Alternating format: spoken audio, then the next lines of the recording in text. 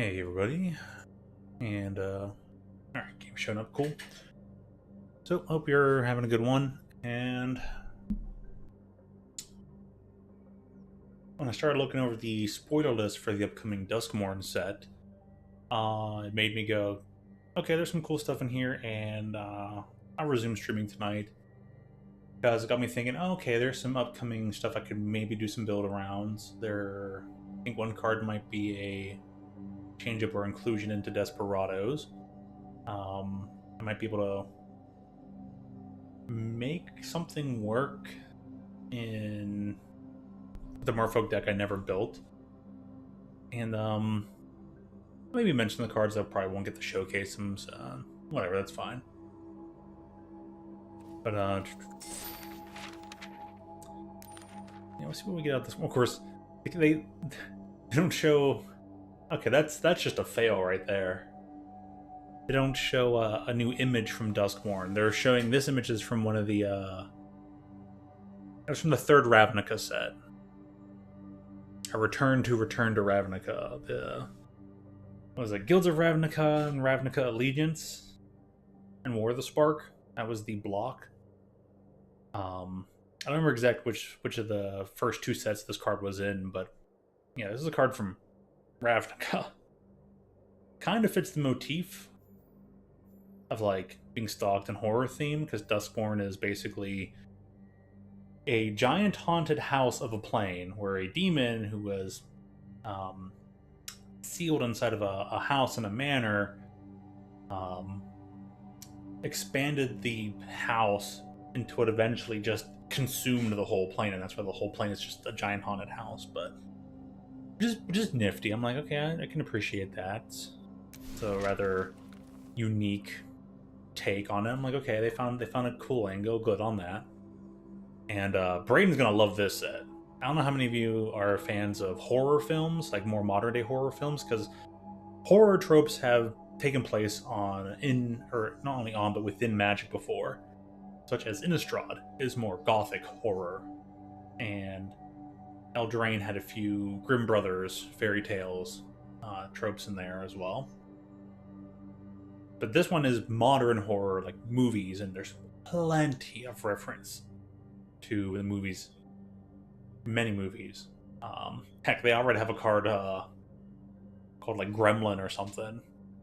Super direct reference to the movie Gremlins. Of course, there's the small little, the killer doll and whatnot, references to like Chucky films.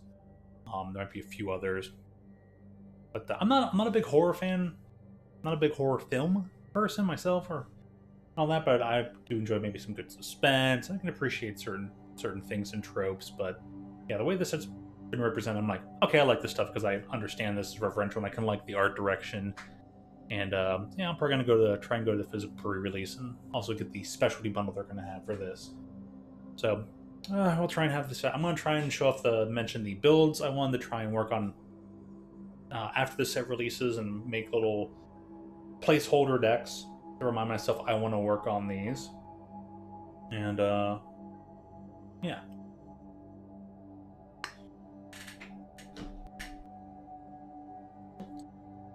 So let's see here. Let's just double check on the store, see what the daily theme is. I always like seeing that, and then I'll talk about the decks. Mention some of the spoilers. That's my phone handy here with me, and they've already got their pre-purchase stuff available. Cool. At the very minimum, I might just grab the, of course, the tokens. I don't know if I'll get the Mastery Pass. I mean, we see how this Mastery Pass is going here. Barely got to 20-something, maybe gain 2 or 3 levels here, but yeah. How many arms do I even have? I'll at least get El's Mousespeth before it rotates up, but we'll see. 50 pack. It's nice, but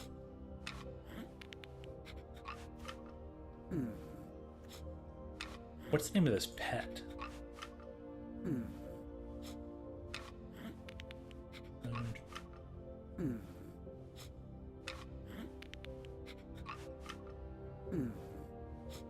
Oh, it's called Patches. It's such a derpy sound.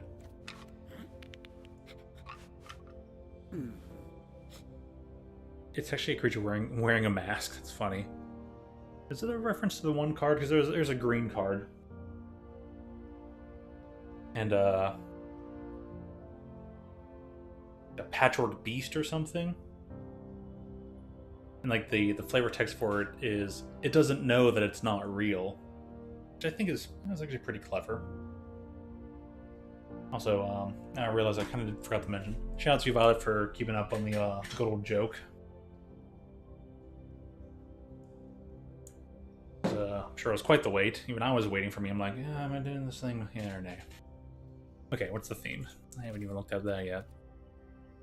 This is all the builder stuff. No?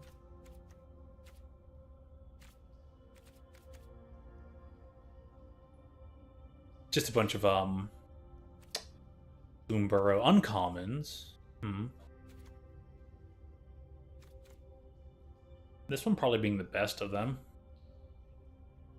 This thing has been enabling certain deck archetypes just all on its own. I think all these other ones are just good limited cards.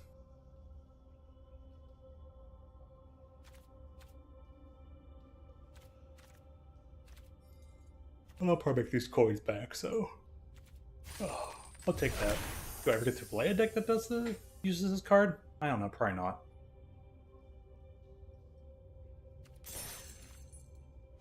Let's see here. Oh yeah, Duskmourn is gonna have a very enchantments matter kind of a theme going on here. Maybe not to the exact same way or extent that Theros had it, but we're getting enchantment creatures back, and there are certain other things, the way that things work. It's more, I guess it's like, maybe is it an enchantment secondary grave? Because it's like mix of like graveyard matters and enchantments matter. So there's an odd way they're going about it there.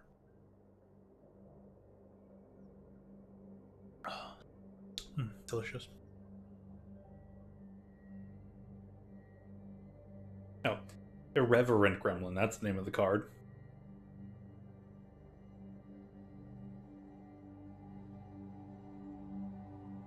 An actual card is called Saw. It's an artifact equipment, but probably very clearly related to the movie.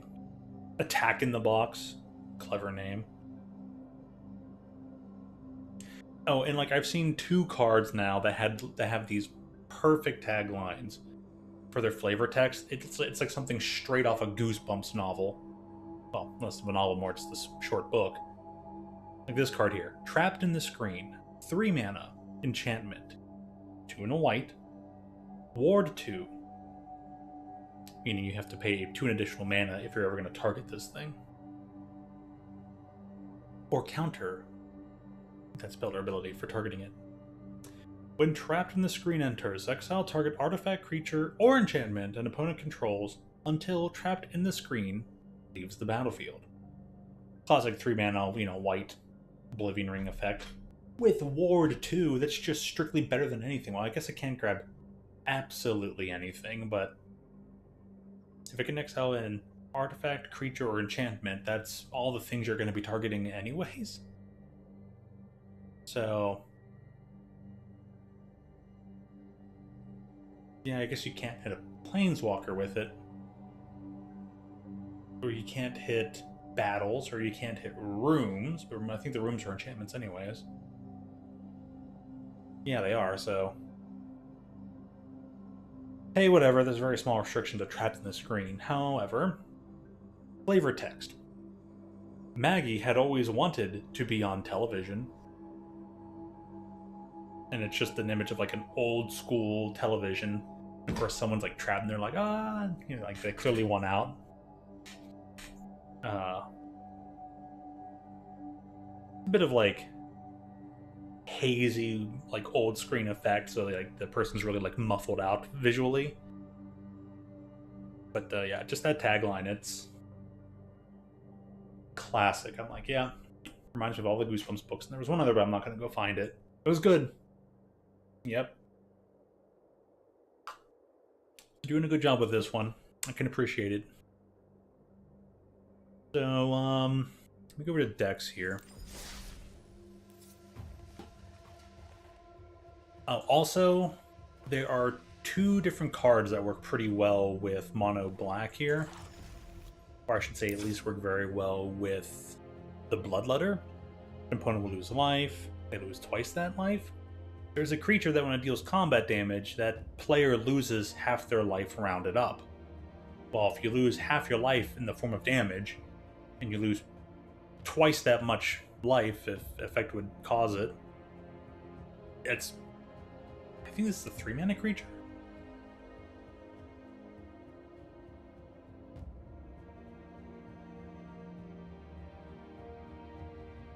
Yeah, 3-mana creature, I was right. Unstoppable Slasher, a 2/3 for 3 mana, 2 and a black. Death Touch. Does combat damage to a player, lose half their life rounded up. Slasher dies, had no counters on it, return it to the battlefield tapped under its owner's control with 2 stun counters on it. Ooh, this thing is exorbitantly good, but it's also a rare, so. Yeah. This at 3 and that at 4.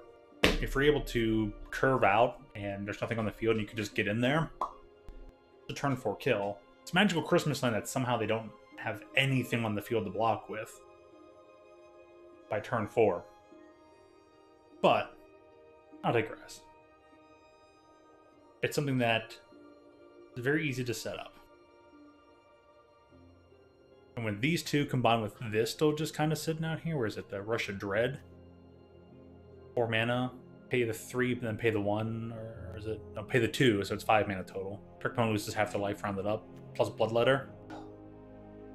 If they were to make an additional Bloodletter style effect, then opponents are going to get cooked. They are just going to be rolled. So that's one thing that's going to get stronger, or have a little bit more consistency of happening. Will it be the strongest thing ever? No. Will you see it happen? Yeah. It'll be interesting. I wonder how far people can like push making that happen. Between having something at 3 mana, having the enabler at 4 mana, and having another effect at 5 mana, having the same effect that can happen through a 3 mana and a 5 mana outlet, with 4 mana holding it in the center. Okay. Now let's see here. Do I still have? Oh, yeah, I did right here. Future Merfolk. Never really made it, but trying to go for traditional standard. Everything in here still fits within standard, right? Except maybe anything in the sideboard.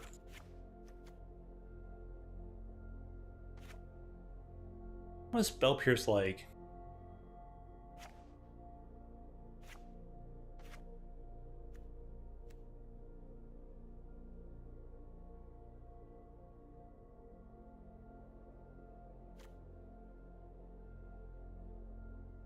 Or probably like, I'd be surprised something like that Mockingbird is going to make it in here. The Mockingbird doesn't end with X+1/+1 counter, so maybe not. But let me, is there no? There's got to be Spell Pierce in standard.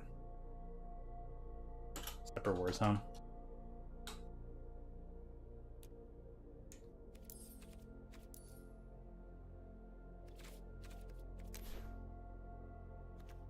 Spell Pierce is not in standard right now. Huh. Interesting.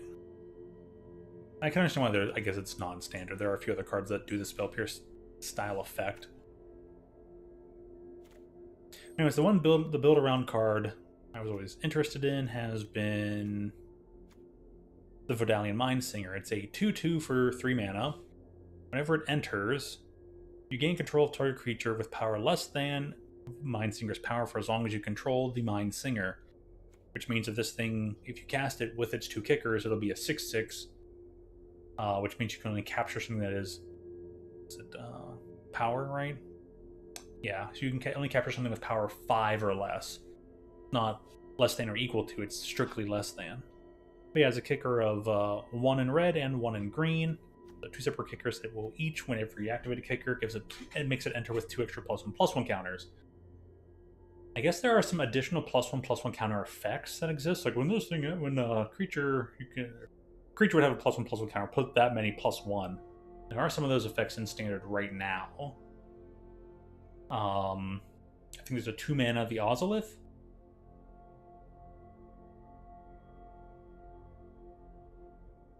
I think there's another creature that's 3 mana and allows for the same effect. It's like that raccoon creature with the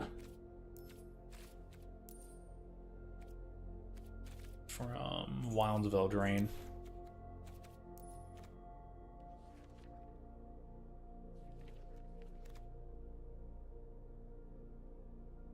No, I guess I'm thinking of a different one. It's a 3 mana thing. It's close but no cigar.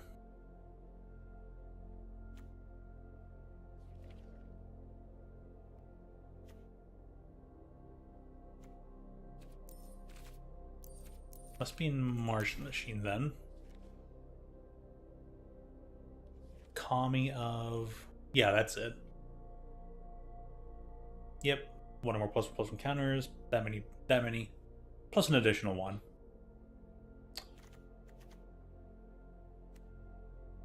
So that actually helps Mindsinger.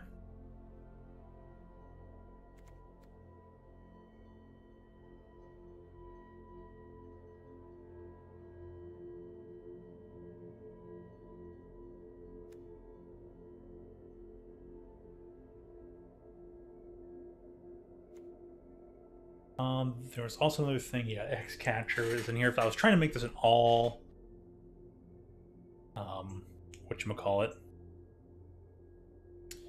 like Merfolk's base deck, that would be the code for Duskmourn. Duskmourn is like, called Teamer Singer. At least Mindsinger can steal a, what's her face? But yeah, I assembled this deck when just the like the Phyrexian story arc was around, and I was waiting for Caverns of Ixalan. With Caverns of Ixalan, I don't think introduced too many Merfolk. A few things about Merfolk, but this Kami is probably going to be useful alongside the Mindsinger.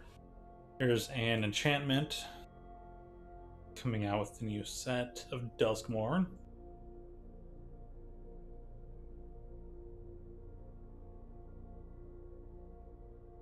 I'll be able to find it, don't worry. Or maybe I won't.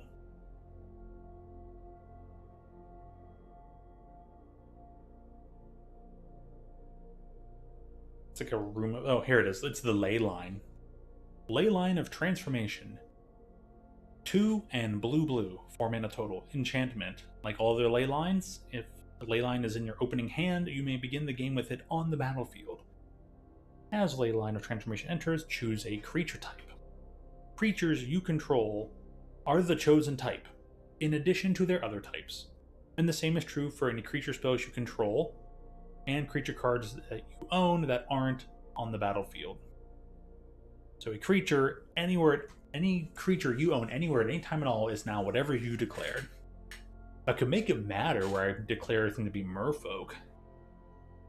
Would go with that. I don't know how good that's going to be to make this a pseudo Merfolk deck. I think even like just the basis of +1/+1 counters is pretty good, because my Jund deck that is mostly red and green is high in the +1/+1 counter department. And,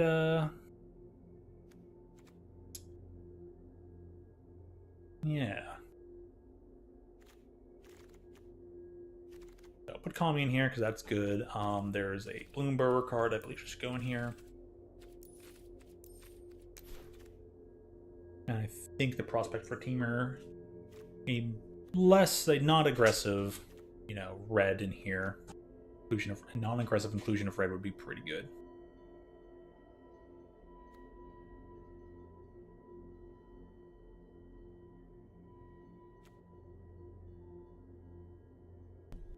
For her Or like her back heavy. Okay. Go test it, right? Time to go into oh,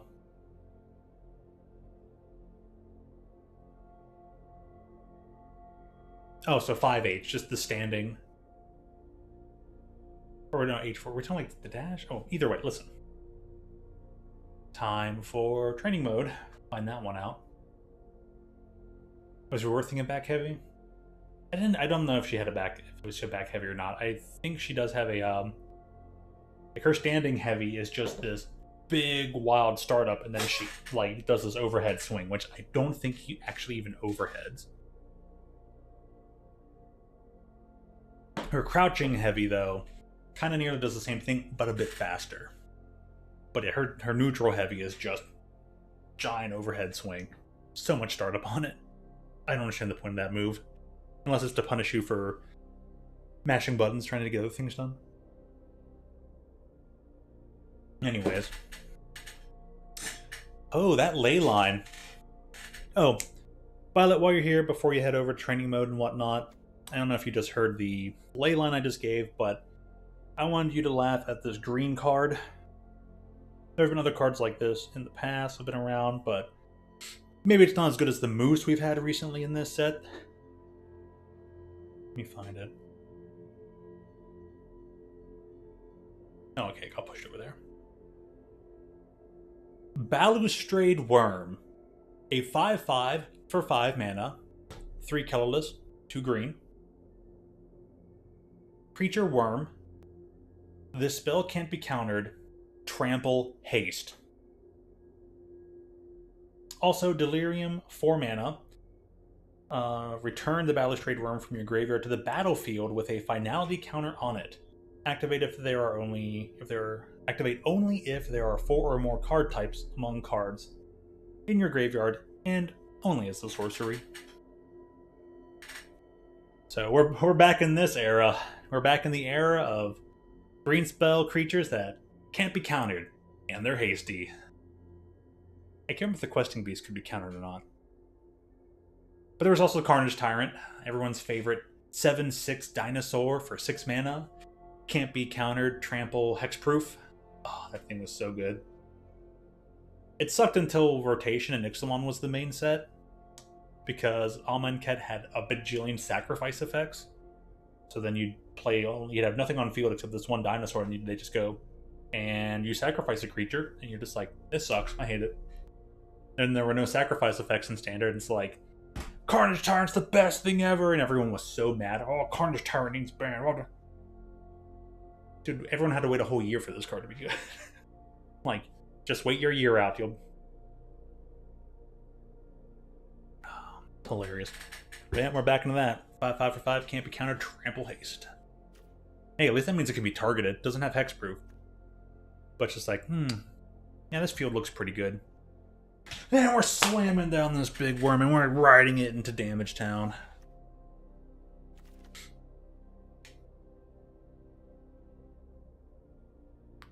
Okay, here. There we go. Tender Wild Guide. Kind of almost looks like almost reads like Teamer Wild Guide. So put 3 in here. Could splash for the red, basically, of Vodalian Mindsinger. Innkeeper's Talent also works pretty well for Mindsinger. I'll make things have Ward 1. And if you would put 1 or more counters on something, put twice that many. So if you get to cast this thing even for just the single kicker, which is 2 counters, which is now 4 counters, which still makes it a 6/6. That makes it before you get an 8, that makes it a 10/10. So you can capture something 9 power or less with it. Okay. Yeah, that seems pretty good. I'm gonna need me some Innkeeper's Talent though. F.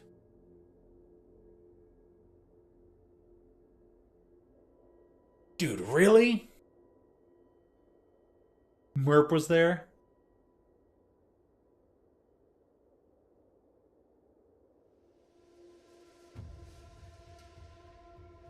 Can you spectate games?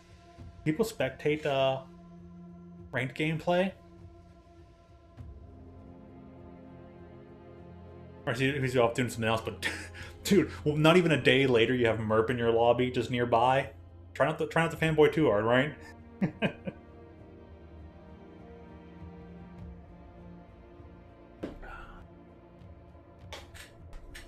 Or fangirl, whatever. But do scream, by all means. That's hilarious, though. Okay. Probably sending Keeper's Talent might need to go on this deck.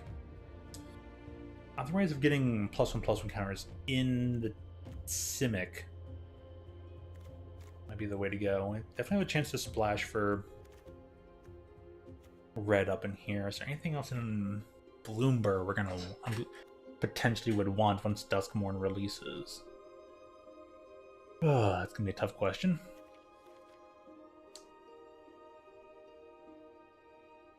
Oh, dude, that 5/5 can't be countered, being followed up by this card. Mono green and standard's already doing pretty good. I don't know, man. Alright, Wandering Mentor.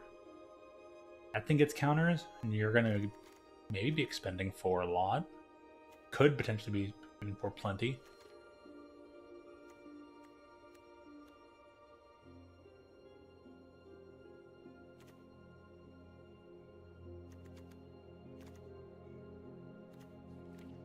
I've got a lot of looking over to do, but definitely be figuring stuff out.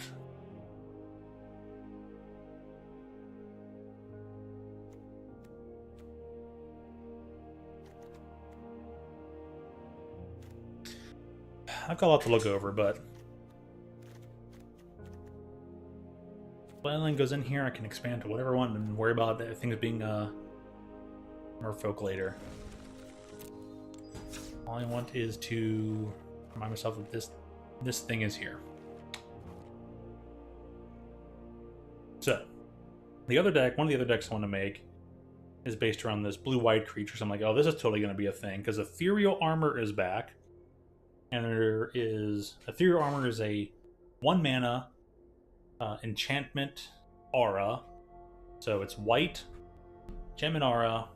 Enchanted creature gets +1/+1 for each enchantment you control. In first strike? I have to double check that, actually. And then there is a creature here called Inquisitive Glimmer. It's a 2/3 for 2 mana, a white and a blue. So it's a blue-white creature. Enchantment creature, Fox Glimmer. Enchantment spells you cast cost 1 less to cast, and unlock costs you pay cost 1 less. So I made a really great blue-white deck back in the original Throne of Eldraine and Theros years. Theros. What was that second Theros set called? Theros Beyond Death, or something like that. But yeah, Theros Beyond.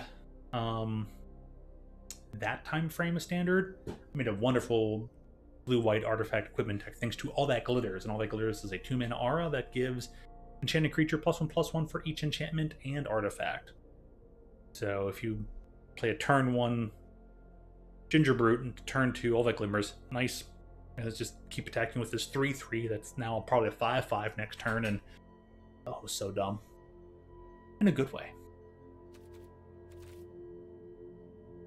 Alright, where's my make a new deck button? That's the top, isn't it?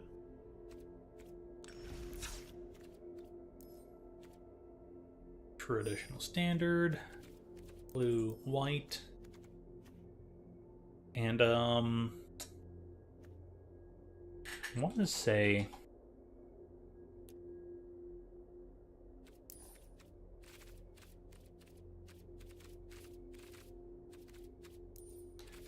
they're not collected, and maybe change the format just so I see where it's at right now.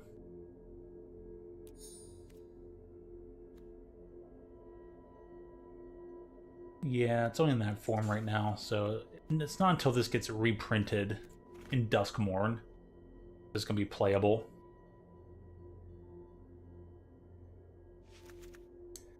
Put through here because I might be needing 4th.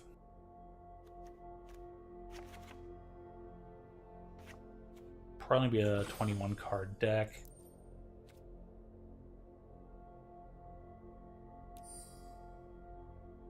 Care that Ethereal Armor is not standard legal just yet, but it will be. It will be. Yeah. ++1 reach enchantment and first strike. All around really good. So putting that on an enchantment creature is nice. Putting that on a creature that has lifelink or other abilities on its own will be nice. So Pyroclasm is being reprinted. That's so weird. Okay, Overlord of the Flood Pits. That'll be pretty good.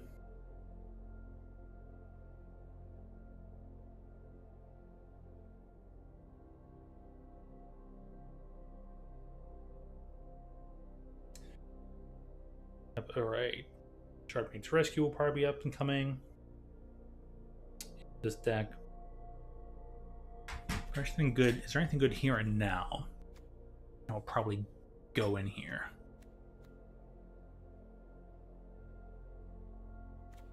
It's going to be like your heroic style deck. And a lot of the enchantment creatures are not showing up. I don't think there's things that are enchantment creatures right now, but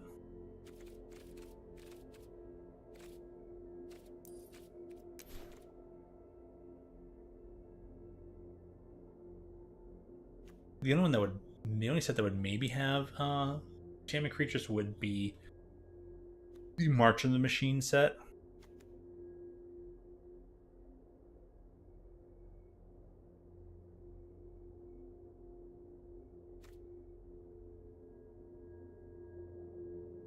Oh my gosh, this is so going in the deck. Enchanted creatures get +2/+2 on a thing that gives you +1/+1 for each enchantment, so itself and this out is +2/+2 from here, plus from here, which means with just this and this, you're getting +4/+4, not including anything else. Ho ho ho ho ho. And it's also really easy to get enchantments on something because of Eldraine and the Wicked roll, all the roll enchantments, monster, heck, even cursed, Wicked. There's a sorcerer roll enchantment token. Okay, so I was onto something here. It's just smell that. It smells like an old deck I made before, but brand new, with the brand new car smell. Throw that right in there. Probably want to throw one of these.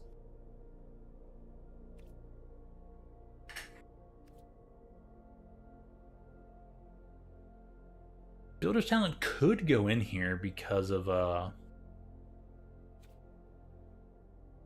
its level 2. And you'll be casting a non-land, non-creature, both in Tale for the Ages and Ethereal Armor. I'll wait to figure that one out.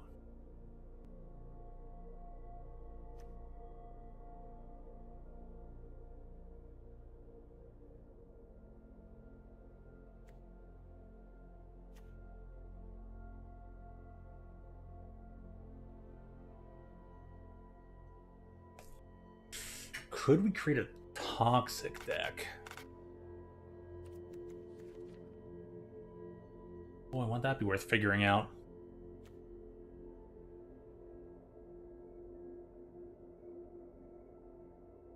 I'm gonna put just a one of in here to remind myself this exists. I mean, you give +1/+0 flying and draw a card off of it. Good sideboard, rest in peace.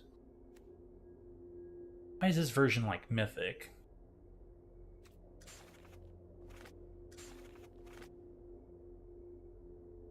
Tell me this really didn't exist in... Well, doesn't matter. Turn for creature, attack or block.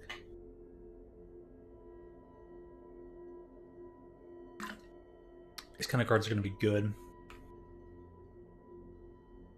So the old Banishing Light and is Pacifism even in? Missed the A. Nope, there's no pacifisms in standard right now. That's interesting.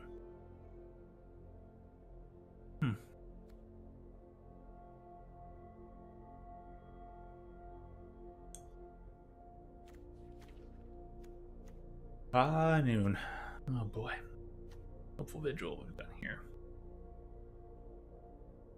That's probably going on the deck, getting a 2/2 for 2 on curve, and you still get the enchantment out of it, so good for Curio Armor. It just does a scry, not a full surveil, which is fine.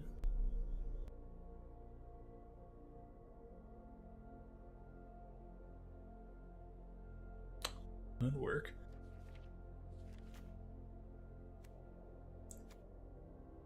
Backside's an enchantment. I thought battles were there. I'm thinking, yeah, good old Banishing Lights. Throw one up in here. It'll probably be here.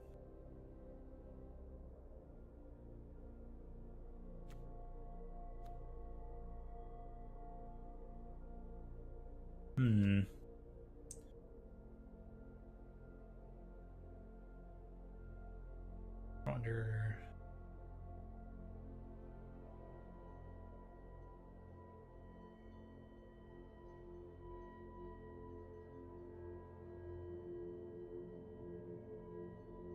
Wait, so let me see here.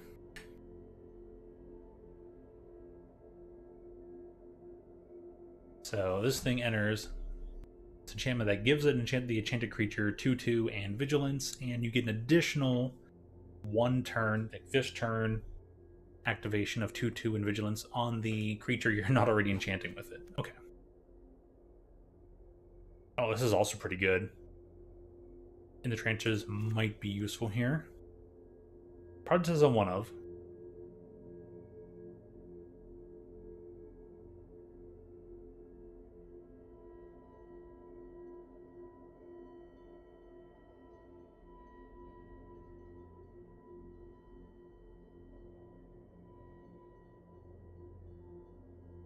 You skip chapter 1, that's actually pretty useful.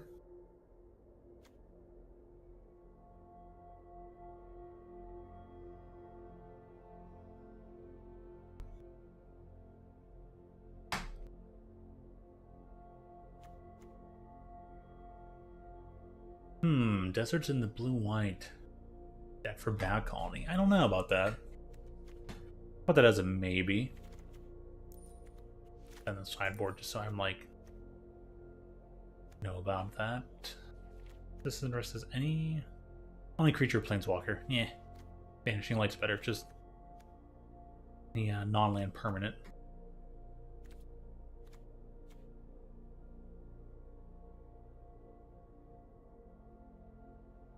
Ooh. Basically the better version of Banishing Light. But it has Ward 3.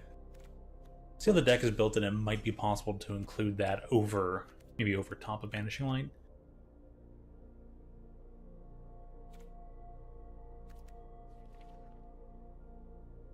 This will probably also be a No More Lies deck.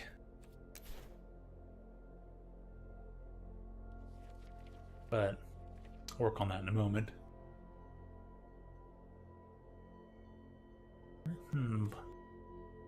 Probably a planeswalker that can go into here.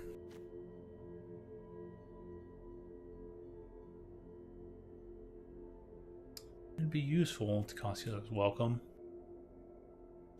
Probably Virtual Loyalty deck.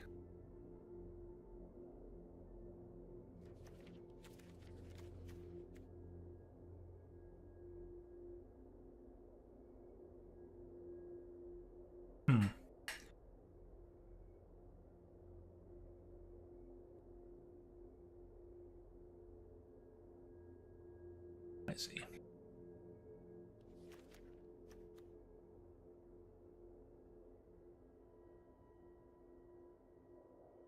Combat research, I don't know. Go in here, we'll find out. I don't know about Leyline Binding. If that's something to deck for, we probably wouldn't be paying a decent amount for it. Activate abilities of creatures cost 2 less. That could be pretty useful.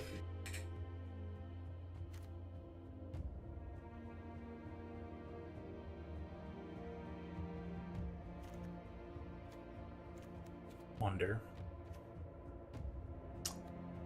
Here.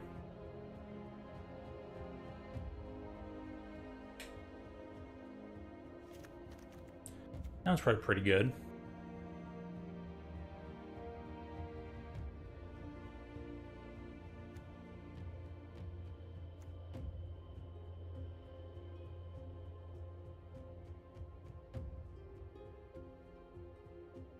That'd be good in the other deck.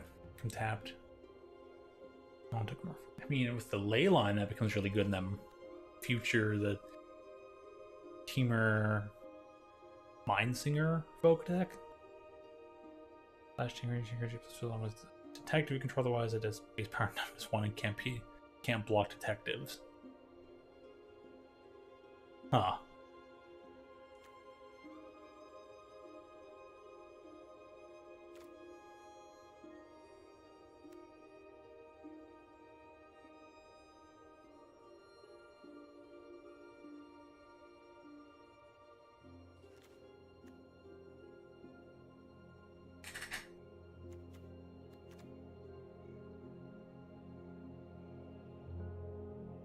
Flying, I mean, ooh, eidetic memory.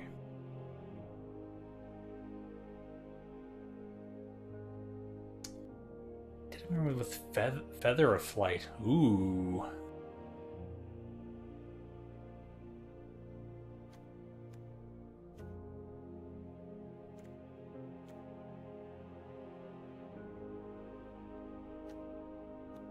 Says the number of permanent cards in your graveyard. Oh,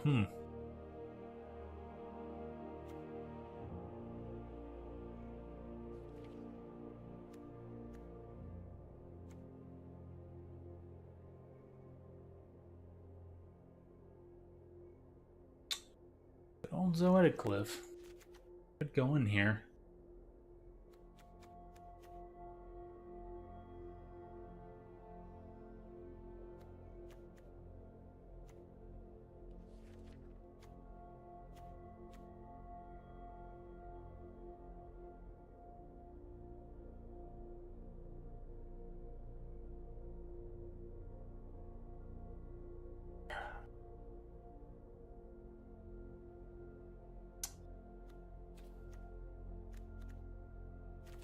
Let's see here. Go turn off the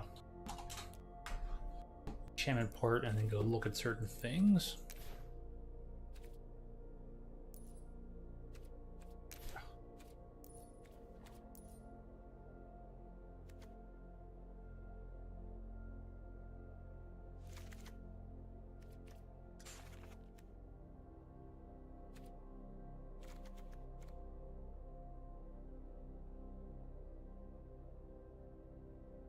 Sometimes as fast as you can isn't quite fast enough. Pretty funny.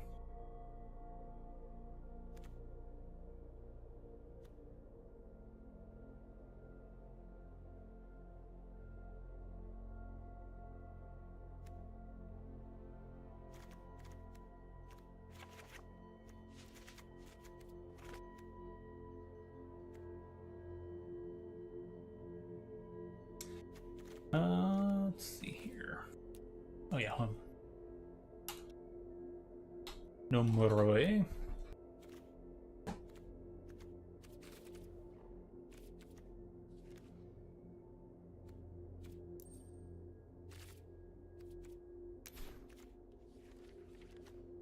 have to click gold, that's why. Otherwise it'll make me scroll all the way to the end. Let's tell you no more lies deck.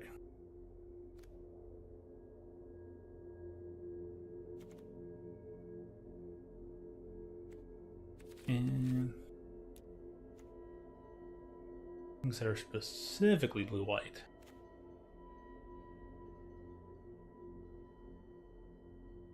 Tech negotiators could go in here, but it's a little odd. Hey, Ari, no worries about being late. I almost didn't stream and all that.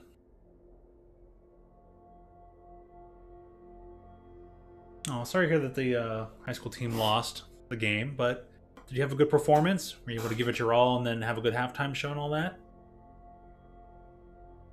Otherwise, good job when the parts that you had to play, the whole performance.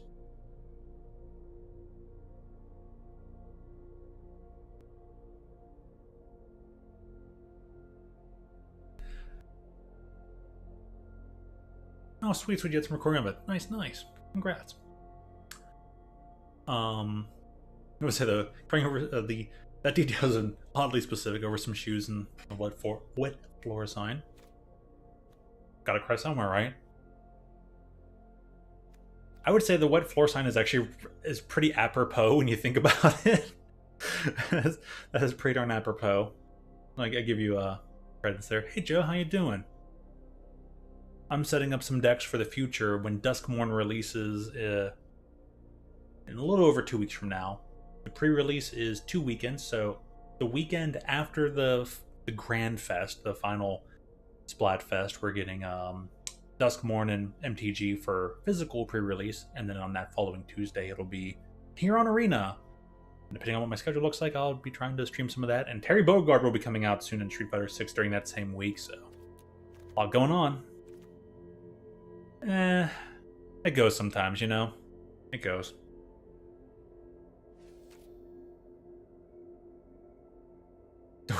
What floor sound was you funny?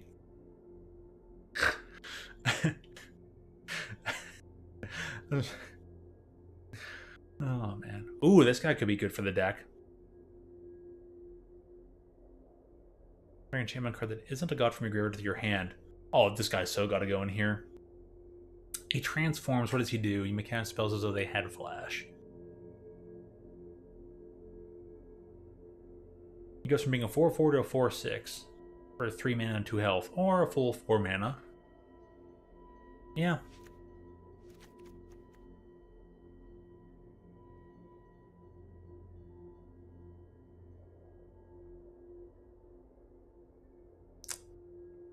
Okay.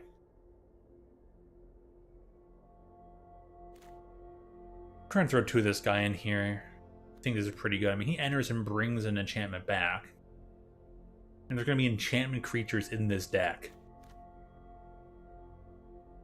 Just by the means of selections alone, what we can include in here, there are going to be 13 cards left to pick for the main board. We'll see what we get out of it. Winning Twins. Flying Vigilance, Ward 1 for 4 mana, not bad. Exile target non-token creature. Yeah.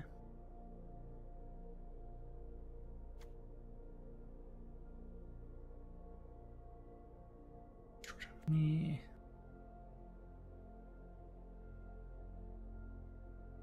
This could totally be a sideboard. Valerian Geyser. Valerian Geyser? It's in the pick? Oh my. Okay, I'll go take a look.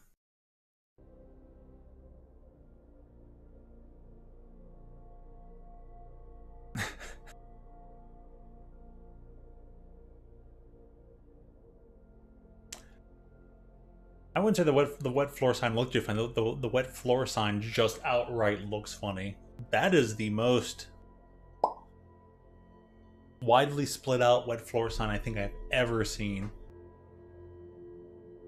Normally, like trying, like pod A-frames as they're called, are a little bit more stand up than that. But that one, that frame looks like it's on its last leg, and it doesn't have any to begin with.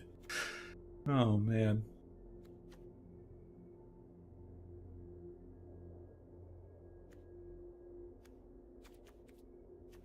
Anyway, sometimes there just is no explanation for things. I don't. This is all for time. I don't know if this goes in this deck. Now, this deck is maybe probably supposed to be too low in the ground for that.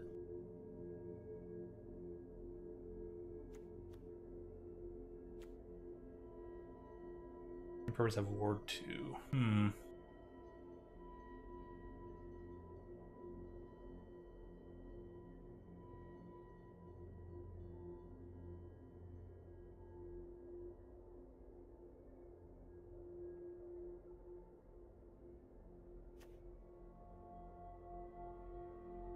Name our target players.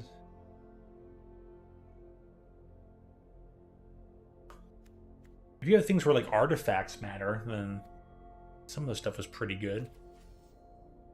Oh, allergies? Oh gosh. Sorry to hear that. Yeah, allergies can suck. When I was doing yard work earlier, I just kept sneezing and smoke was giving me a stuffy nose and all that. I don't think it was so much allergies, just dust and stuff.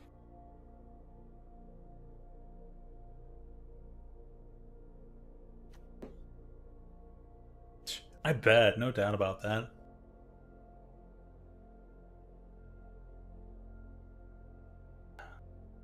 Card type, that can help.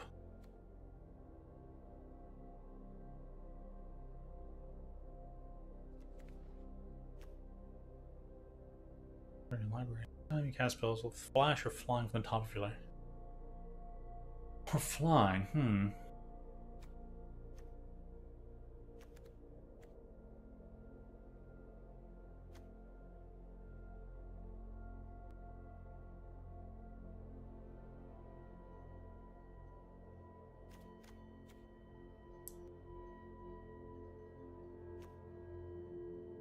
What do you do?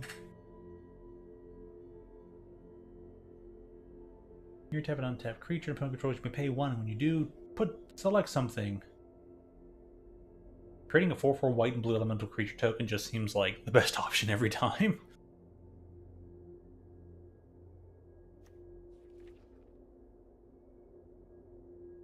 Got some good matches in? Nice, nice. I was trying to play earlier, I did a little bit of training mode, and then I just had the game turned on for like 2 hours, just sat there.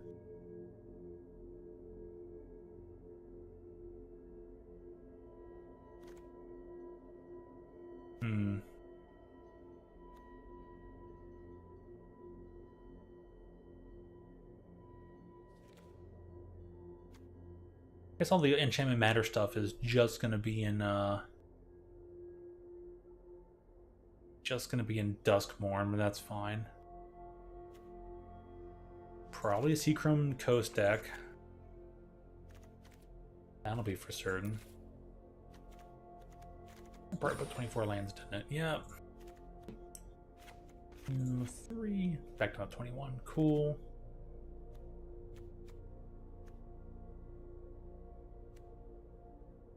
I'll definitely have to look a lot of this over.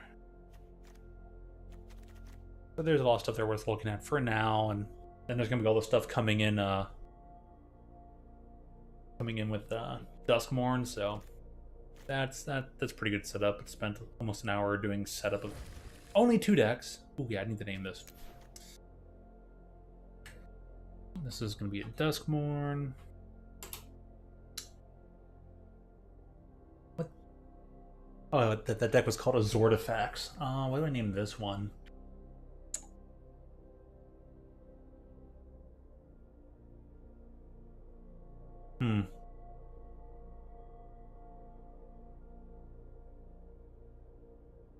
Let me double check here what the name of that one card is. Good old cold card.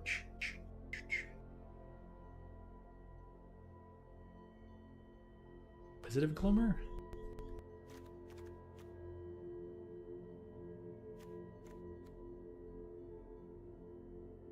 Ooh, Inquisitive Glimmer makes this a 3 mana casting cost.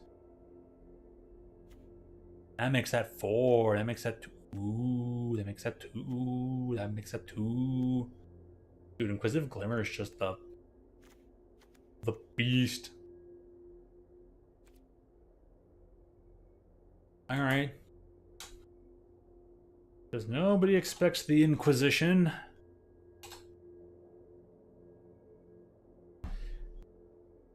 Oh gosh, I can... Yeah, Inquisitive. Okay, we're good. In the Inquisition deck. Not entirely a reference to Spanish Inquisition. Just because we're going to have Inquisitive Glimmer as a creature when it gets released in Duskmourn. Yeah. Nah, not that weird at all. Maybe weird to say it's only been 20 hours, I'll say that. I'd say it's weird that by this point in time it's only been 20 hours. Okay.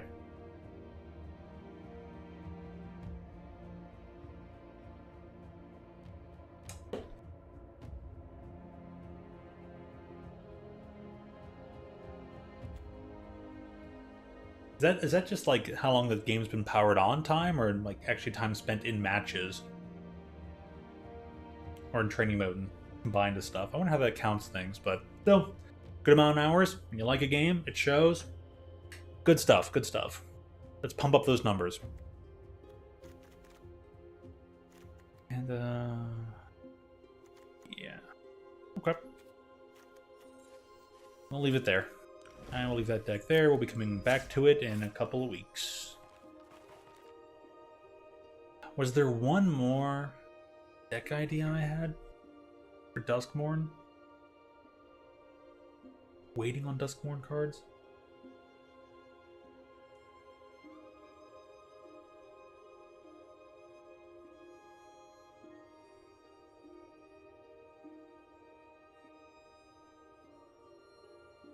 You know, Fractured Realm will probably be coming into here. I don't know if the Inquisitive Glimmer will be making its way into here.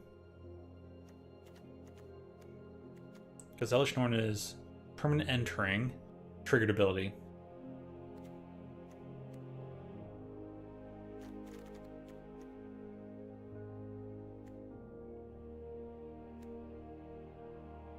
Permanent entering, triggered ability. So it only works for things like Banishing Light, Tiny Bones, Deep Cavern Bat, and only a handful, like Bloodseeker and the Gnawing Vermin. Doesn't do a lot. Does help with the milling plan.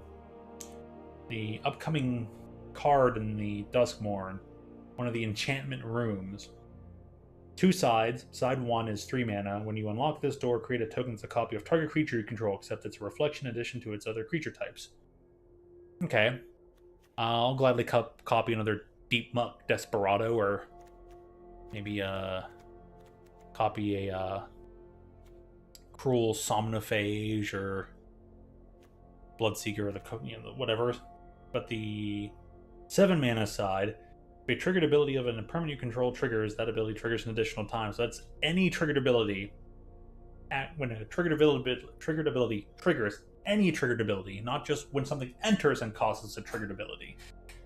Just skip the enter the battlefield part, straight to just, is something triggered? Do it twice, which would be really great on Deep Muck. Now you can make them mill 6 per activation. Yes, please. So that means the Bloodseeker or the Vermin enters mill 4 on top of mill 6. One casting, mill 10. And you've already been playing this game for a bit, so that you probably don't even need more than 4 activations.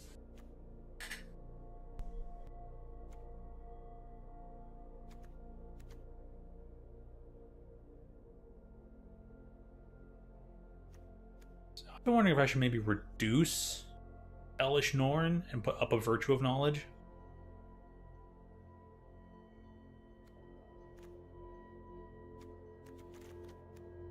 Maybe just remove Elesh altogether, since Virtue does the same thing and has a castable side to it.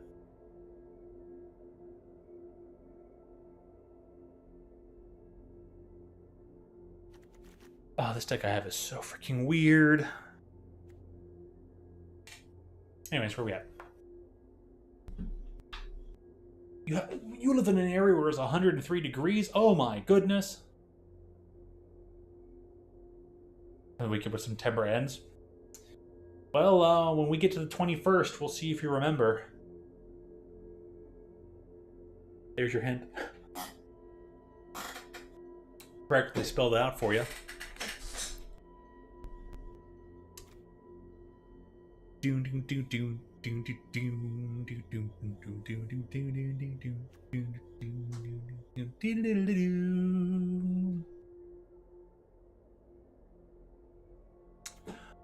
Oh yeah, look up enchantment stuff. Just from Balls of Eldraine, but for the other deck. It's down here. There's water. Oh, I hate when that. The human body is a thing that exists. Alright, let me try minus an Elish. We're going to up a Virtue. Hit done here. And then we'll try to move on. And I'll play a few rounds. What we got here? I only have 2 draft tokens. Got some gems I can use. We'll try and get a some limited play gameplay in here. What are these? There's only Premier. I mean, that's regular Dominaria. That's the. Oh, it's Dominaria United though. Oh, that's Okay, at least it's United, not the previous Dominaria. It's the newer Dominaria. Oh, that format. I don't trust myself in that format. Yep, going home, getting a good eat, relaxing is the best. I don't know if I need Bloom Burrow. Yeah, I probably do. But let me do some basic.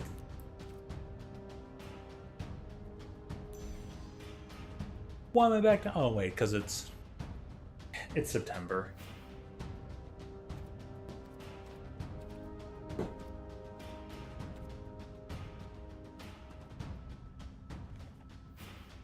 You're gonna see me on October 1st. Joe, wake up!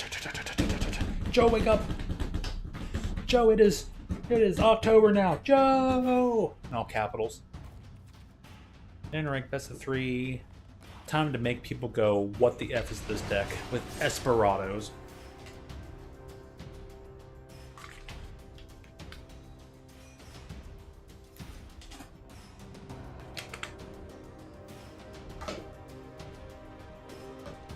Oh yeah, there's a Ghostbusters card in Duskmourn.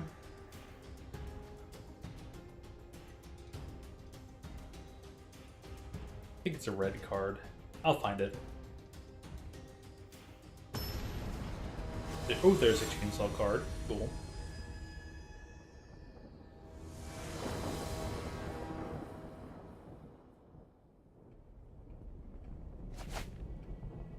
Hold up. Whenever you cast an instant or sorcery spell, put a time counter on Cursed Recording. Then if there are 7 or more time counters on it, remove those counters and it deals 20 damage to you.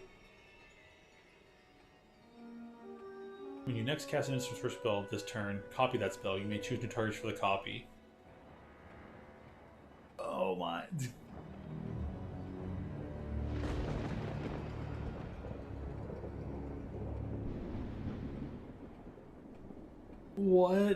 What is with... So Cursed Recording, you can only cast up to 7 instant or sorceries before it, like, attempts to kill you? That's pretty hilarious! This hand is really bad.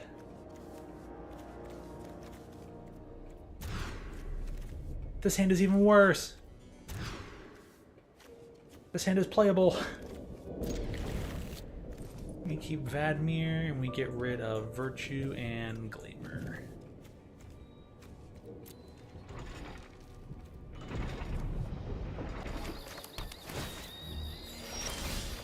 Blossoming Sands. Gripper's hurt? Oh, you have like Gripper style socks? Oh, awesome.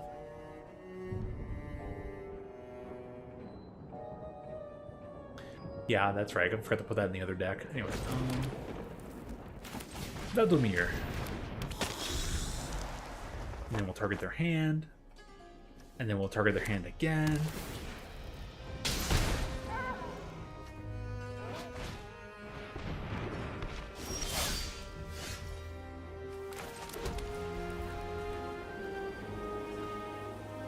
Pass a turn, see if we can get them with something. Oh, yeah, that'll definitely do it then. Card over the shoes and all that, and then... I've been doing a lot of walking recently, and yeah, that's... Opted. Create 3 things now.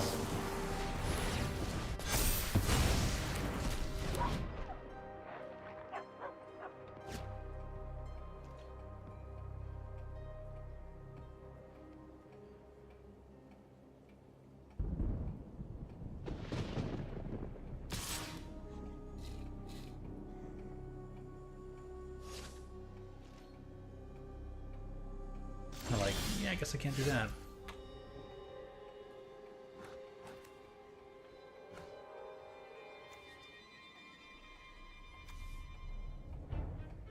I don't get to do anything with this card, so I'll just go with their hand. Cook being a 4/4 and attack them. 2 lands and Pollen Shield Hair. Sure.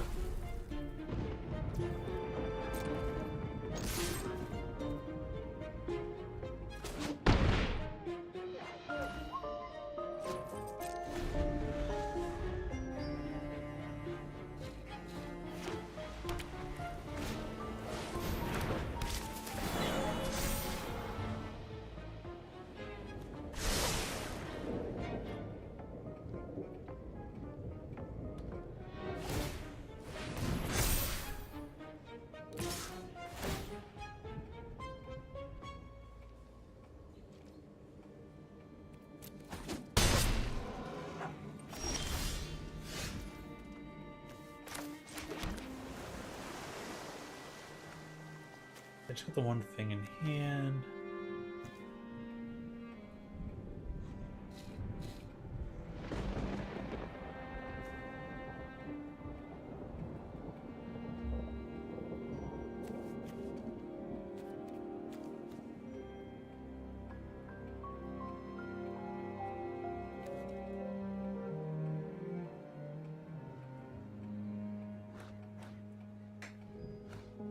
Just to the types that has fly.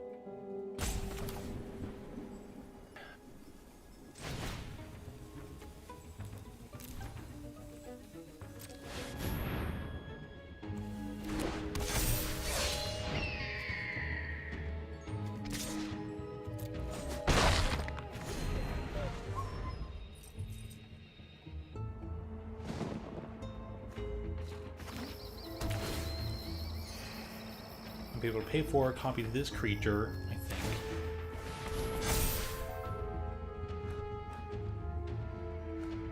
You're not attacking for 8. So...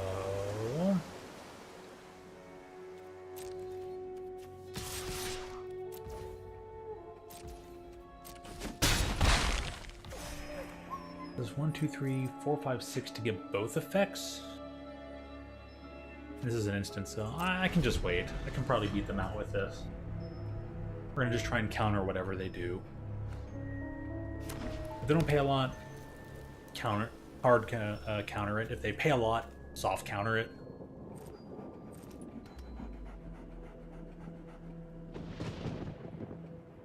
So that's what we're gonna do. We're gonna just take it nice and slow. What is this? Give the attack fish. Yeah.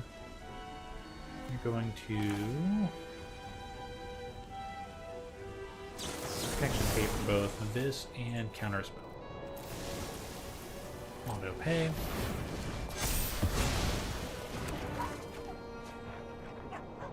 I have to discard something, huh?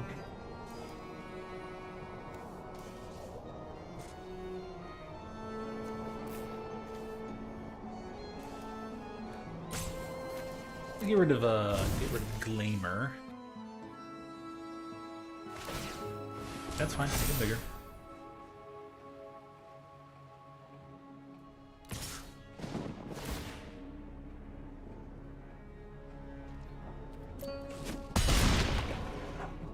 It'll be 6, 7, 8, 9, 10.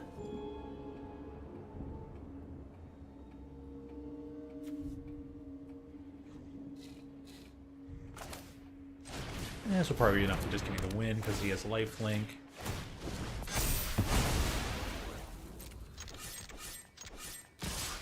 Thank you. And won the turn. Start of the NFL season. All right. Hey, are your Seahawks playing this first day of the season? Who's playing this Thursday? Who's kicking it off, literally and figuratively? Good to see you, Braden. How you doing? I've got some stuff to tell you.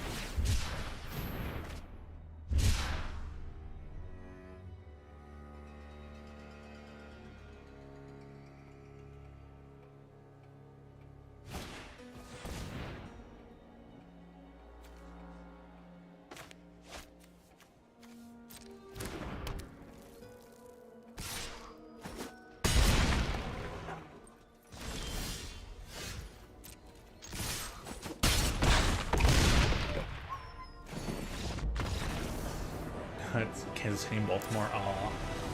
Well, someone had to get it. Someone had to get it, and guess it was them. Counter the one target activated or triggered ability, and then loses all that stuff. Okay. Can't do. They only played what, 2 and 3 mana creatures? And stuff I could. Let me get rid of the Glamers. I'll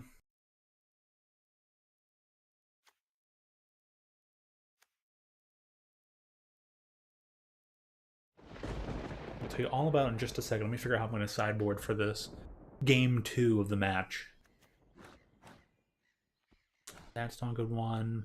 Cut down gets just Tishana's then, I think.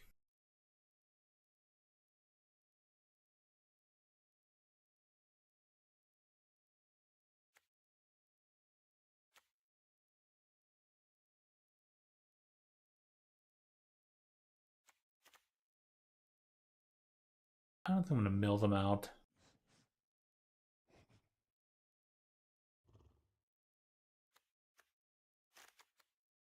Hard kills might be good. I do have to go for the throats.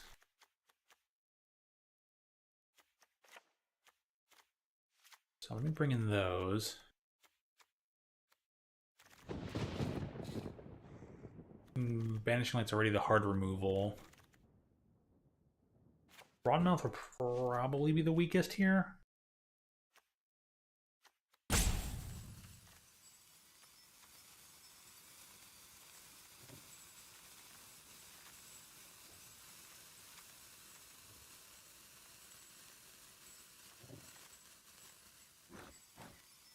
I like it. I'll leave it at that. I don't care for Sue.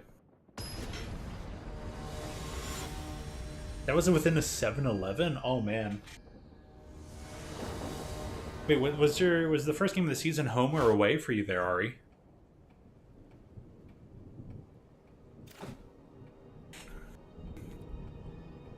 I can keep this 7. We'll see how this goes.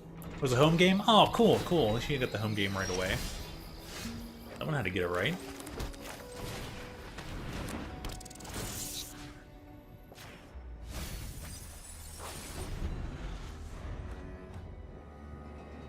Alright, so, Brayden, the information I wanted to tell you is, I don't know if I got to talk about it yet here on stream, but the next set of Magic the Gathering, Duskmourn, House of Horrors, it's nothing but,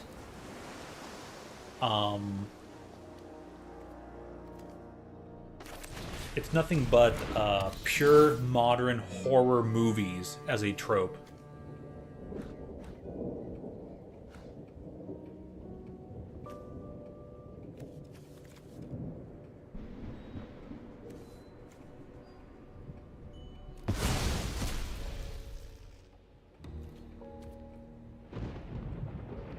There's a potentiality to it.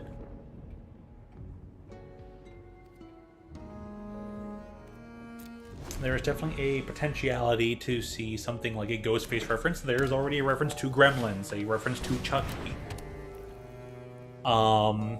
There is a reference to Ghostbusters. There's a few things in there, yes. Exactly who, what, where, when, why, how is going to be in there, I don't know, but there's a lot of horror movie tropes. I think there's a creature with a bunch of needles around him, so that's kind of reference to Hellraiser and Pinface or Needleface and all that. So yeah, there's a chance, but give me a moment here, and I will try to figure something out. Yeah, it's pass. Ooh, I could have attacked with this. Oh shoot. Oh well. I don't care what the heck I'm doing here.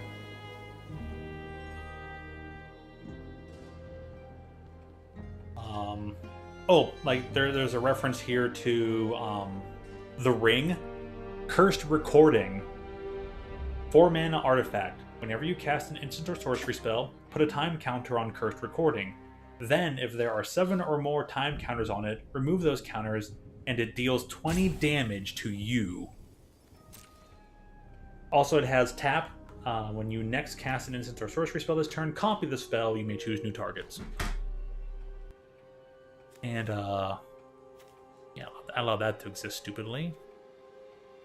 That's on me.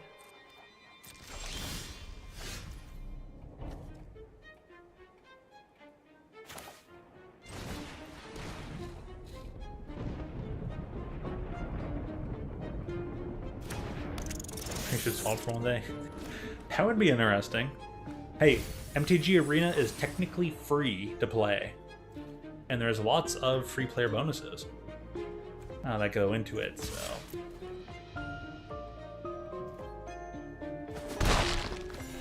But yeah, this cursed recording is totally, and considering the artwork is like several televisions put next to each other and an image sprawled out across several televisions, totally a reference to The Ring.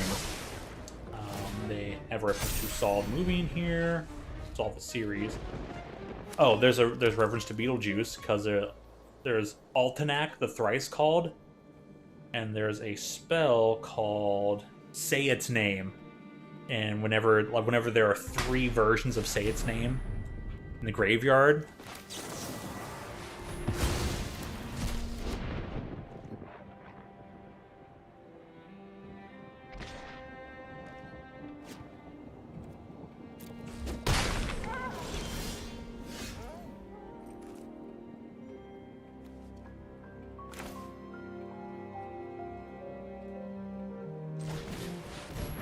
pay 3, get rid of 3, and then oh.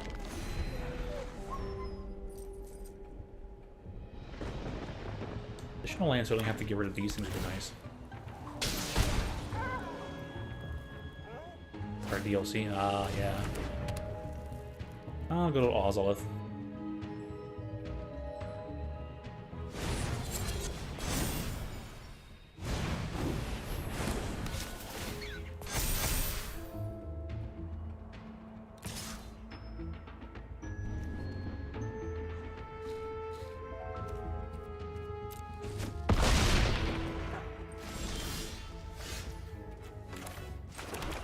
I got what I wanted out of it.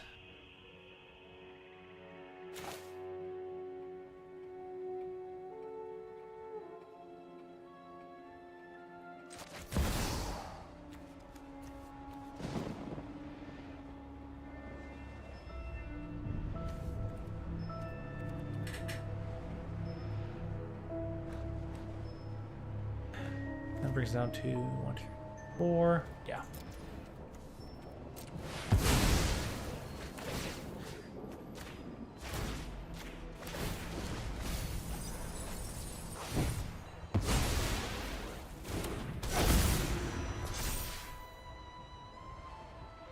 Now just keep making copies of Rottenmouth Viper.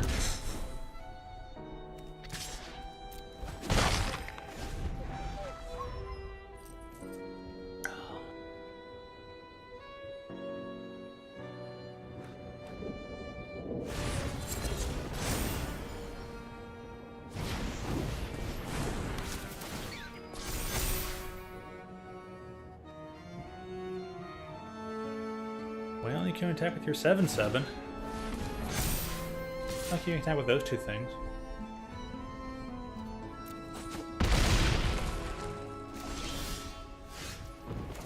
Nice.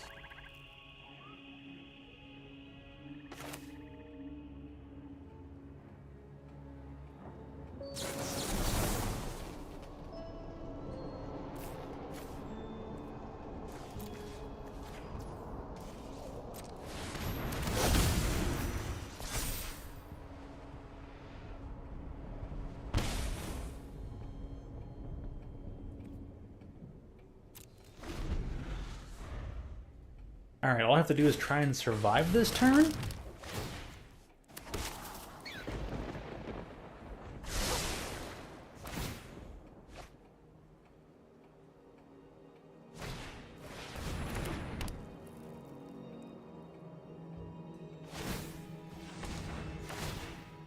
Ward 1, well, that's fine. All good.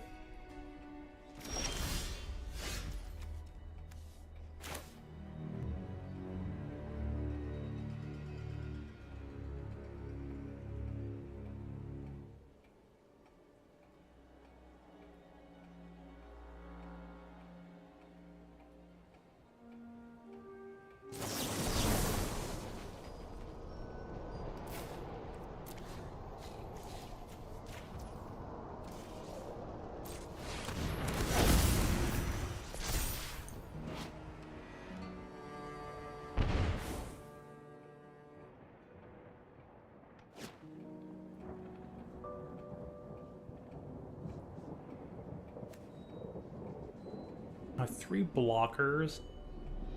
These...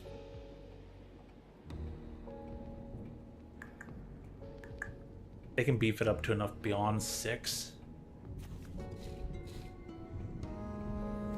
I can't win, so...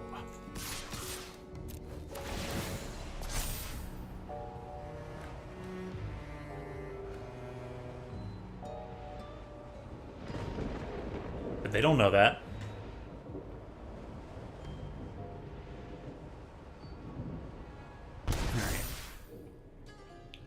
Okay, I can choose cards, but I cannot so suppressed to be total cost. Yeah, that. Depending how much you pour into things. Alright, so what are some of the other references I can find in color schemes here?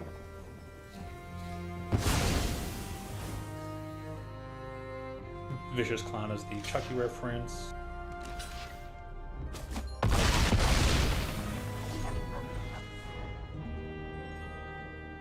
Yeah, there might be a... Oh, you know what? Trapped in the Screen is probably also a Poltergeist reference.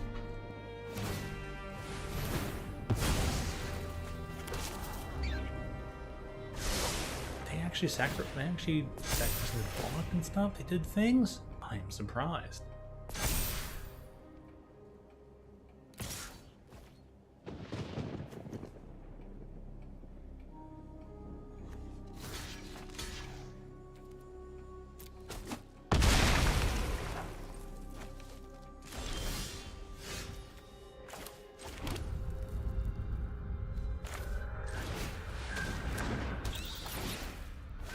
Actually, it is.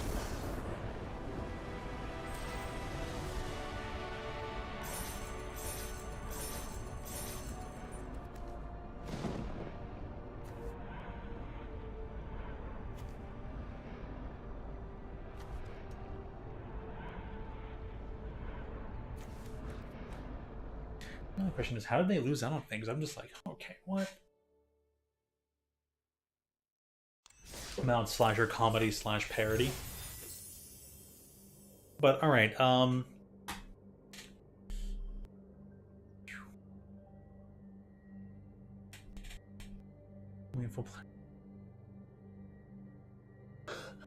scrolling back up, I'm looking back up the chat. The football players got cocky and said they was finna win, and we lost. They might have got a little too lax, yeah.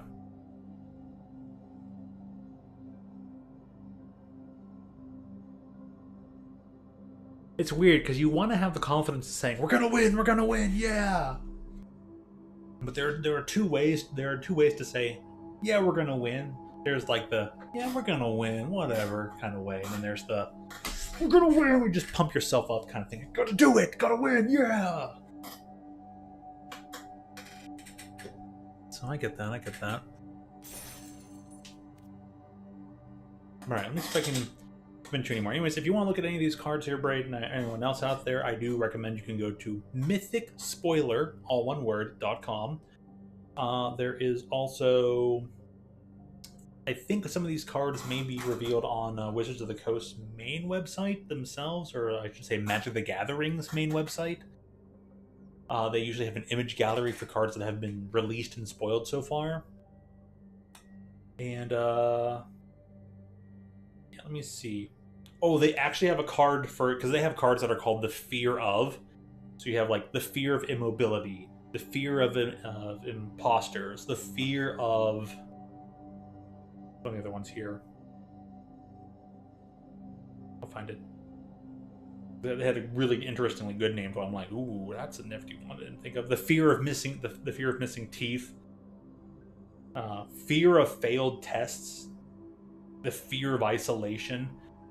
But they have one here in red called The Fear of Missing Out. I'm like, oh, that's new. I'm going to have to read this. The Fear of Missing Out. 2 mana, 2/3. When Fear of Missing Out enters, discard a card, then draw a card. Delirium. Whenever Fear of Missing Out attacks for the first time each turn, if there are 4 or more card types among cards in your graveyard, untap target creature. After this phase, there's an additional combat phase. Pretty good, actually, for only 2 mana round. Razorkin Needlehead. That's the Hellraiser reference. Stitch your eyes, stitch your skin, stitch your mouth into a grin. Good flavor text.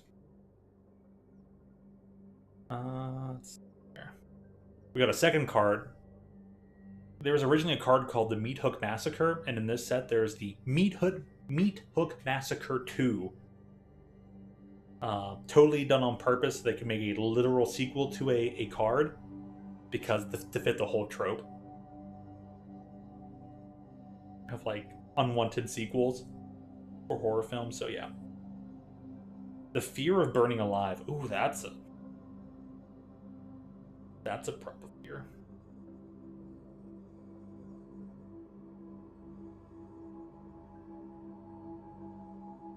Yard. Clockwork Percussionist. It's one of those little monkey drummer toys, but the drum is this creature with like teeth and a giant mouth, a giant tongue, and all that. Yeah, Fear of Lost Teeth. Good one. 1/1 for 1. When Fear of Lost Teeth die, that deals 1 damage to any target, you gain 1 life. Good stuff. Oh, okay, no, it wasn't a colored card, it was just an artifact. Ghost Vacuum. It is literally just Ghostbusters. On the screen is probably the Poltergeist card. So yeah. I recommend anybody go check that set out. I'm looking forward to playing that set, not only for what in terms of it's going to add to standard for playability. I like the theming. I'm not the biggest horror fan, but I like some films and I like what's going on there. So I will probably get the specialty bundle coming up for this set because it's perfect. Hey, good stuff. Good stuff. I can respect what it's doing. All right, so I won with this deck. I don't know how I did, but you take what you can get, right? Ari, you just traumatized AI again. Ari, be nice to the AI, please. I feel so bad. Like, all I want is people to treat Labrys and Aegis well, but I guess we'll never really be getting that, will we?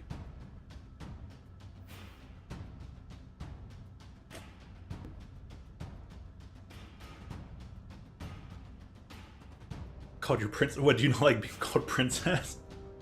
I know some people who are like, oh, I love being called Princess. But I guess it's a 50-50, huh? Some people want to be Princess, some people don't. Don't you dare call me Princess.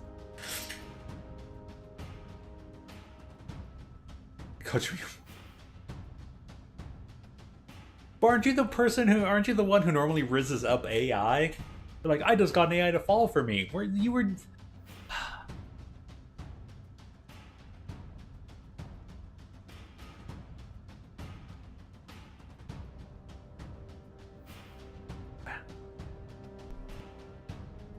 I mean, there's some fairness to that statement, and one thing to keep in mind there, Ari, is that a lot of AIs are programmed with the laws of robotics in mind. So an AI is going to try and tell you pretty much what you want to hear. So if it's like, okay, it's like the AI is like, okay, this person is trying to make me tell them nice things and lovingly and whatnot, it will probably use. That's why they'll use Princess Mia more after you traumatized it. Gotta stop it, Ari. One day you're gonna confuse reality with AI, and then you'll start doing that to people. But be careful, alright? Maybe not for the AI's sake, but also for your sake. But also for the AI's sake, please.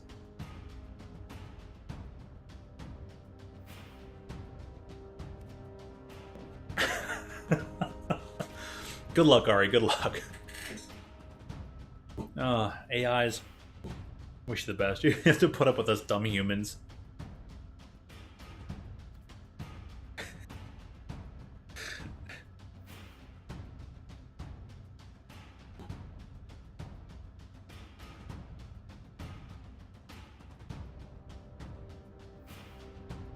Alright, let's see if I can do more shenanigans with Esperados. I'll play that again. That seems to be going well for now, but I think that's because Arena doesn't know the power level of this deck. It's trying to figure out what is this deck? No one plays anything like this. I would love to know if anybody's been trying to make a deck that I've made like this.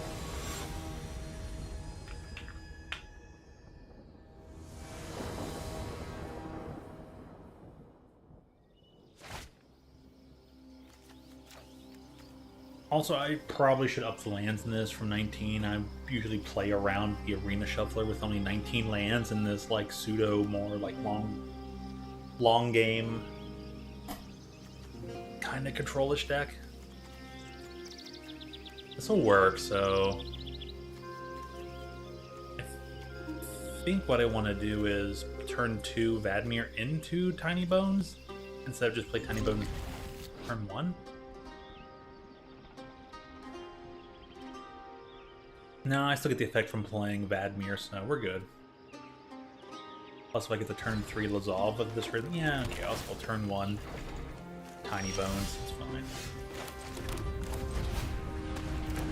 They're playing that deck, then yeah, we're especially just gonna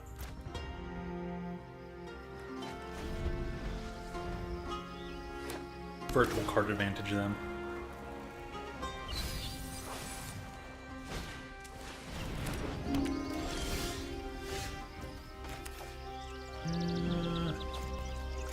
I have to get this up to where I can.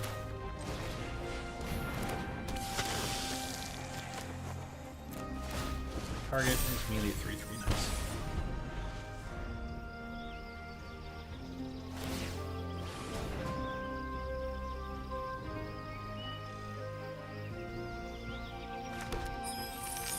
So you have not taken your ADHD medication in a year. Oh my. Oh, that could be a good or bad thing, depending.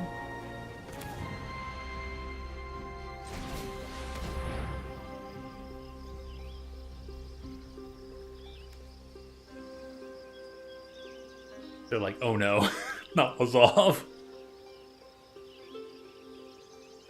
Oh no, that's why I could tell. I'm like, ah, you haven't. Because I see that space and I'm like, I've totally done that where I hit space instead of N.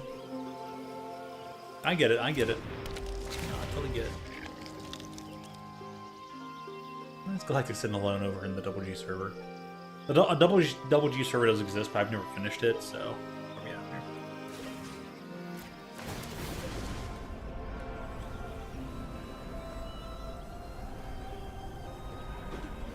So it's still just private, and it ends up just being like a little extra curricular hangout area for Toon.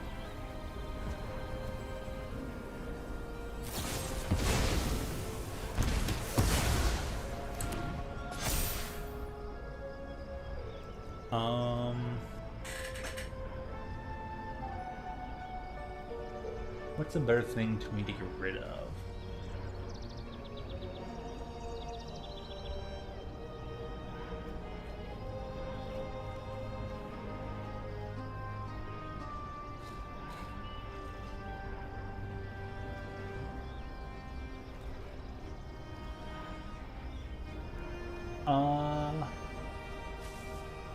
Oh, that's bad. I don't really care.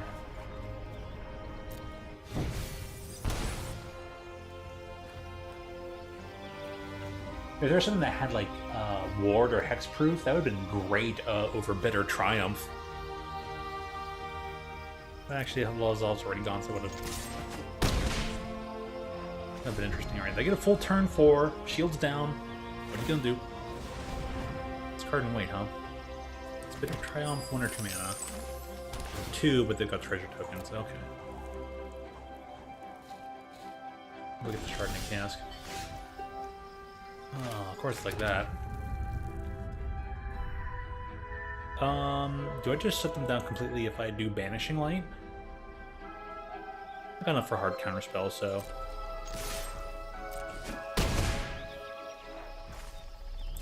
They're up to 5 mana. We'll see what they do. They're trying to find whatever they can. We're trying to prevent that.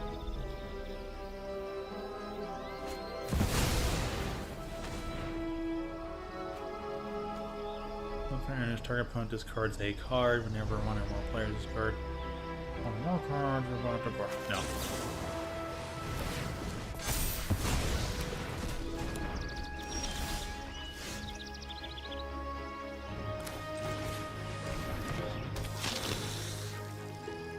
Oops.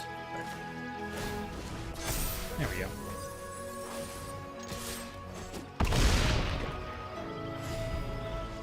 Playland, Sunfall, no more lies.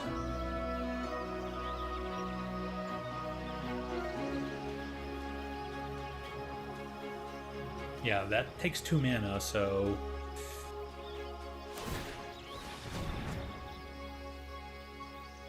They're trying to find something. Bitter Triumph, right?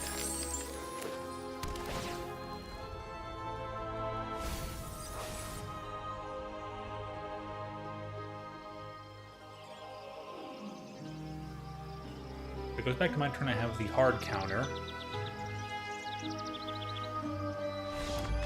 Okay, they decided they were done. And got defeated that match.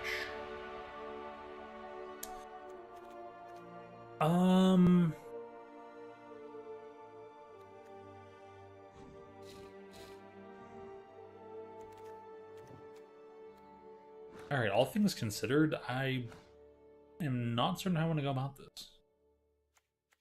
Rotten Mouth combined with like either Elish or Virtue of Knowledge is just solid. Elish kind of shuts down their big payout, so they're going to have kill spells.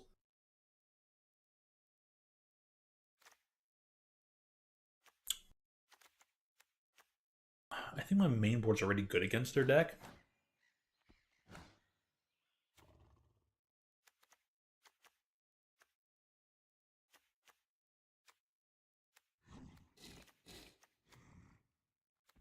So I think just bring in Tishana's and hope for the best there. Most other things I have kind of take care of them.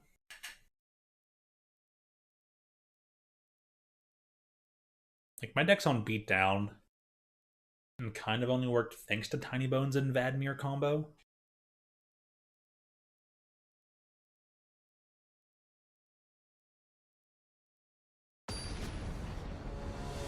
Their interesting part is that I played the Lazov card and they have the Lazov avatar. So, yeah,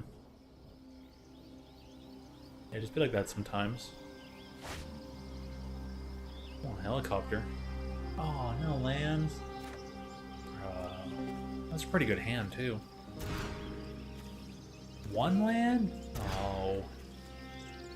What do you mean?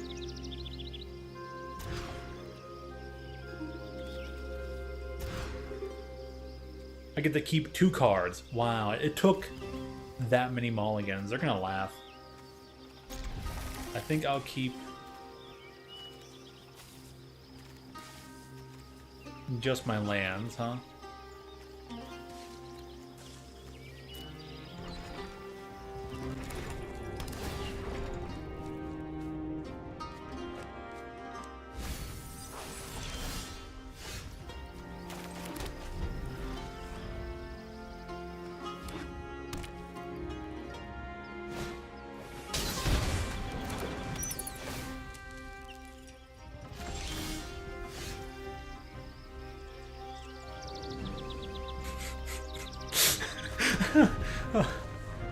I hope you're not sick. Hope you're not sick either.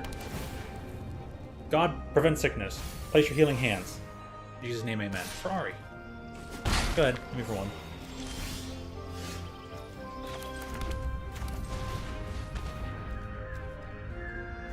Coiling Rebirth. Hey, you, Miltu.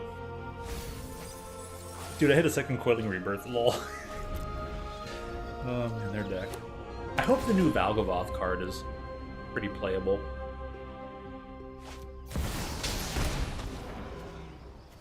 Lol.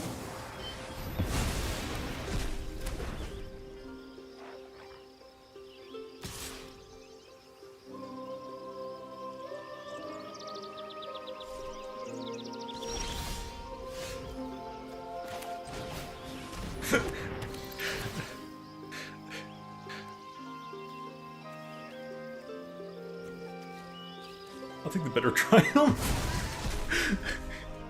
Oh my gosh. Oh, this is hilarious. Oh, I should have attacked, actually. Why is this doing good? Come with the ball at their own 11-yard line. That's so bad.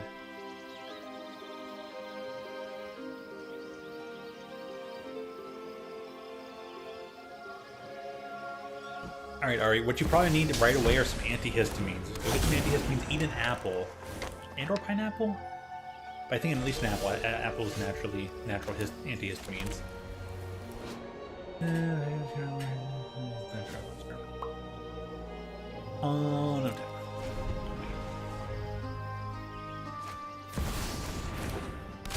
What does Glarb do?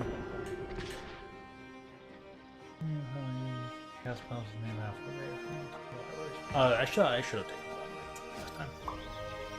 Doing that, no blocks.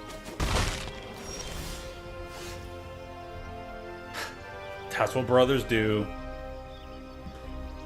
That is so what brothers do.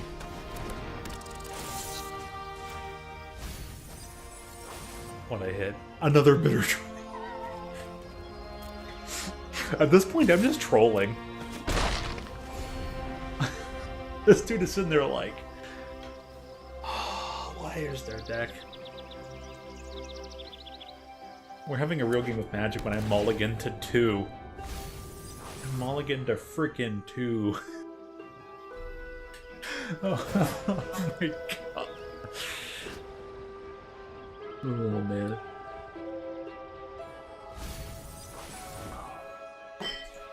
This is so dumb. This is so dumb.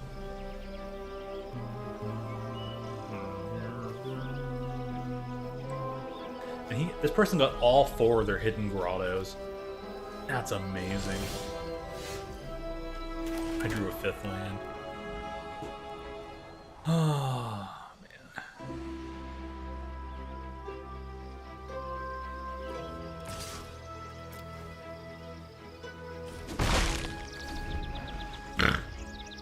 I'm not going with that. That was beautiful. I was like, you're just gonna get rid of my bat. Like, yeah, that's kind of the point.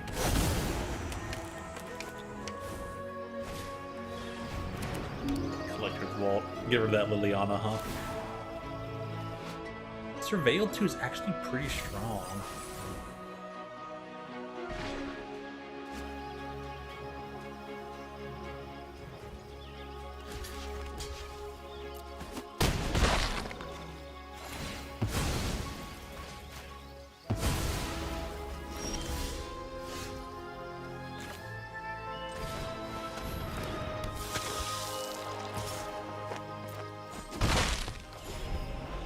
Yay.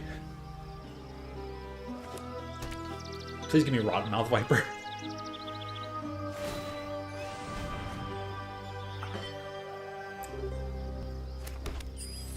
Oh, they're going for card selection.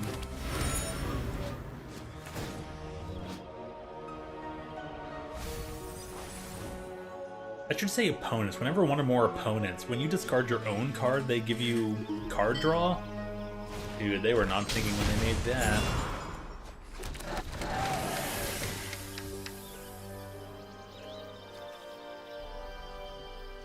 Investigate. Investigate.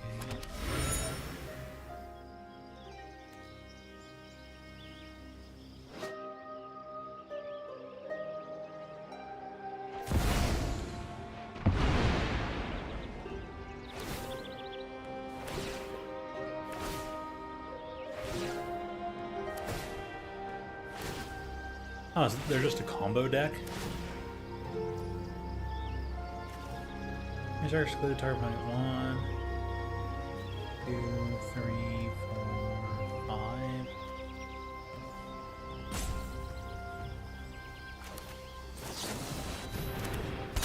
Shoot my tech. We'll get rid of this one.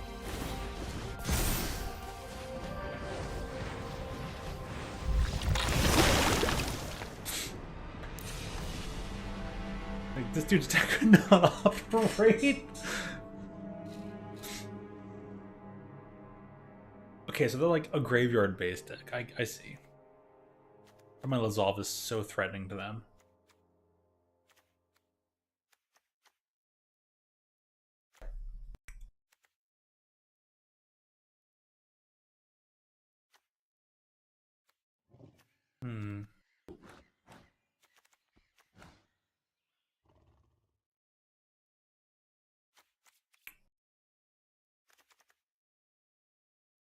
Honestly, I don't think Tashana...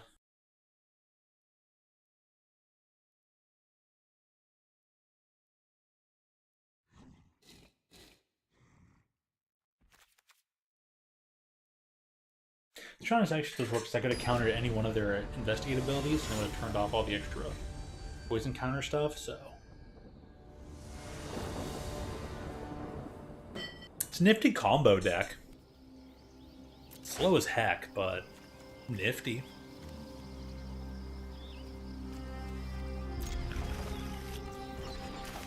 Whoopee.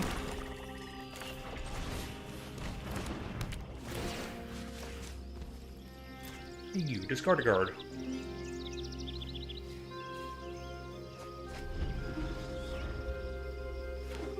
Virtual card advantage. I do see Chrome Coast.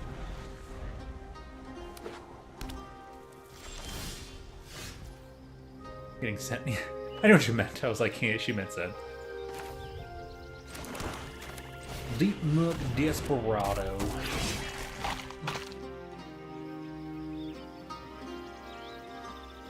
My card only helps you, so don't kill it. Okay, they killed it, but...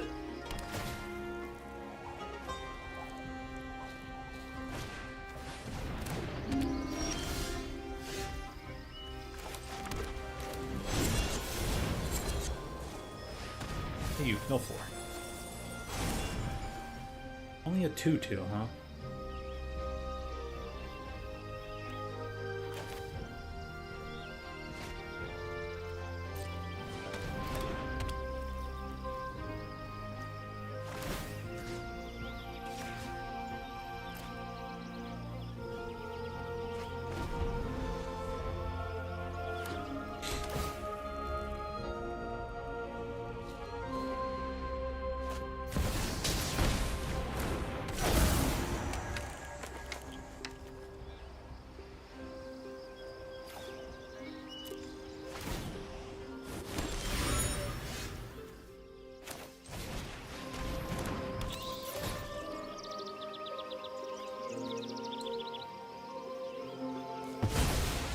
I'll just take that, thank you.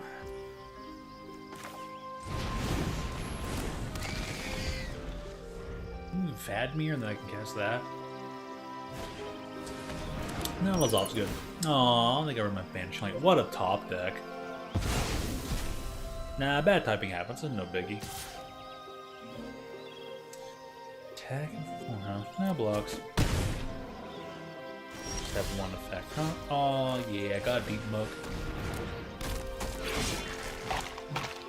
Tell you what. You can have your Coiling Rebirth if you'll give me my Banishing Light. Oh, okay, they don't want that. That's fine. I'll just out-attack you, I guess.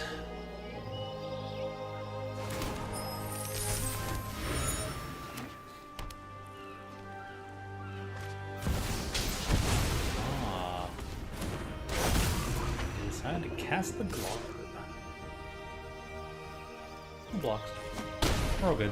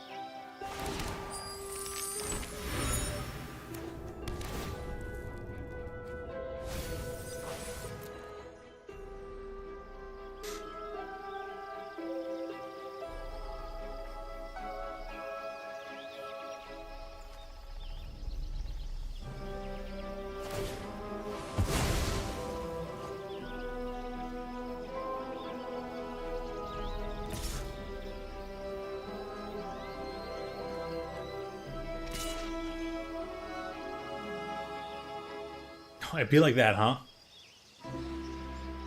Okay.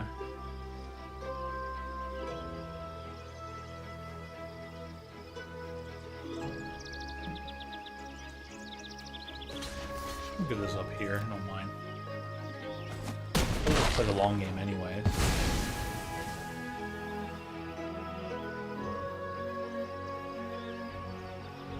I like the fact that we're both over the 1-1 and a 4-4.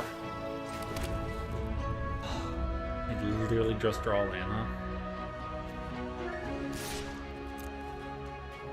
Might as well. Just keep going back and forth. You won't give me the Banishing Light. I won't give the Coiling Rebirth. Actually, I kind of want the Banishing Light.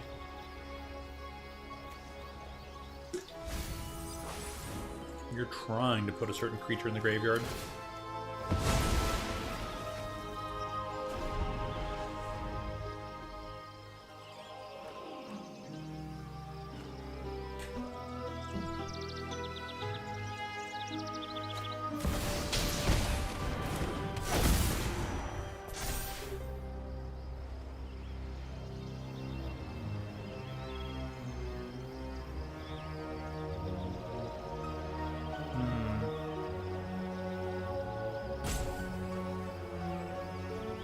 Well, this card isn't doing anything for me, so I'll get rid of it.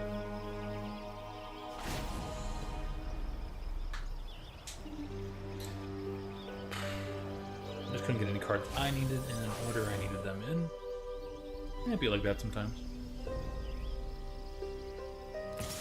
Yeah, that's fair enough. Reduced it. Really? Land card? This is exactly why I play 19 lands and I still get all these lands anyways. So, that's gonna be the match. There's nothing I can do about that. Kind of annoying, but Arena needs that person to win. I understand. Plus, my deck is clunky. Clunky, but works well sometimes. Stupidly well sometimes. Unreasonably well at times. Be on Arena, just make bad decks. Arena will make them work on purpose.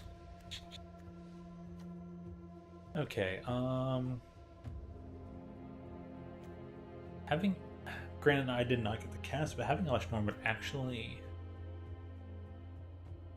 why is it telling me I got a Helga and Maha is new? Arena, what? What the heck?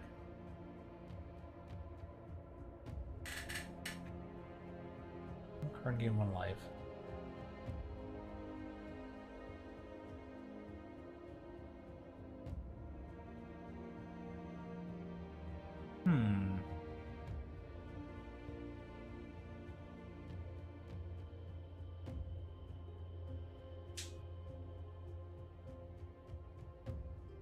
That is interesting.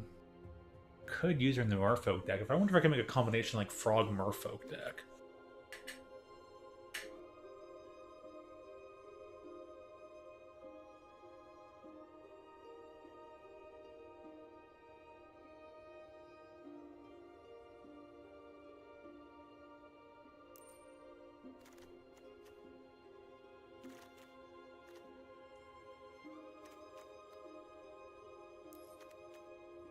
I really want to use Maha though. Maha makes all my gnawing vermin like super good.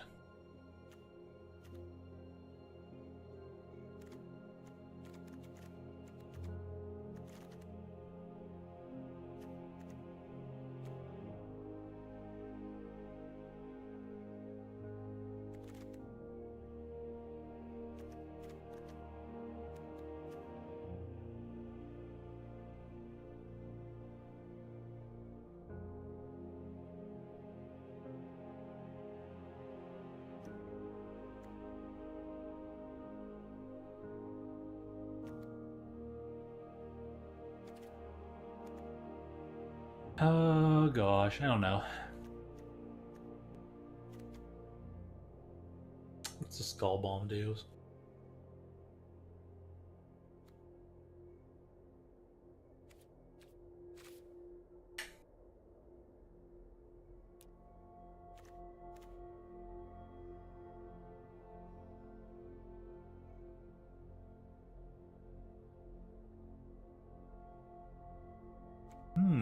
It does target.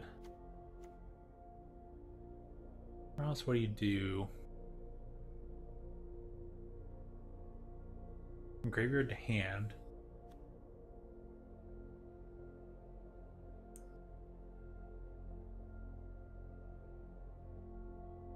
Ooh, snail might be better than bat. Oh, they get the choice of exiling, so I'll just choose a meh card.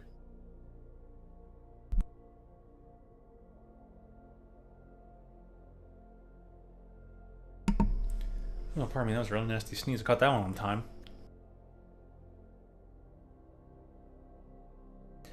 Three or more creature cards in your graveyard. That's a 3-mana card. 3-mana. Turn a thing back to hand. That's a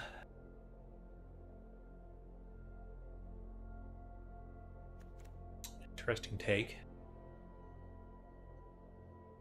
Oh, I see you're sending them over. Cool, cool.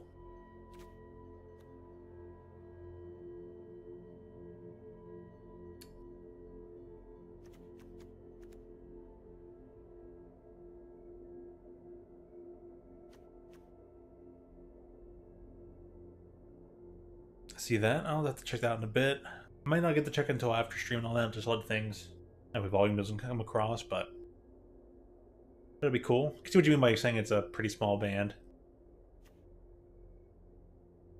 All that, but hey, as my one teacher, band teacher always said, play up so the sound gets out there and you sound louder than you actually are. And if I appreciate just said anything at all.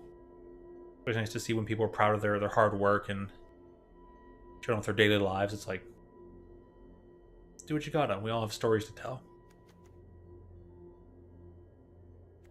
What do we have here?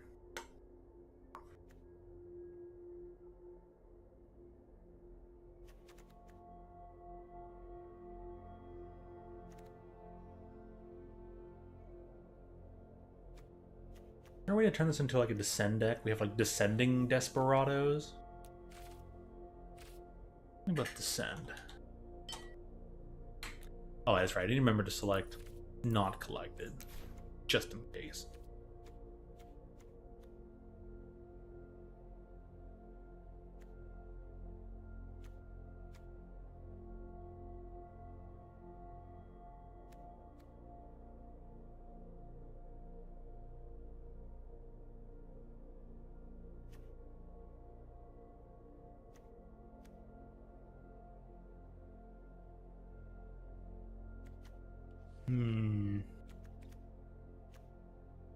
Yeah, I don't know.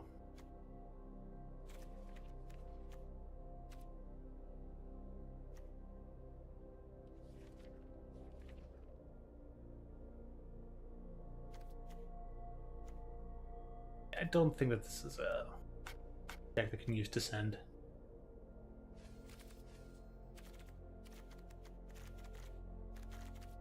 I continue to work on the deck later. It's silly. I'm probably just gonna wait for Duskmourn to come out and do things. With that being said,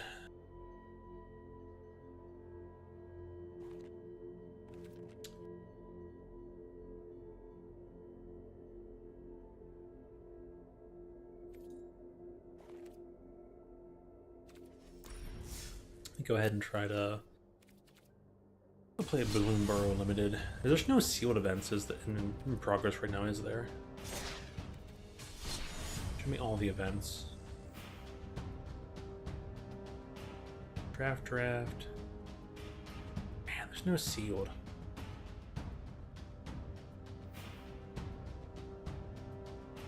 It is a Thursday, and usually if they would like change up things, it's on a Wednesday.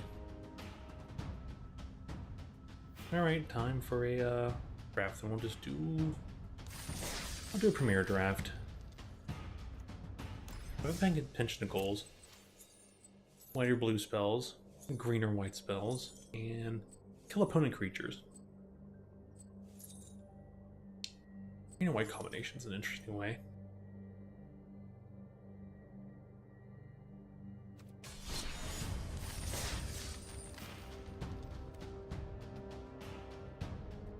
Alright, well, before I continue to play the draft, I'm gonna reset my stuff here.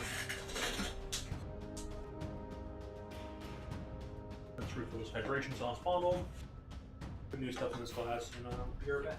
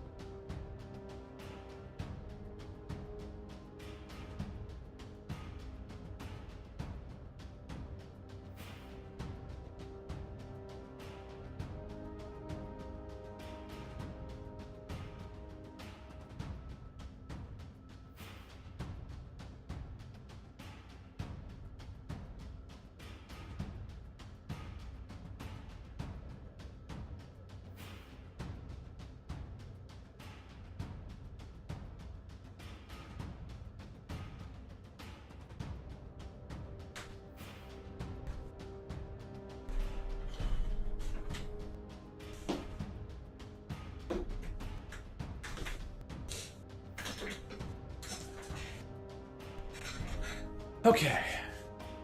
Good.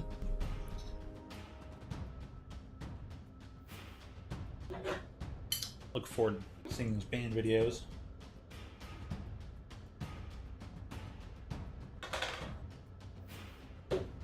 It's kind of funny because I never knew that there was quite a difference between the words band and orchestra, and people get very... I mean, just one person in particular, but people do get, like, band and orchestra are different things. I'm like, I thought they were a little bit more interchangeable. I mean, orchestra, I can understand being a sit down in a hall setting and not really set the band apart. There's differences between a normal band and a marching band, but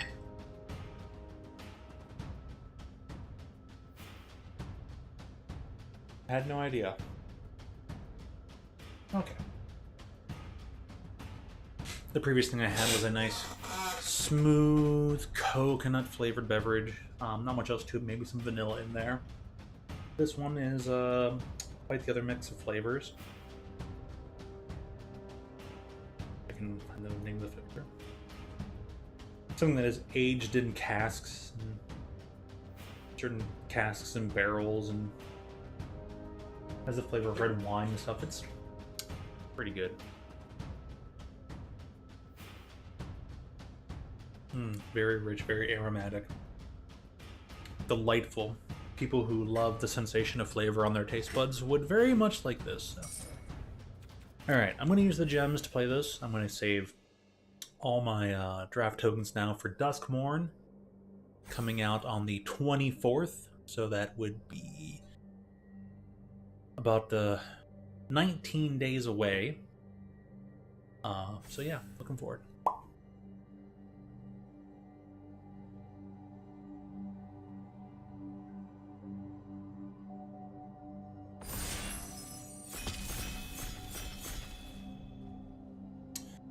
Well, hello there, Violet Wishes of the internet.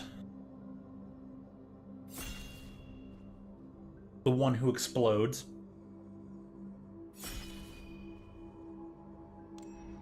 No, you cannot escape that fate. Your time crashed. Yes, I do drink the beverages on stream, but I try not to be belligerent with it, which is what a lot of streamers used to get in trouble for. And I have never been one kind of person who believed in being belligerent with anything of that nature. I wish to have the story of the guy who was like, oh, put on the football helmet. Hey guys, hit me over the head. I have a football helmet. And gave himself amnesia. It's not pretty. He's a good dude, though. He's a good dude. And I'm sure he'd take that all back if he could. But anyways, explodes in the glitter. Ooh, nice. Good choice, good choice. Non-creature spells cast that flash. This thing has flash, 3 mana whenever you cast non-creature spell. Birds, frogs, otters, and rats. Ooh. Oh, I mean, he does remember. He got his memory back. But it was just one of those things. And we got the heart for here. We got anything else I need here? We're gonna go for the otter build. It is birds, frogs, otter, rats, anything like that. It basically activates for prowess on anything of that nature. Probably want this guy.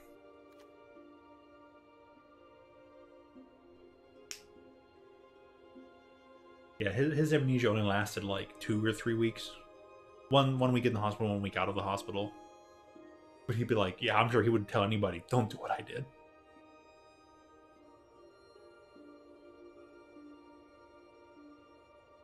That's why I always say, consume for flavor, consume in moderation, taste the flavors, be done for the night. Whatever. Yeah, this is a really solid card. We're going to be looking for other things. The Finch formation's probably something. I just don't want to give up this Coruscation Mage. Both nostrils. Oh.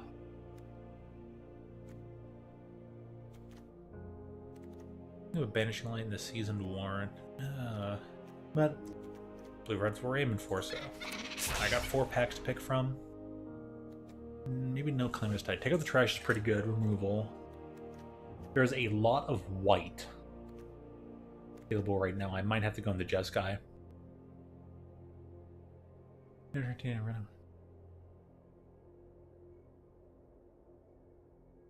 Fair enough, fair enough. Mario Party or TF2 are very great targets for consuming alcohol and having fun, with or without the friends. Well, Mario Party for friends, which you would no longer have after you're done with Mario Party, or...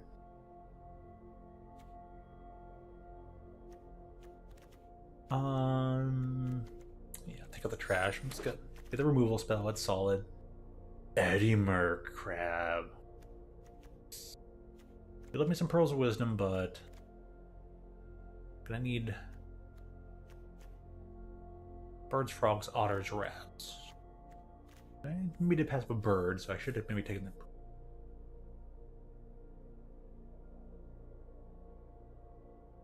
It's gonna be 3 mana, but I'm going for the big balmy Endearing Crab. 5/5 for 7 with reduced cost for each instant sorcery in the graveyard, and it taps up to 2 creatures when it enters, and has flash and stuff. I mean, this card is just super good. Bird Scout with Offspring.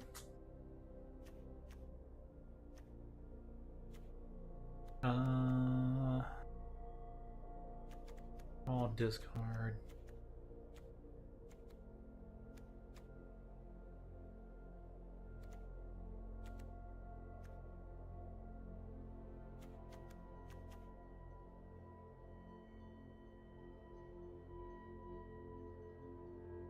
Should do 5 for 3 that they give us one. It's actually pretty solid.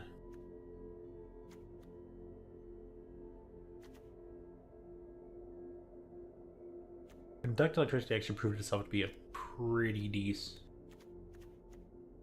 card.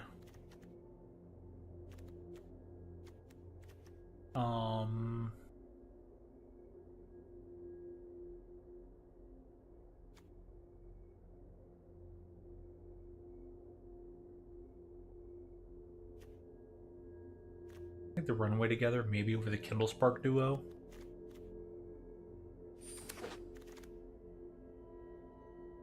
Iceburn, no! Pearls of Wisdom, huh? Taking the pearls, it's gonna be good. Yeah, probably taking the downdraft. Yep.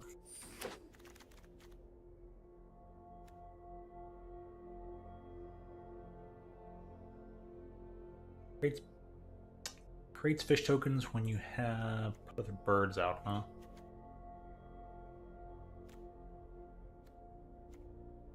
We might be able to get more Finch formations. There's one. Got it.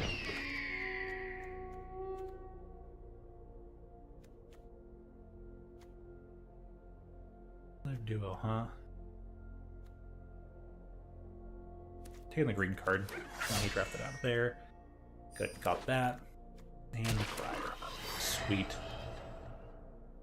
1, 2, I'll probably have 3 other. Hope I get to be one of them.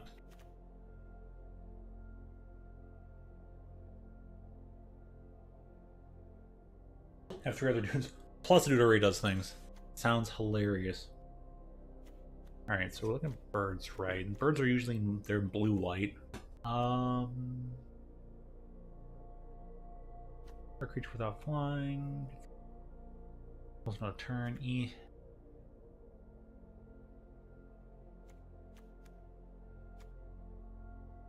No. Weasel? Duck. Always getting that.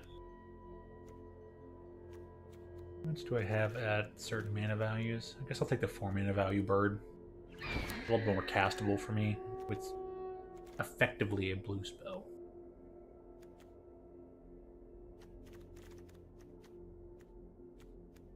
Rabid Gnaw is great removal.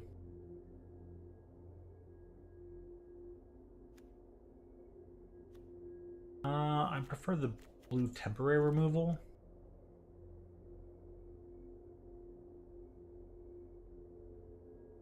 Or you can do draw a card. What are my 7 creatures?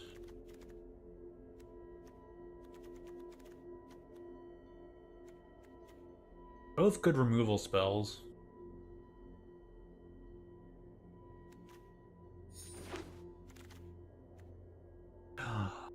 Dude.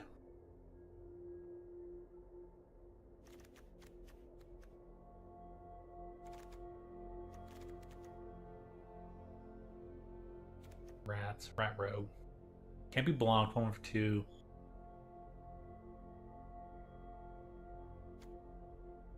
Oh boy. You want the big bomb? What number of islands you control? Islands. I don't know how good this card is in limited. I don't think this card is very great in limited. Solid bomb though. I'm taking the bomb.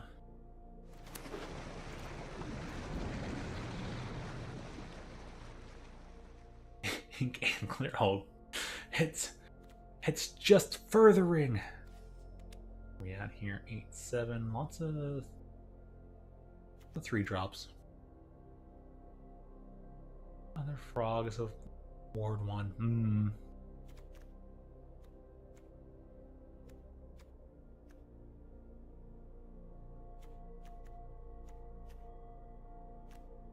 I already have a kingfisher.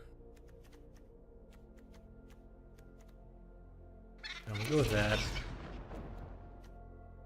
Ooh, blooming blast. Good stuff.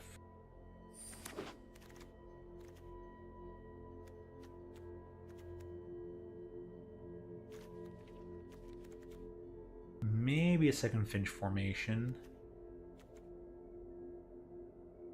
Yeah, that's probably the way to go to mix with the Night Fisher.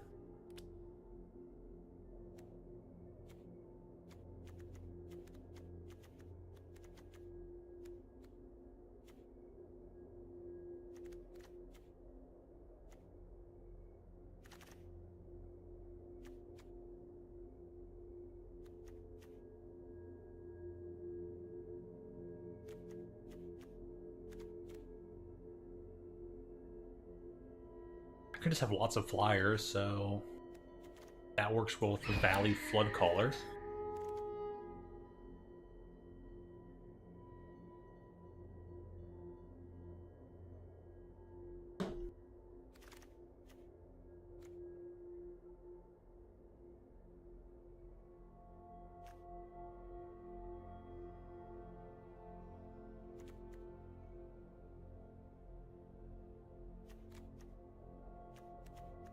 Not a very valiant deck.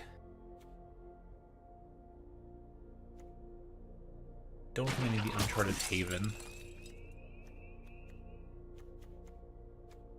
Lots of leftover white.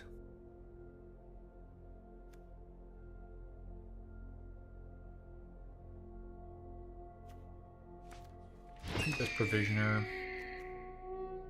Do want that War Squeak. Might be able to take. Oh.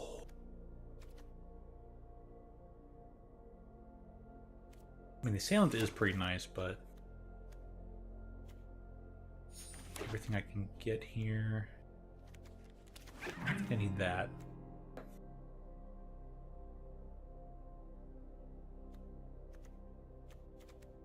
A second Eddie Merc Crab. Yes, please. Hexproof? Ooh, do I get the Hexproof or the Eddie Merc Crab? Oh, my goodness. I think I'm taking the crab. Better late game winning.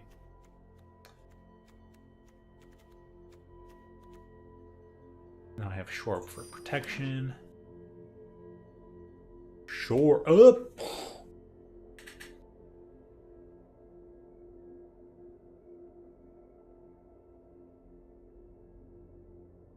For some reason that makes me think of Newcastle.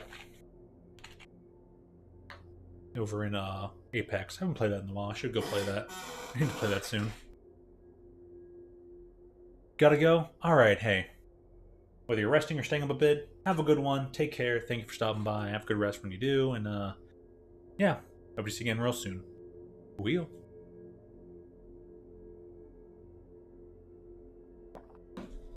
Okay.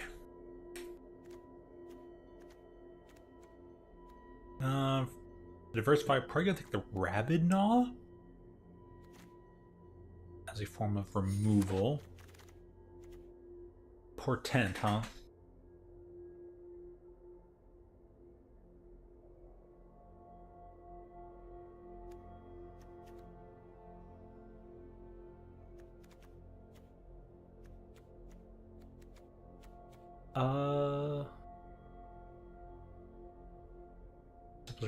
I think I'm gonna take the Night Whirl in case maybe the extra 3-mana otter would have been pretty good.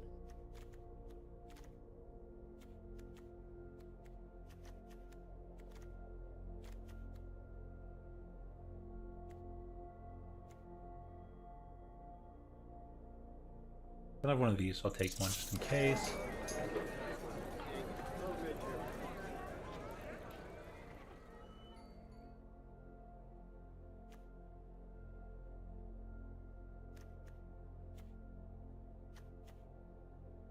Additional War Squeak's probably gonna be good.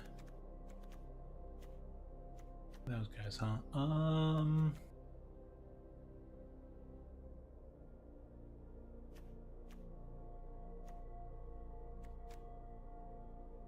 He's probably gonna conduct electricity.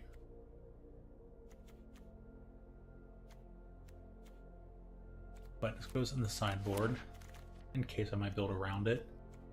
An extra one of these guys, I'm taking it.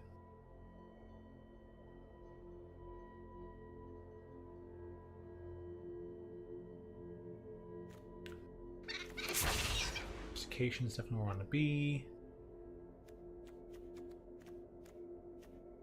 Like Feldzeo. Damn, these squeaky things.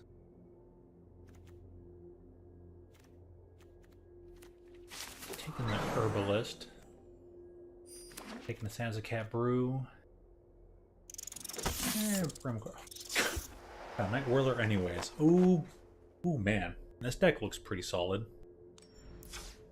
I can maybe build it correctly, we should be good to go. There's 11 cards got a cut. Maybe only 10. Ooh, man.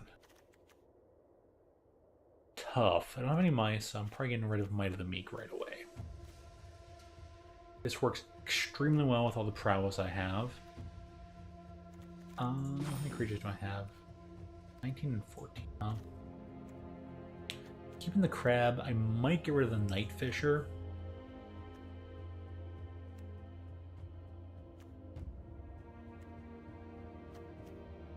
Makes everything cost 1 blue less to cast. That's only for instants or sorceries. A little iffy.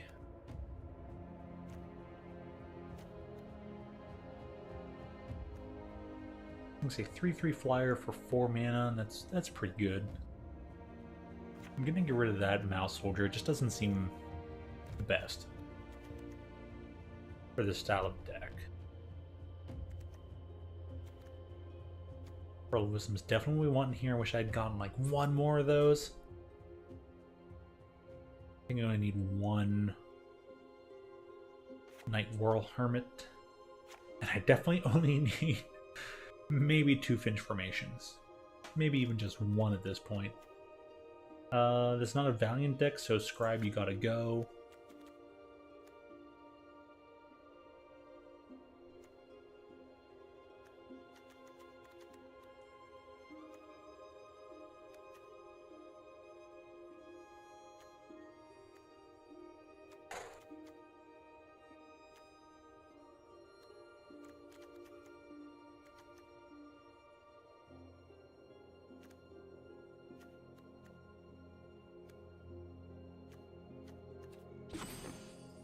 14, 14. Ooh. I think Runaway Together needs to leave. Although, if I do Corsication Mage into Runaway Together, return the original Corsication Mage and put it back out, provided that I got to offspring it even once. Pretty good, but I think I don't need more than one. Don't need more than one Corsication Mage.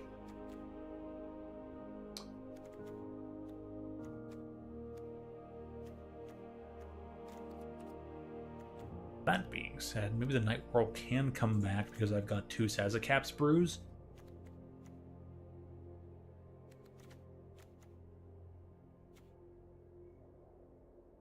And the biggest this thing could be is 9.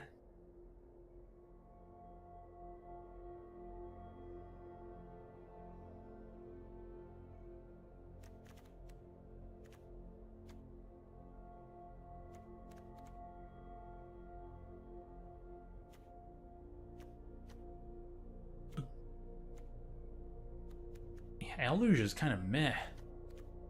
Super meh. More Islands, though, it's pretty good. It's just a big old creature, but Eddie Merc's going to put in most of the work. I can probably off a few more creatures then, since this is not.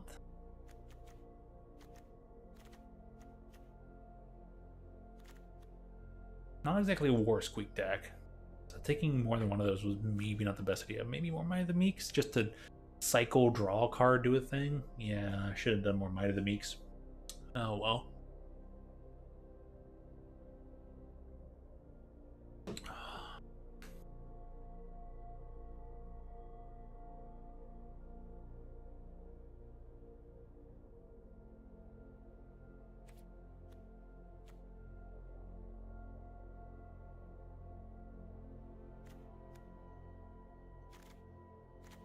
What is this? Whatever.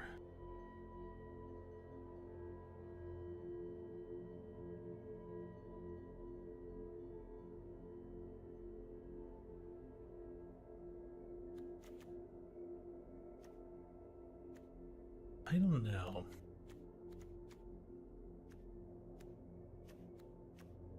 I think I'm gonna get rid of the Waterspout Morden and maybe bring a Corsication Mage back. Big maybe there.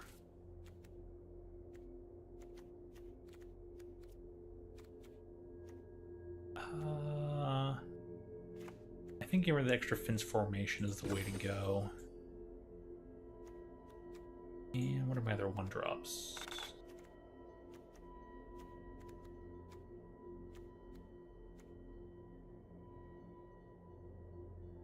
This thing costs 6 mana just to get effects out of it. Yeah, at 3 mana, I'd rather have the Finch formation in than the Waterspout Warden.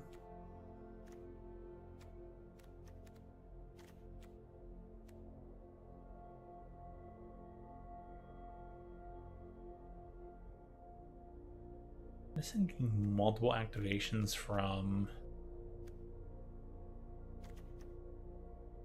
I think the Squire's got to go. And I'll play it at 41. That seems good. Okay.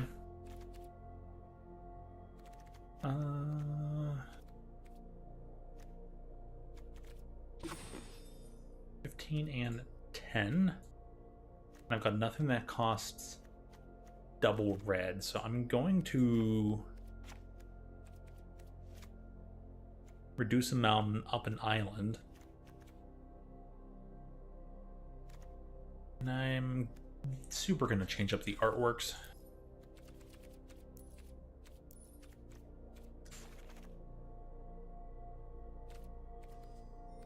By putting it back over into this layout.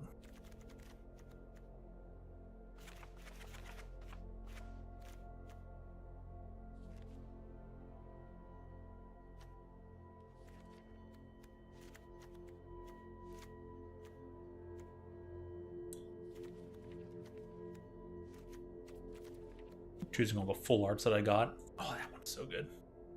The bowl one's better, but Oh, man, full art of this would be nice. Can we get a full art of that one land? Take that. Oh, this artwork. That one is so good. That one in foil is super especially good.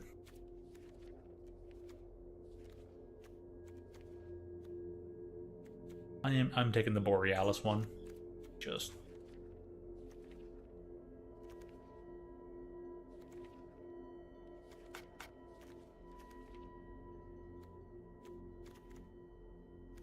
okay. And just mountains now. 6 of them. Of course, the Phyrexian one.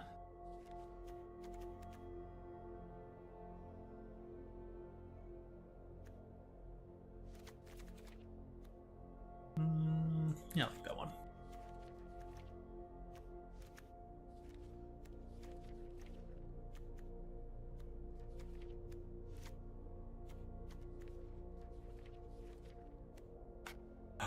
Oh, my favorite. Then I pick up all the original Zendikar ones.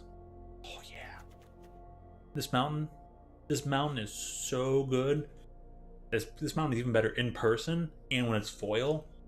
That hint of like bluish purple mixed with that red. Phenomenal. Absolutely phenomenal.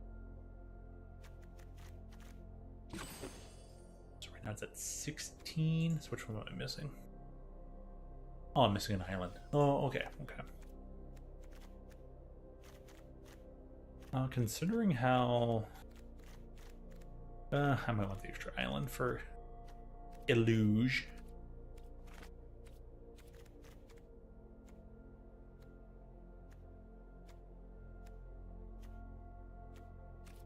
I might put the brown border over this full art. Yeah.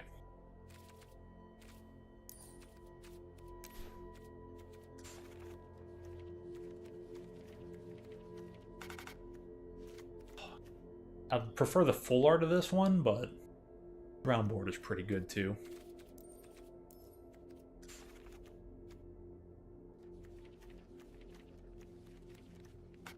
Need one more island, huh?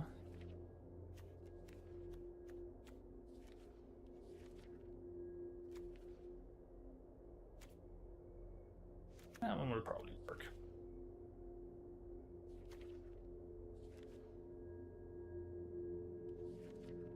Okay.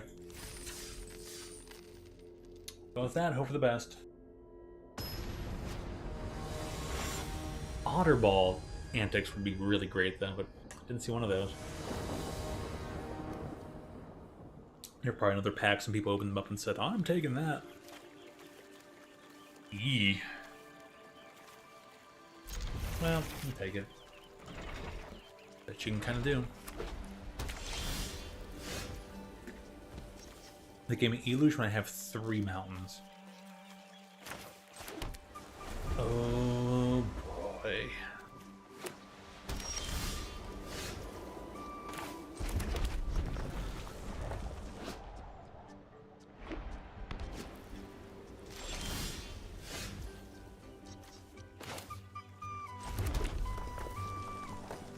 This is Offspring at 4 mana. We're just going to transfer getting set up here.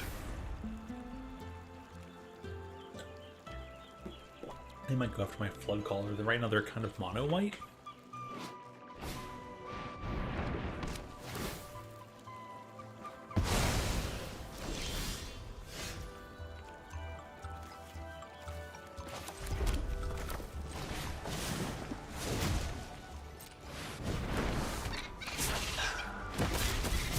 Anything was.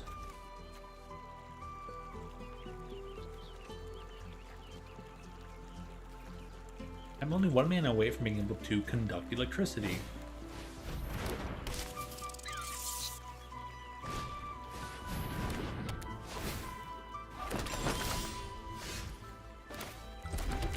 Nifty.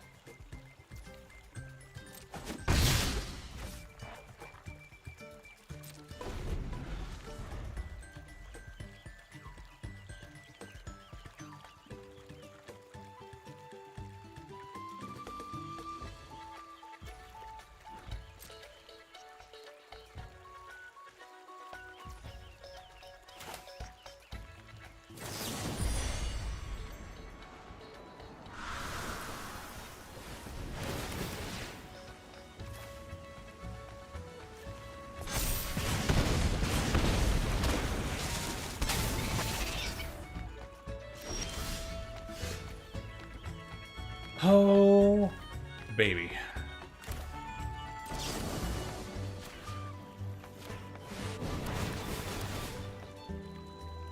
This is gonna hurt.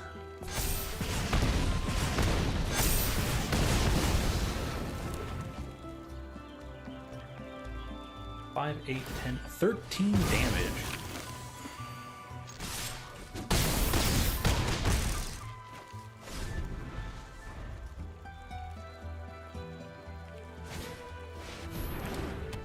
I mean, yeah, play your Banishing Light. Good choice. Okay. They didn't draw any lands. Okay, well, yeah, that blows. We've been there, done that. I went from quite the setup to instant turn win. Turn that all around in one go.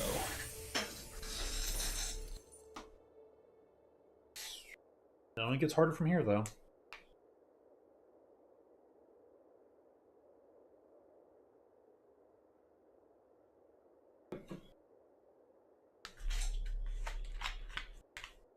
Yeah, it's right 10-16, huh?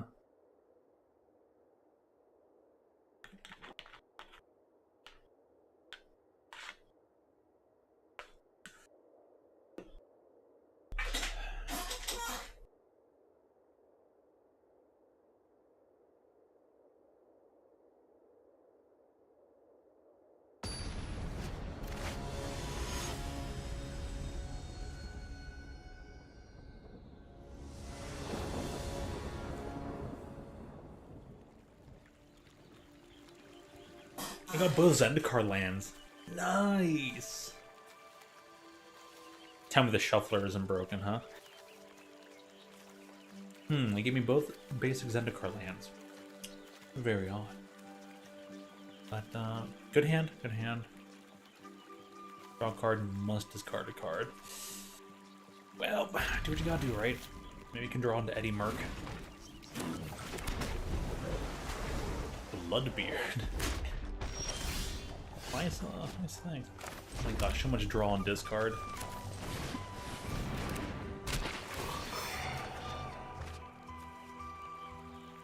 Ooh.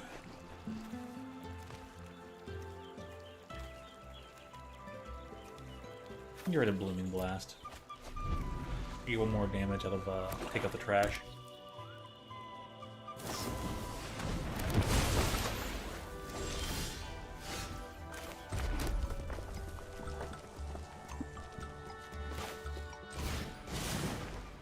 Just Finch Formation.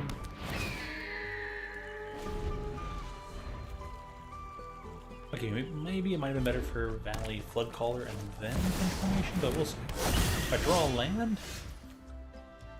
Ooh, the infamous Cruel Claw.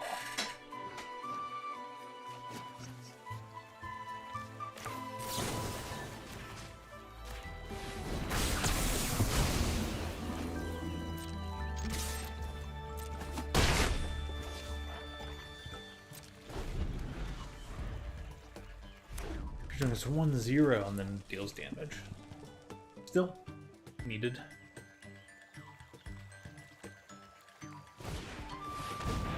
Lol.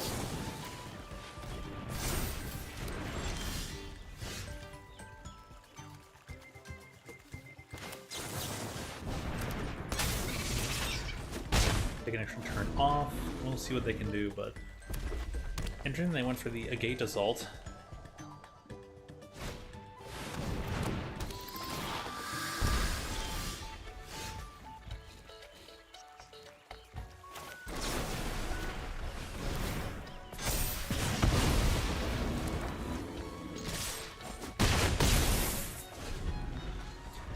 I really can't go for a, I'm so discarding a Luge. A Luge is going out of the deck. Just straight up. Game refuses to give me, islands. When I have 10 and 7, it gives me all mountains. Like, okay, yeah, sure. I need a second blue. Come on. Oh, this is so bogus.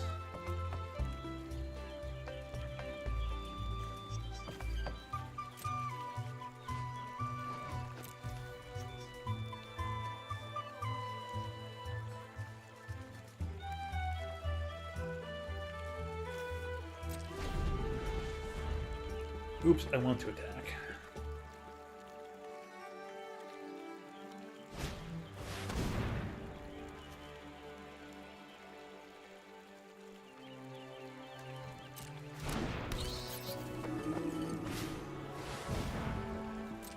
And Emberheart Challenger? Interesting.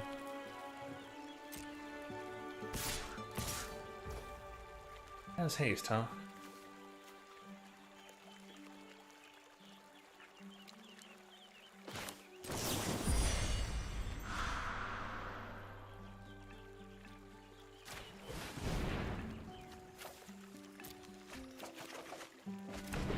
Dude, really?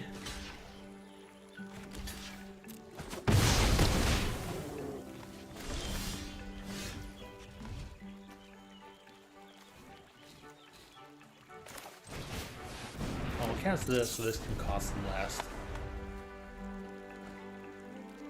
Then we can Endearing Crab for full value, but even could like electricity be great? Just draw me some lands, please. No, it won't cost one less. No block, get your 7.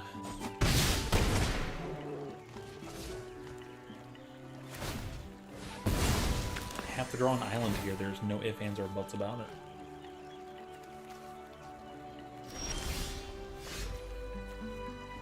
No way. Absolutely no way.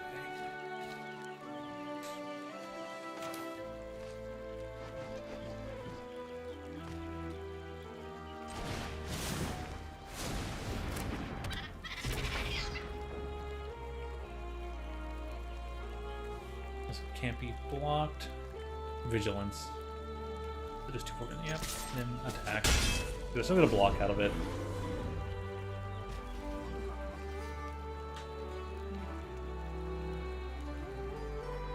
I could come back here, but no, I can't. Well, my only option is here.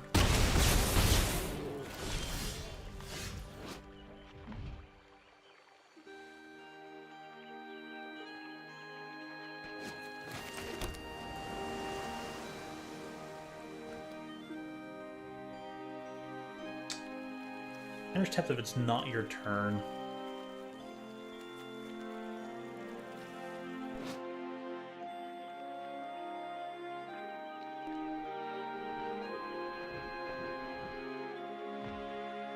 Aggravating.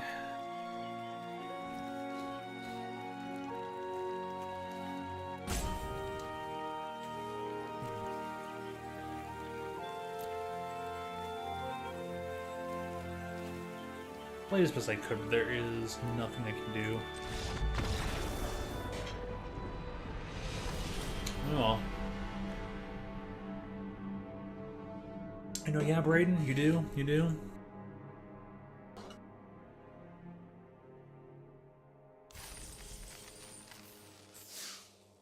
More than obvious over here. How's the old COD treating you today?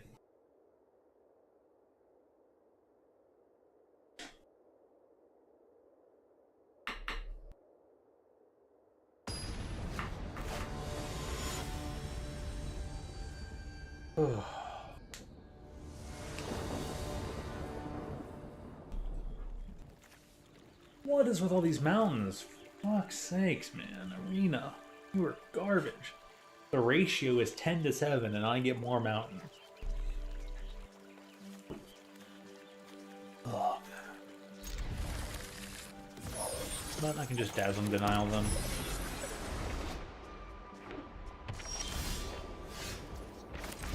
And I keep drawing this. What am I gonna do on turn 2? Huh? In white.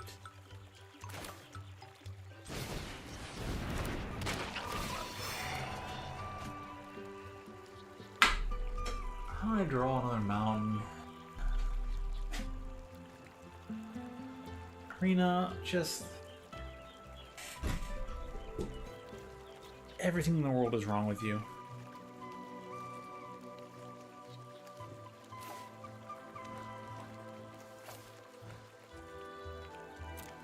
like, forget the card selection of Sazakab's Brew, just...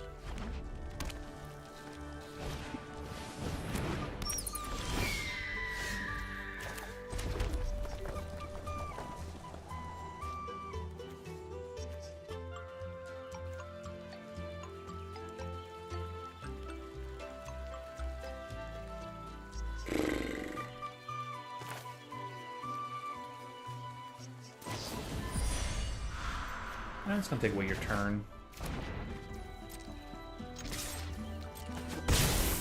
We'll see what you play for 3 mana.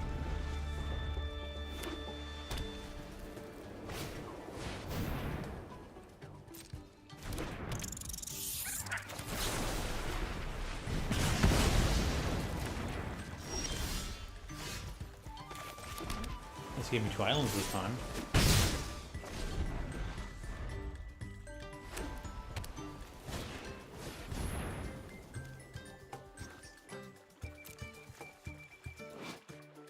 I should pay 2. Yeah, I guess you get that this time.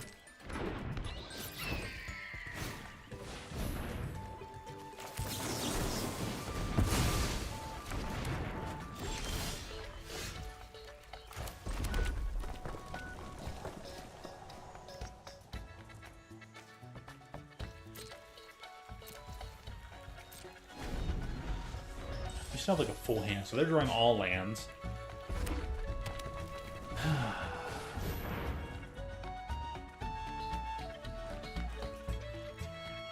Galactic. It was going okay. I talked about the new set coming out.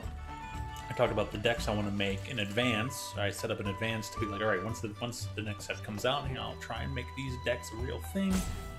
Then I played some matches. The matches were okay, and then I did a draft, and the deck I drafted was pretty solid.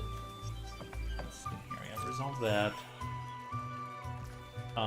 The 2 matches, no, I'm on match 3. Match 1 was really good. Match 2 was eh. But the Arena Shuffler keeps giving me more mountains. I have 10 islands, 7 mountains, and the island and mountain combo it gave me last game with Zendikar, so every time I stream this game, it just showcases how bad the Shuffler is. It's not pure random.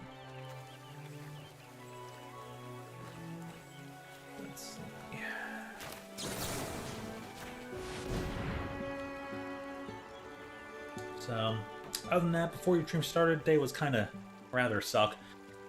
Had an okay start, bad middle, super bad middle. And then I decided to stream anyways, and that's going okay, because I got inspired by the new set. The new set is Duskmourn, House of Horrors. It is horror film themed, like modern horror film themed, and it's pretty solid. It is really, really solid.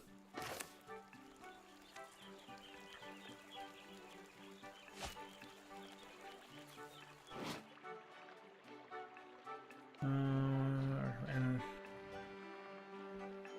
creates a crag plume, which is 2 drop to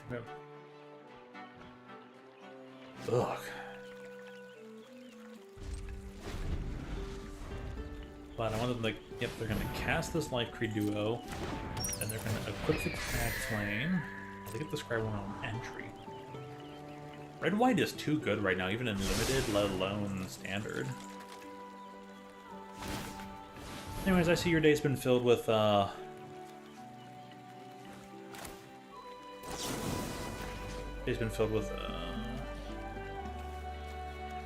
that only does 2 damage to a token, so forget that. As your day's been filled with lots of ranked matches, hope they've been fun and whatever else you had to go beyond that. And yeah.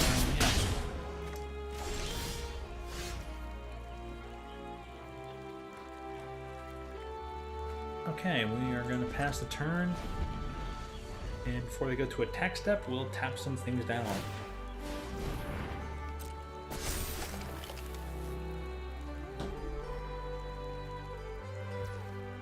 Pass to attackers.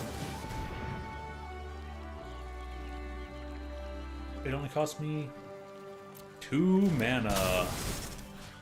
You and you are both going to be tapped, and I'm attacking for 7. Drop me 10, then you're going to attack for 7, and drop me Thingamabob. Let's cast that. Like, if you're gonna blast my creature, just do it now. I don't care. Hopefully I draw some sort of spell, and I get pumps. Because now I have 9 mana, but this frog will get pumped, which would make it 10 if I get a spell to cast. Sure, no blocks. I mean, play a creature. I don't think I have any bounce spells left. I played my 2 bounce spells in the deck, and my large kill spell, so...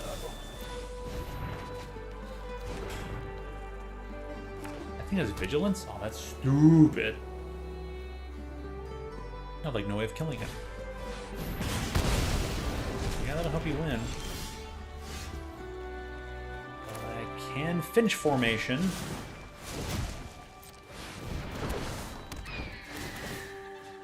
You get flying. You get flying to end of turn. You're attacking for 7.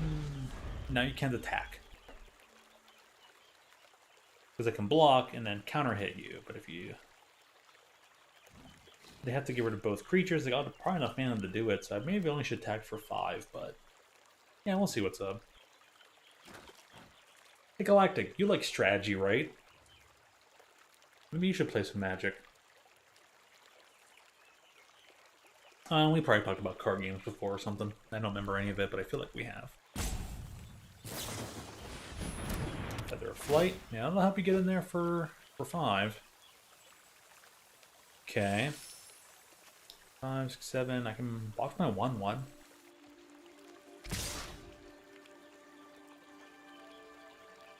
Okay, I will just block for 1 and show me what you got.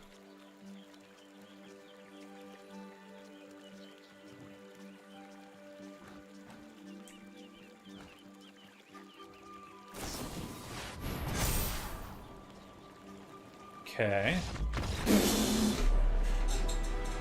Oh my gosh. Sweet. Magic isn't your thing. Well, that can be a fair enough statement. I would like to ask, why isn't magic your thing? Just so for conversational purposes. What makes it not your thing? Have you tried it before? Were you just taught improperly? Like, what makes it not your thing? Is the turn-based thing waiting? Because you can cast things during your opponent's turn, so it's not even a sit there and wait thing like Pokemon, where you only have your turn and they only have their turn. It's literally like Pokemon back and forth.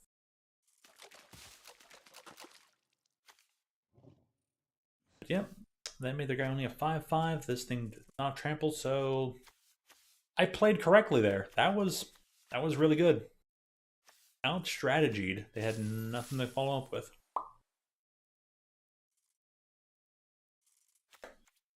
Hey, it was quite a bluff. And the best they could hope for is to get both of my creatures, but then again, I would just counterattack them anyway, so I don't know what they were up to. Miscalculation, or just...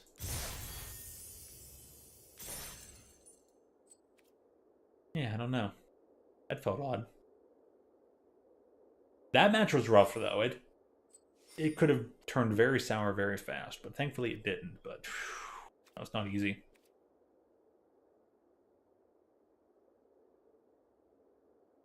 It looks way more confusing than Pokemon. Honestly, Pokemon has been way harder to play for me, and I'm a Magic player. Like, Magic has more to it. To describe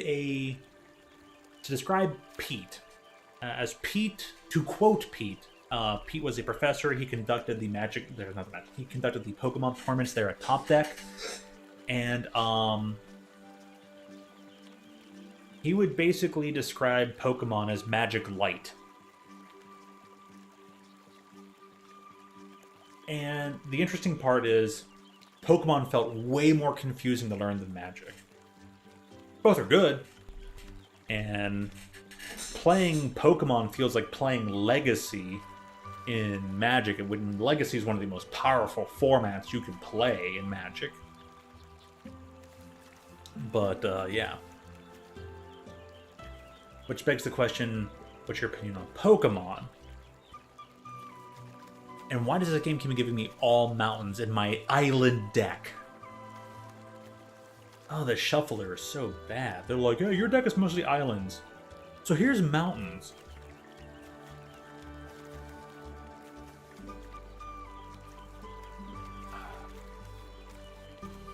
I mean, I got Corsication Mage, so I guess I'll keep 7. I can play off the turn 2. And then curve into this.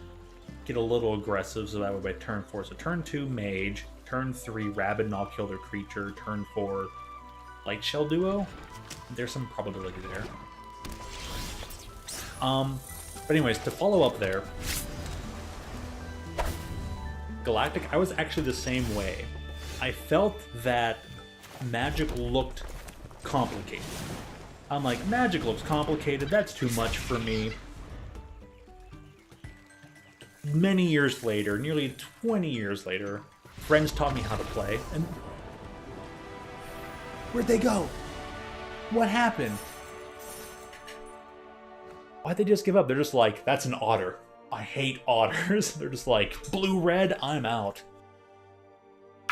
But anyways, I thought Magic was too complicated. I knew it existed. I'm just like, what even is that? That looks weird and complicated. What? I play video games. That's not for me. And then one day, my friends, I go over my friend's house, and 3 of my friends are there, and they're like, we're playing Magic. And I'm like, okay. You actually have Magic cards in the person. We're at a pool table in a basement, as I go over my friend's house. But then we're like, all right, let me watch. Interesting. Okay, you know what? How do I play? My friend's like, I got an extra deck. You want to try? I'm like, let me try. And they kind of went over the basics of like, here's what you do, 1 per turn, and here, da-da-da. You can do things during your opponent's turn if you so choose, if you have the right cards, and if you so choose, you can wait to do something during your opponent's turn. It's all about strategy and timing. And it turned out Magic was way more up my alley than I thought it was. So, Galactic, you like to try and outplay your opponent. You like to try and outthink them, outpace them, outdo them in every way conceivable.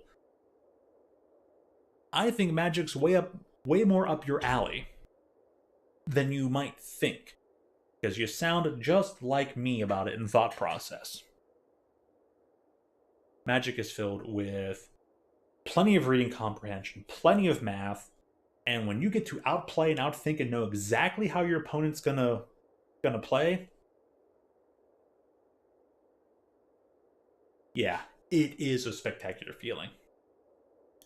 Sure, not as fast-paced as, say, Splatoon or the shooters, Fortnite, that you normally play. However, with the turn-based, and you still get to play the game during your opponent's turn, that's what makes it so good. I do recommend it. And like I said, you say it's not for you, you'd be surprised. Said just on the aspect you like to spike and outplay your opponent, you'll probably be way more into than you think. I will cite one other example, one of my highlights. No, I'll name names. Nemanja, if you're ever here and you're ever watching, I hope you're doing well. Miss you, buddy. You're cool. Mr. Boj, as he was lovingly called, because no one can ever pronounce Boyanish. And maybe I didn't pronounce it with the exact enunciations, but hey, I always love trying to pronounce things in the natural languages, so Boyaniche, Nemanja, I hope you're doing well. I also miss Dragon. I hope he's doing great. I never knew Dragon's last name. He was always just Dragon to me. I was always Dragon with Dragon. Dragon is great. I always prefer saying Dragon. Dragon was such a dragon. Dragon literally was a dragon. Amazing man. Anyways, in a one-time frame of standard back during Fate Reforged, if it wasn't during Dragons of Tarkir, but during the cons block, it was later on, Boj and I were both playing a similar deck archetype. His was formatted one particular way, mine was formatted differently. And, I was like, I'm sitting there. He had a board state, I had a board state. Like, we're kind of evenly matched here, and I'm like, if I, considering the amount of lands he had, the way he likes to play, where his board state was, with the creatures that was on board, what I had, I'm like, okay, what's my play here? Oh, I figured it out because I have this card in hand. What I need to do is I need to convince him. Hey, Dr. Red, how you doing? How's the stream? Are you still streaming, or did you wrap it up for the night? I'm gonna tell a tale of some control play, more like mid range. Mid range is an in between of aggro and control, but a mid range tale. So way back when, Tons of Tarkir. So this is like 2014, probably later in 2014. Yeah, don't remember 2014. So I'm playing against Boj, and I'm like, considering he has Silmagar, I have Silmagar. What are we doing here? I know what I got to do. I know how to counteract him. I need to convince Boj to play his own Crux of Fate, wipe the dragons. Then I have my own Crux of Fate as backup because he's going to do this next turn. So what I did something in specific. I maybe played one extra creature because I had creature and Crux of Fate, and he had only so many cards in hand. So I'm like, all right, creature, stuff, end turn. He went Crux of Fate. Cool. Draw card. Pass. You draw a card, maybe do a thing, pass. Plays two creatures or something. I'm like, Crux of Fate. Cast creature and all that. Something like that. My only way to beat him was to figure out that Boj had this exact setup. He had these exact cards in his hand. I'd only had limited information. I was like, he has this exact stuff, and I need him to blow up everything first, leaving my blow up everything card, and that's how I beat him. He was a great player, and because of people like him is why I could even get into the mindset to think that far ahead against my opponent. So you did finish your stream. Good, man, good. How many different decks did you get to play? I know you were doing all 2-type decks. That's basically doing multicolored here in Magic. Did you have one deck that was more standout than the others? You're like, ooh, this falls right in line with what I normally like to play, or maybe it's like, oh, I did not expect this deck to like this deck, but now I like this deck. Did you bump into anything like that? Anything stand out? But yeah, that's the tale. Galactic, give Magic a try, because if you can get into your opponent's head and figure out exactly how they're thinking, you can make your opponent play against themselves. You can make them make a move that's bad for them and great for you, and I did that a couple different times. The Crux of Fate card was the Crux of Fate interaction against Destroy All Dragons, Destroy All Non-Dragons, and all that was just one of the best examples ever. And the weird part is I got to use it against somebody who, all his efforts of being a good player at that store, being a guy who created content for Magic and had a YouTube channel. And I haven't checked the channel in a while. I need to go look for it again. I don't remember the name of it. But yeah. I learned how to play better and got the thing that far ahead, and I convinced him to do something, blow up the field. He tried something, blow up the field, and counteract it and just run away with the game from there. He was just like, and he asked me afterwards, how did you this or that? And I was like, here's my mindset. I sat there sorry if I took a while when I was looking everything over and doing you have this, da-da-da. And I spelled it out to him, told him detail for detail, thought processes by turn, and he was like, yeah, that was a good choice, that was a good maneuver. I did not even think about that. And it's at that point, you only have a 50-50. So, you did what you thought was best. I took a very gigantic, educated guess leap, because if I wasn't right, probably it's all in your favor still. It stays in your favor. But I figured you were doing this. You did exactly what I need you to do, exactly as predicted. Flip the coin, called heads, got heads. Simple as that. And we agreed, and it was, yeah. So that's why he was a good dude. I got to have that moment. And that's the tale. So yeah. Ooh, Praetor battle. Elishnorn versus Urabrask. Repping my red here. Finally more islands than mountains.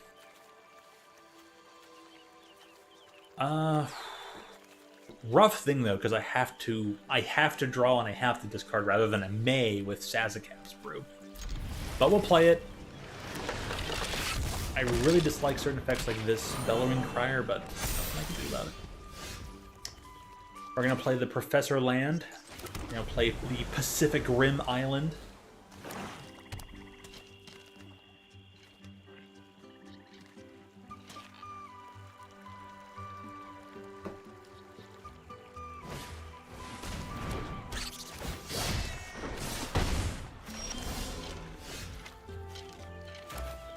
Oh, they're a very aggressive black-green deck. Okay. I can't really afford to give anything up here. Then we'll go Bellowing Crier. We'll see what I draw.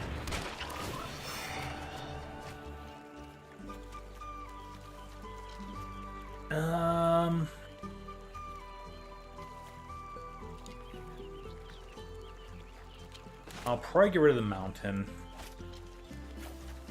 I always forget you have to click to select, and then you can't just drag it over to the graveyard.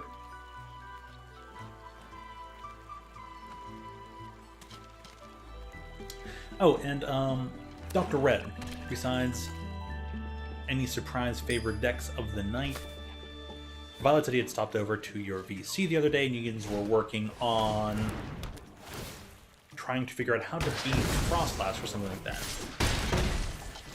So I wanted to ask, did you guys figure it out? Hunter's Talent. Gosh.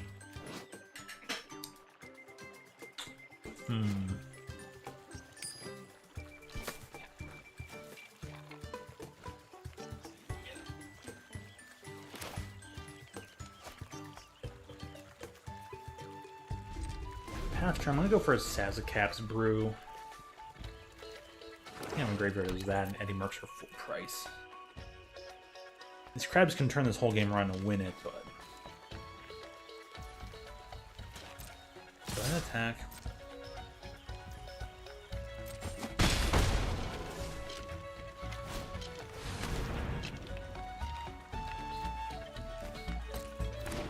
It does resolve.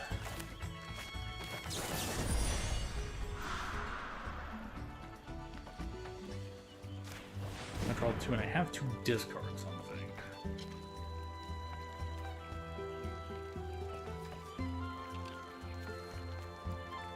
Actually, get rid of the shore up so it helps reduce the cost of the Eddie Mercs.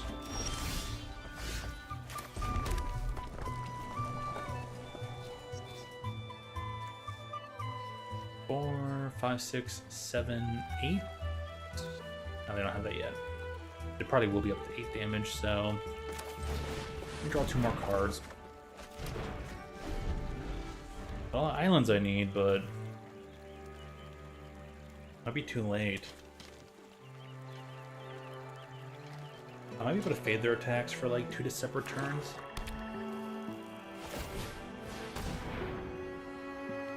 I'm going for 8 damage. 8 brings me down to 5. I can fade 1 attack.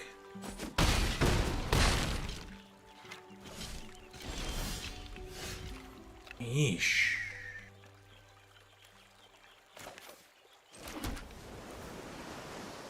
If I get to Dazzling Denial, that will bring it down to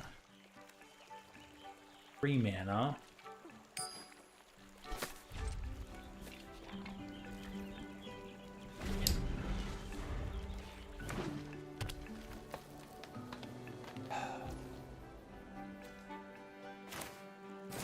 Well, they rightfully did not cast something, so reduce as much mana as possible.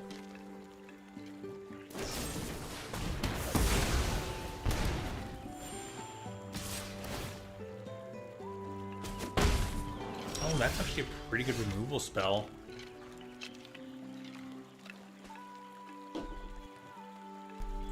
Yeesh.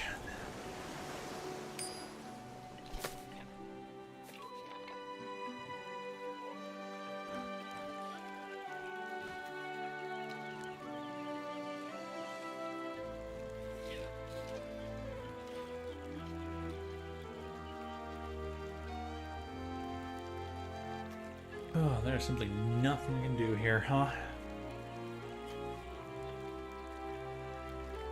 I guess all I can do is repeat the process. I have 2 Eddie Mercs in this deck, and this deck had to play it in a perfect way that they could beat double Eddie Merc. What does level 3 do? Draw a card. I will draw them cards.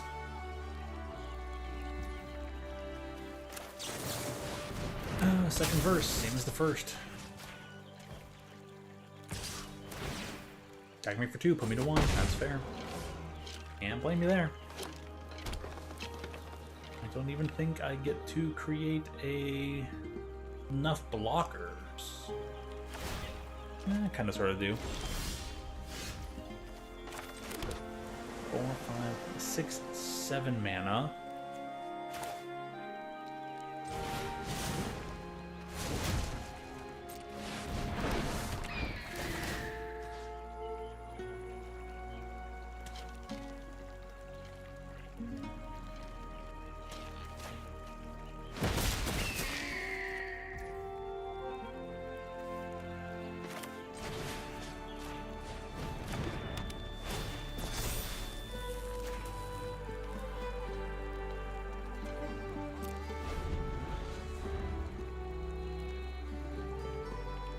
It's a good game, but don't count me out.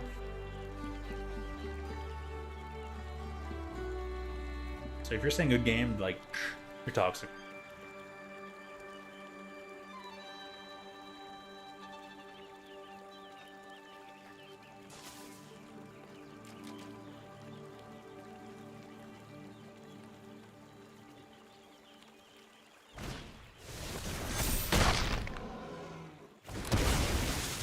Someone got so mad, huh?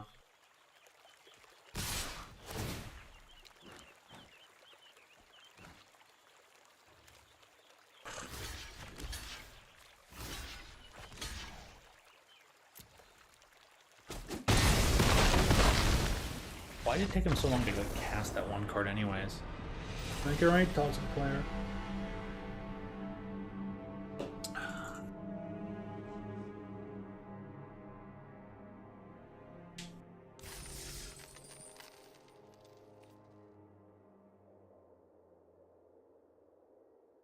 Seriously? It's like, it's amazing how many people have to be taught the lesson that, like, only the person who's losing the match is allowed to offer up the phrase, good game.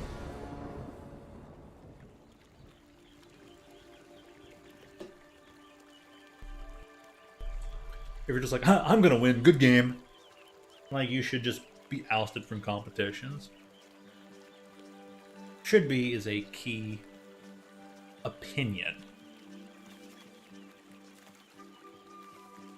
Alright, the likelihood that I can draw a mountain and like make stuff with this is fine. I'm not worried about how that hand looks, just F it, you know? Oh, throw me against green again. It's like the game figured out, oh yeah, you know, your deck loses to green. Fast green, what's gonna make you fight that? And we're gonna give you a super bad hand too. Okay, ring shot. Well, at least I get to do this real quick. Mom needed help with things.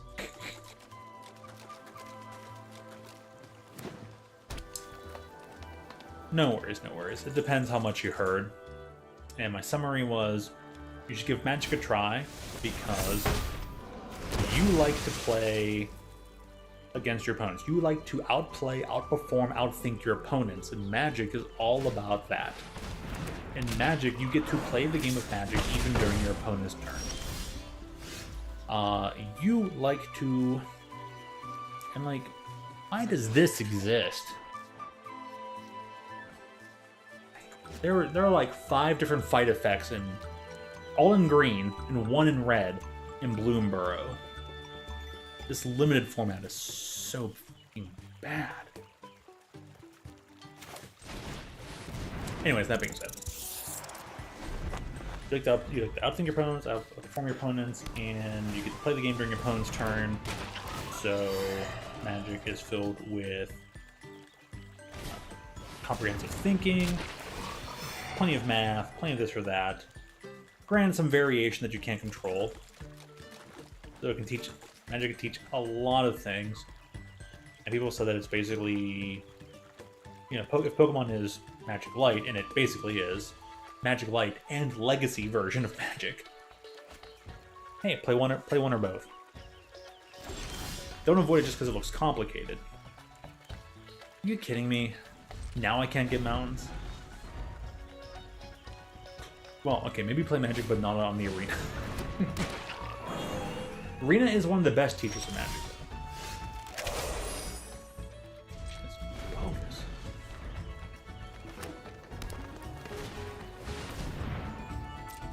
Like, that's nice.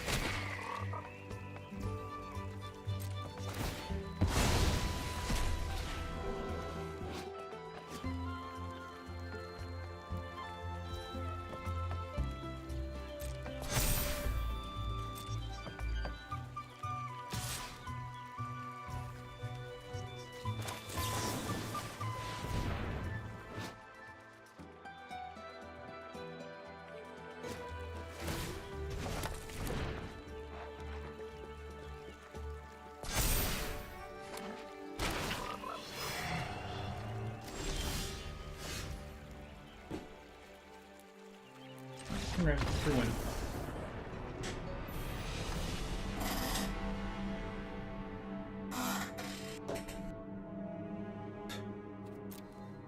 Oh, wrong. I dyslexia that again.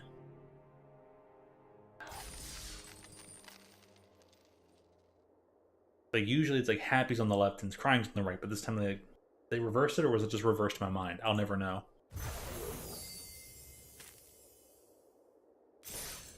But yeah, since I had a good time, maybe they'll like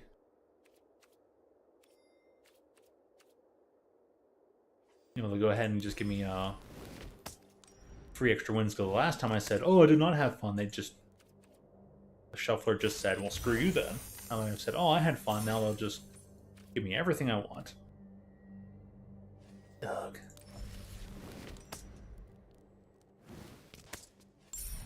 But yeah, Galactic. Try Magic. It's easier to learn than you think. The floor is actually kind of low, and the ceiling is high. So there's lots of room to master this game. But yeah, do yourself a favor. Play either Magic or the Pokemon TCG. I like the Pokemon TCG, and I end up being pretty lousy at it. But I can recognize what's there, I just can't capitalize on it. And it's good stuff. It's weird that a seasoned Magic player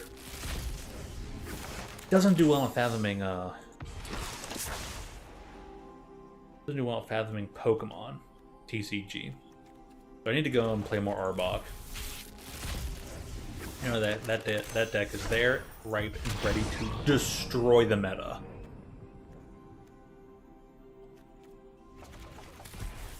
I just barely have enough time to attempt to invade the meta on this game, let alone the other one.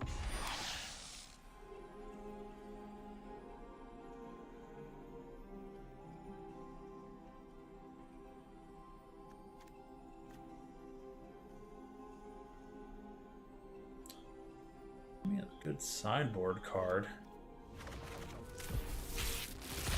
for Esperados.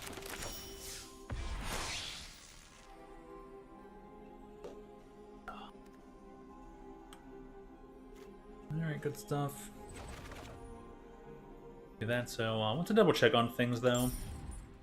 I'm gonna at least make certain to pick up a few things here related to Duskmourn. Probably get these tokens and the Mastery Pass. It usually gives you pretty good value. I will will say that the mastery passes, considering that they allow you to spend the orbs where you want a little bit more freely than the previous things, although the previous things were pretty interesting. Pretty good stuff. All the extra packs they give you. Some cards, they give me plenty of packs on the main side of things, not the premium, so I don't know.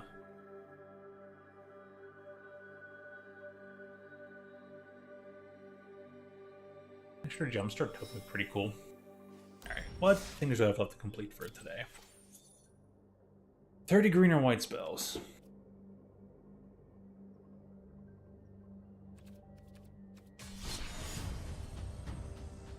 I should go over to event. Let me see, what am I jumping? Lizards, rats.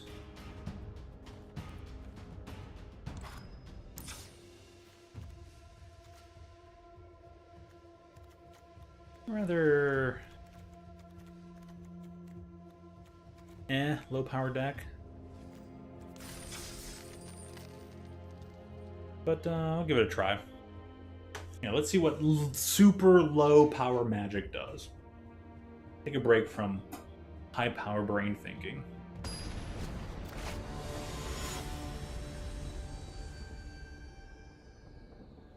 One Catalan. As a Johnny? Nah, you're a good dude. Keep 7. And play the heck out of this.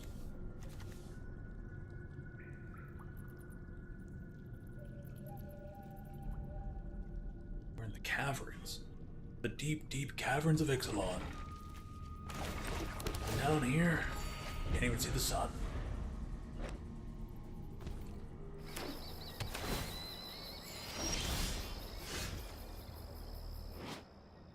Rat out. We're gonna keep the rats in, that's for certain. We're gonna play the Hoarder's Overflow and just prepare for the future. And eventually one day we'll get to sacrifice. We'll just get to discard a hand, draw all new cards equal to the overflow. Oh, perfect. Super double perfect. This thing tries 1, this thing gets +1/+1 to each enchantment we control. What we're gonna do is we're gonna make a bunch of rats. We're gonna spend 3 mana, and as a sorcery make 2 1/1 rat tokens that cannot block. So go ahead, attack me for 1, I'll hit you back for 2.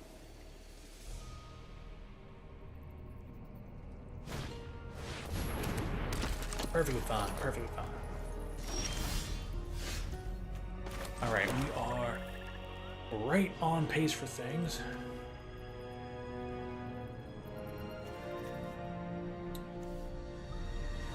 We're gonna...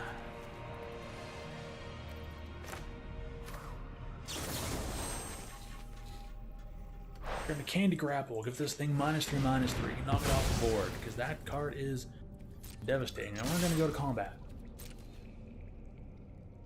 We'll see if they want to block. They don't. They'll take the damage. We can now Flame Catch Gecko. When it enters the battlefield, if an opponent lost life this turn, we get 2 mana, a black and a red. We can now use that to cast something. We're going to put the Ratcatcher Trainee on. It's a 2/1 that gets first strike during our turn. And because I spent 4 total mana during my turn, this thing gets another counter on it. So anytime when we run out of hand and sacrifice this enchantment, we will draw cards equal to the number of counters on this overflow. A literal buffer overflow. It makes us discard our hand, but if we have no hand, it's like just drawing fresh cards, you know? The best thing one could hope for. They're sitting at a nice, hefty 5 cards in hand. With 4 mana, they can cast literally probably anything. And they cast Cursed Courier, which gets a cursed roll attached to it. And we are gonna... We're just gonna rat out. We're just gonna say -1/-1 on your life linker. Get us an extra rat. We want to attack with everything. next to blockers. We're just getting super aggressive here.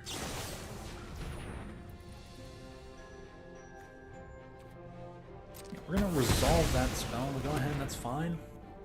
Next to the blockers. Next to the damage. Then we're gonna go ahead and callous sellsword. We'll go ahead and get rid of this extra rat. To any other target. We'll get rid of your creature on the field. And then we'll cast this guy who's going to get 2 +1/+1 counters. When we cast Callous Sellsword, it's going to get +1/+1 counter for each creature that died under our control this turn. So we have a 2-mana 4/4. That's just super good. Their kill spell actually ended up helping us in the long run.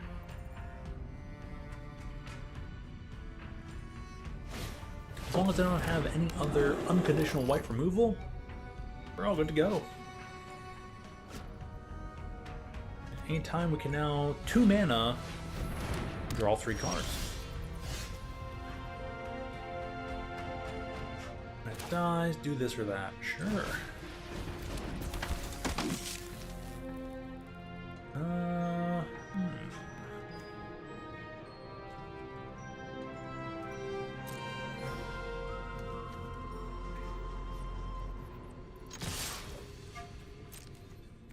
They may have put this cooped up on here, but there's maybe a chance we can get rid of it. Yeah, that's fine. You're still gonna very slowly take damage.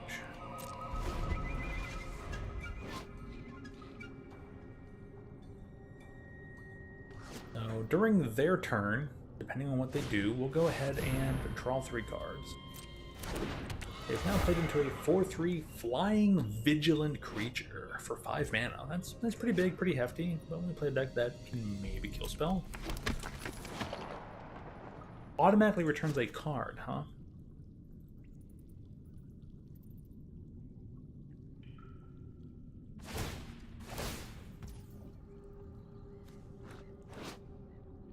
Well, gain 1 life and draw a card just from being able to tap that thing. Kinda dumb. Kinda dumb. Well, a card that did not need that ability. They give it Vigilance, so it doesn't automatically do things for you. A 4/2 for 3 with Vigilance is, well, just heckin' stupid. Alright, we'll draw the 3 cards at instant speed, and we get 2 lands and some random creature. Oh, Arena.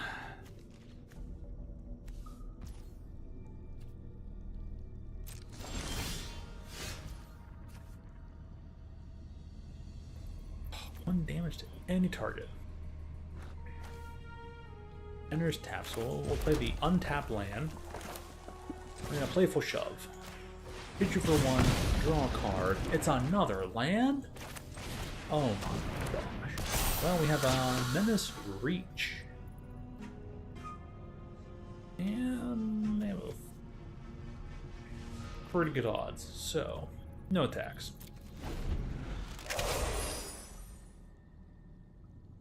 40-yard touchdown, huh? Dang, that's pretty good. Pretty good.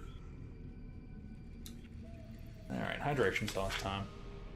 Was it a long run or just like a pass into that territory?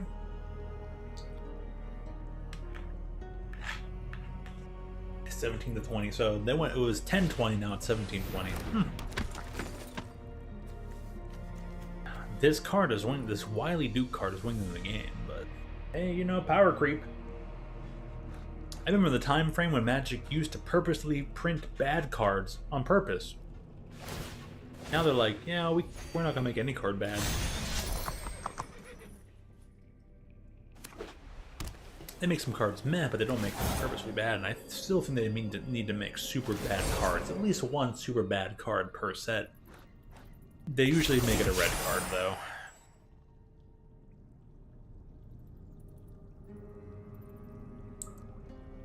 Brayden, did you hear the story about the leak of contract? There's a potential leak of contract about Taylor's current relationship just being a contractual obligation. And yeah.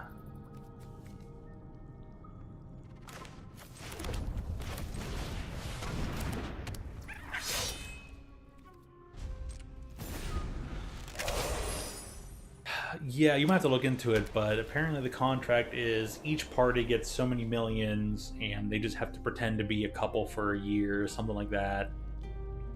And some are speculating that because of this leak, which comes from rather credible sources, but who fully knows, they could now just be trying to keep it up just to not be caught and called out.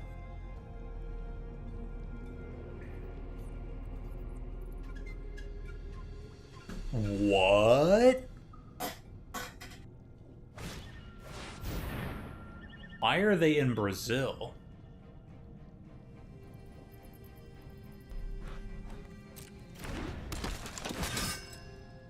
Okay, well, now that just confirms that the NFL is pretty much far left, but at least they're more covert about it than, I guess, what other sports brand was being... Oh, yeah, the allegations against Philadelphia Eagles. Well, the Philadelphia Eagles had the fake flyer.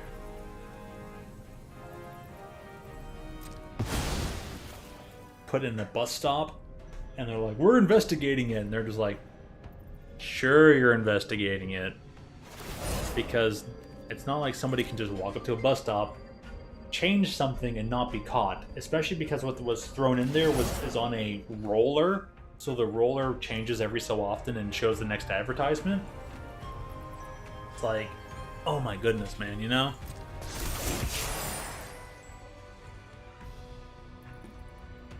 But yeah, the Philadelphia Eagles political flyer.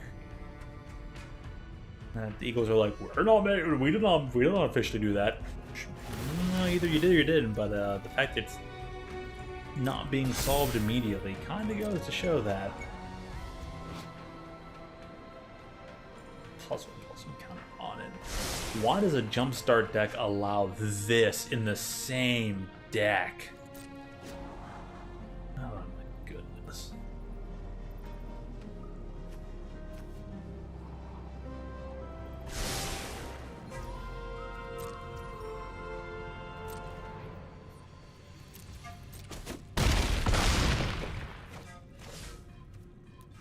Well, at least it's just jumpstart. Congratulations.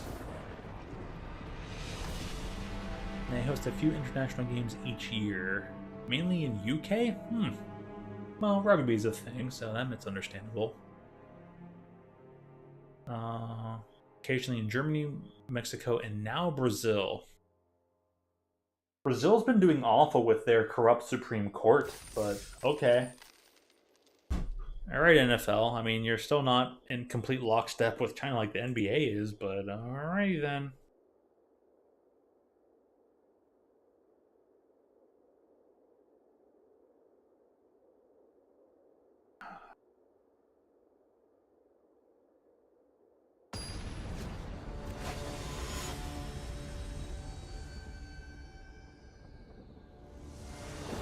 Oh, the Power 9 bird.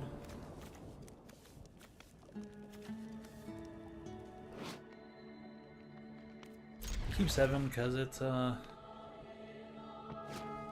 hand. It works. It plays playing low power magic.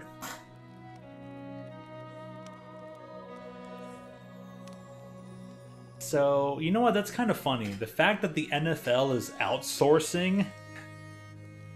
You know, I think that actually that brings up an argument against the NFL. Even the NFL is outsourcing American things.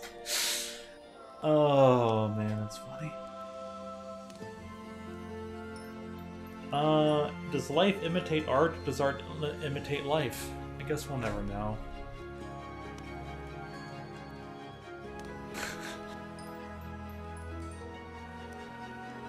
That's hilarious. San Francisco 49ers comment. Fair enough, fair enough. Oh, it went from 4 viewers to 2 viewers. Who's left over and why? Galactic probably had to go to bed. I don't know who number 3 is. I know we got you here, Braden. Maybe Red's still sticking by. Or he's like, oh, LTO's mentioning things. I gotta leave. Who's still here besides Braden? Who are you? Aiden, is that you? We got Braden and Aiden. I just hope Aiden's sticking them on by, taking notes, having a laugh. Where is my man must be on a bus. He must be on a train or something. I'm trying to just pass time.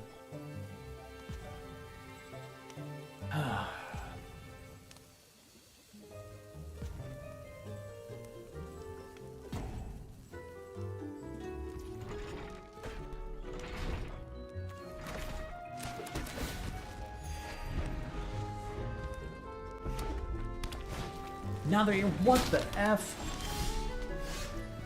Okay, well, hey, you know, whatever. Pass a turn.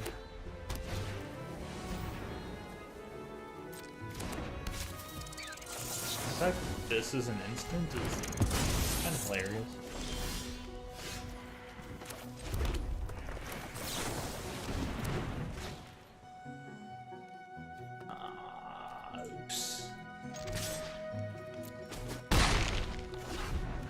Different card. I won the Ratcatcher trainee.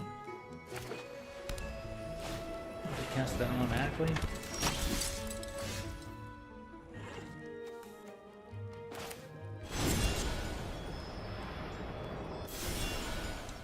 Well, this thing's a 3/1. Go ahead, block. Oh, there's. I'll give him a on that. We hear Winer's fan glaze.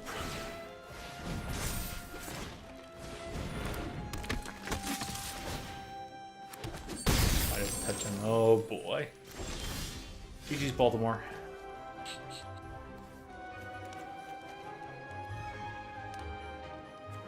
That's a 4-mana thing.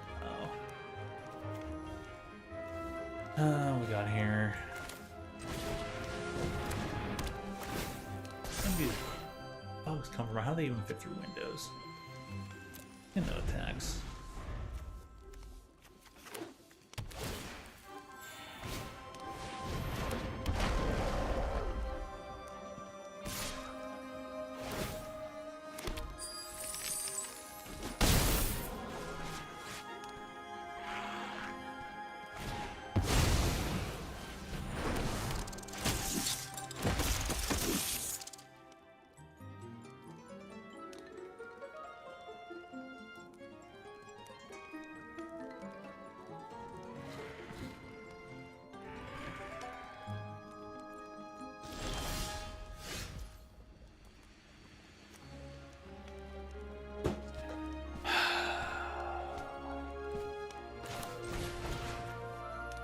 Like, just through that thing.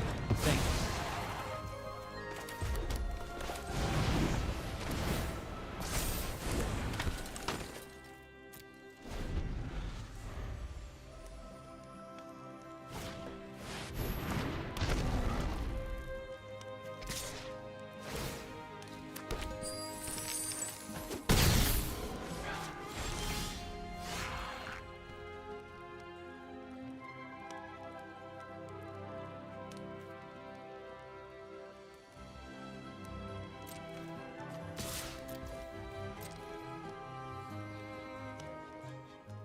I will always be able to get my 2 free damage.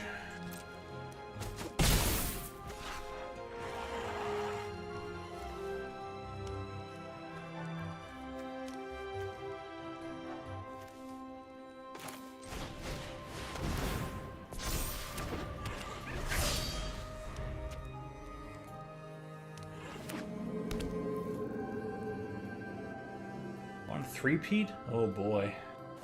How many do they already have?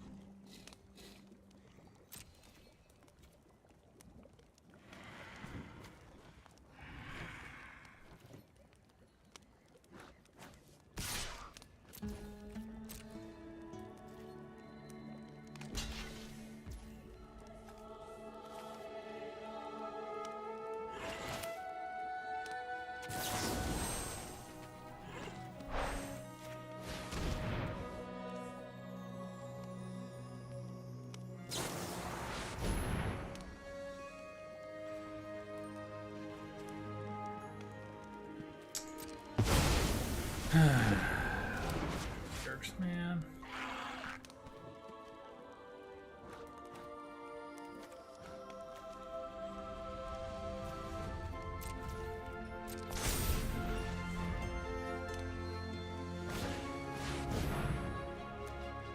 Why does that get to be like an instant?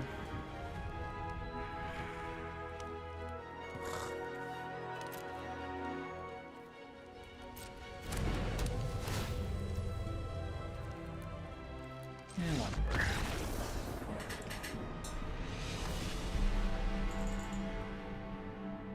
When jump starts, kind of bleh.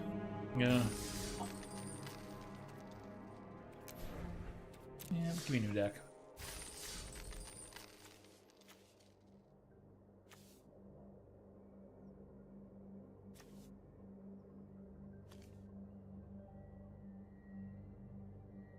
Threshold, for the new, what bats?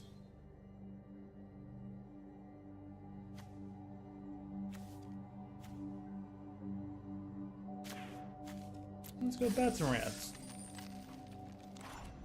Working well, right?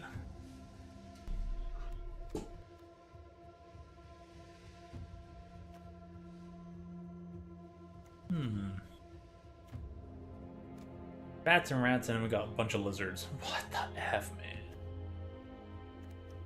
Does work with the bat stuff. Okay, yeah, that's what we're working with.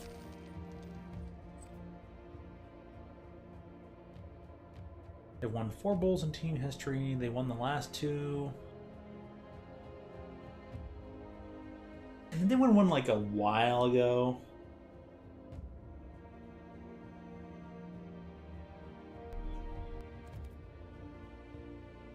Yeah, if they got the right team chemistry, they can, yeah, they're going to do whatever.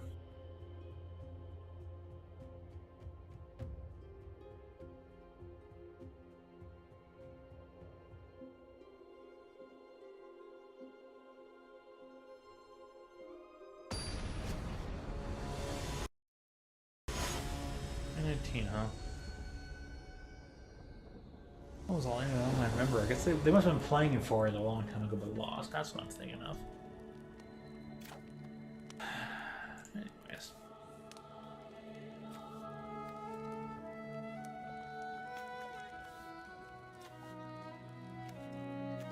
No flavor text? Oh, that's weird. Still very playable, so yeah.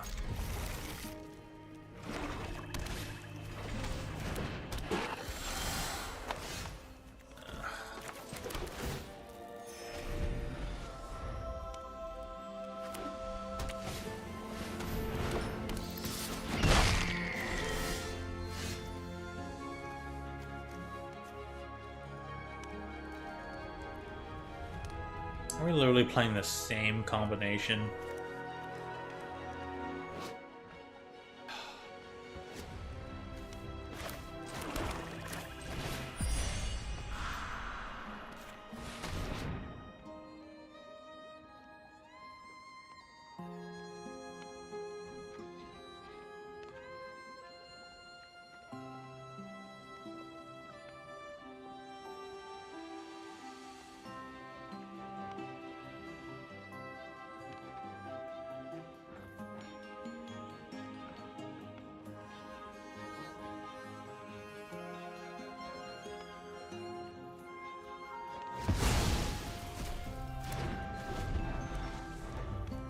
Okay.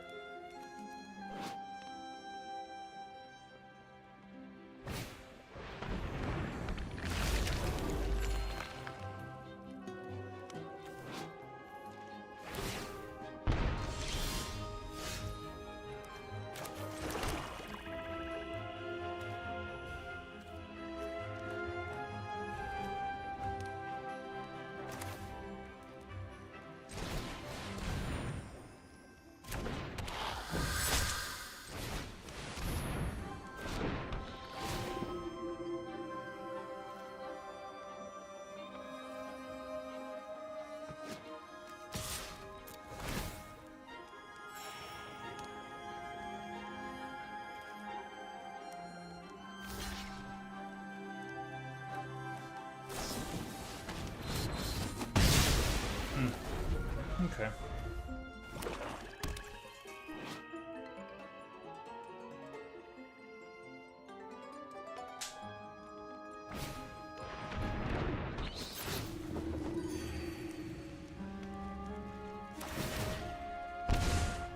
Well, yeah.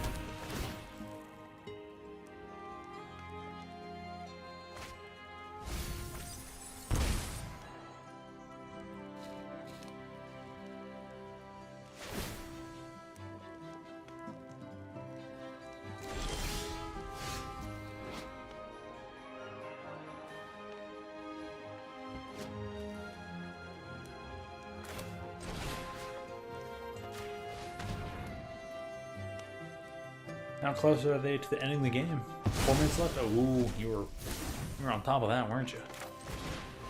Still on that.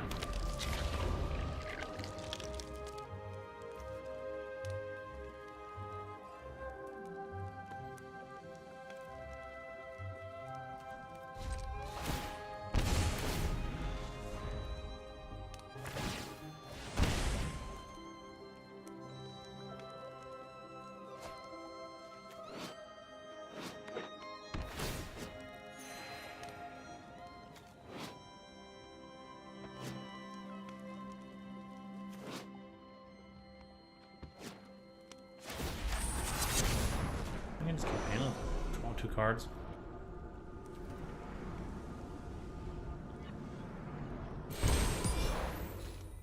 Oh, I just get to keep reactivating it.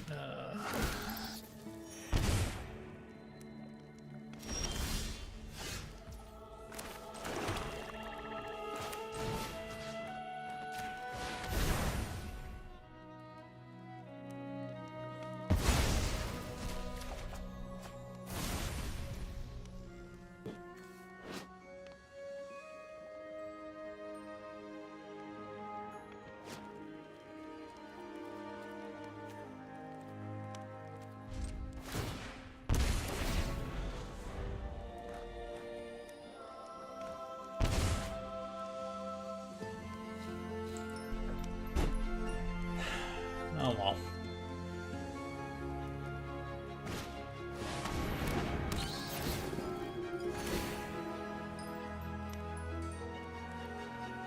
I feel like 0 here. What am I fighting for?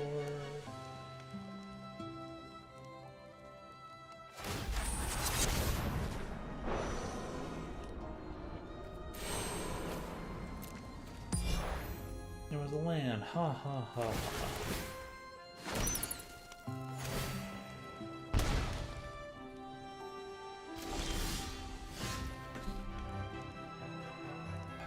Land anyways, okay.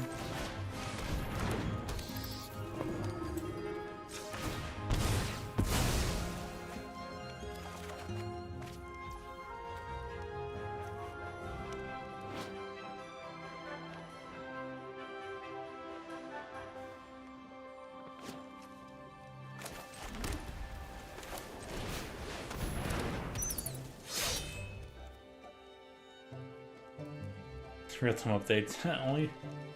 only from Braden here. Not even from Double G streams. All Braden soon.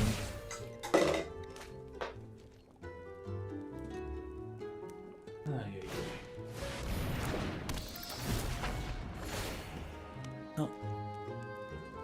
Ends that Ghost Energy cannon. I'm glad that the one store selling them for $2.19.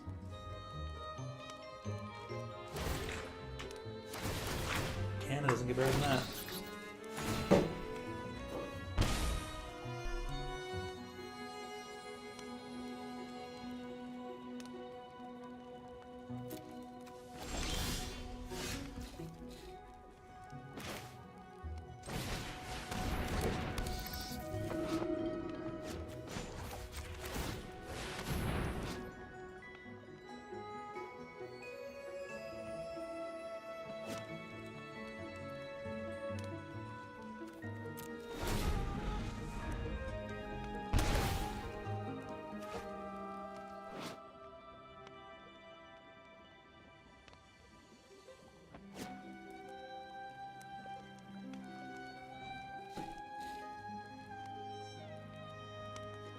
Ay, ay, ay.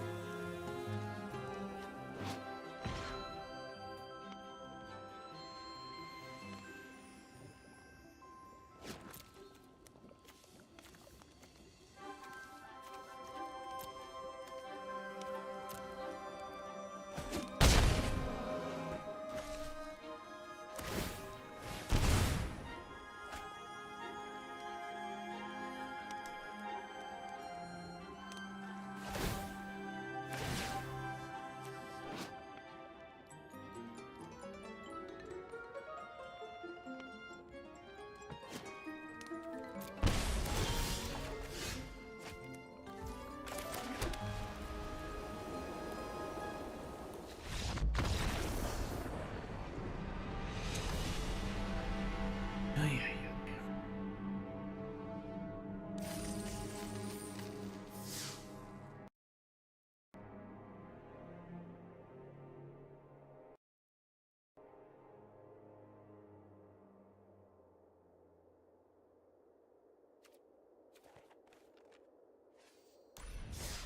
I guess I won't been playing any jumping for a while. Actually, I want to see something here. Want another card design award thing if I win? I'll try one more time, but it's kind of pointless. Arg. You know, sometimes just arg.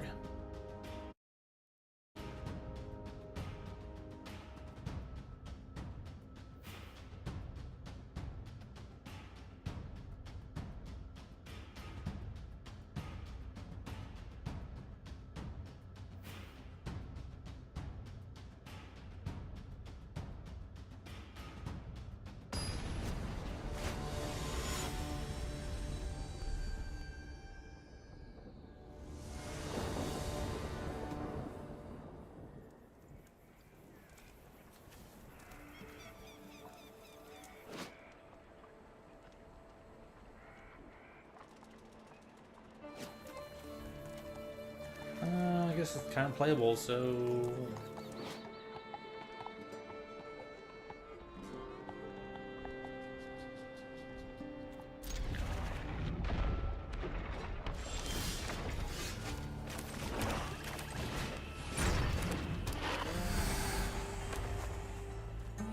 Very aggressive start.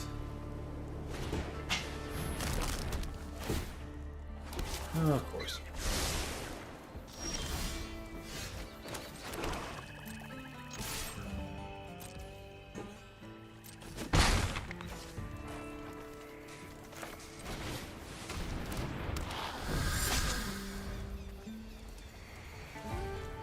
Lizard, lizard. In the bats and rats deck. Okay.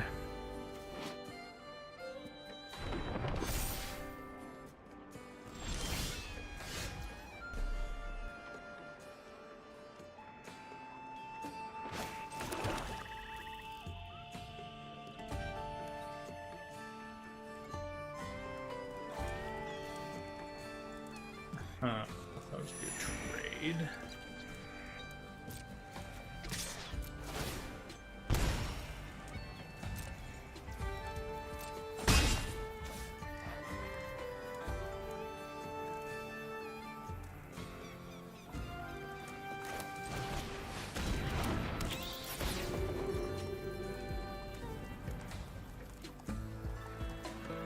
I don't need the fourth mana right now.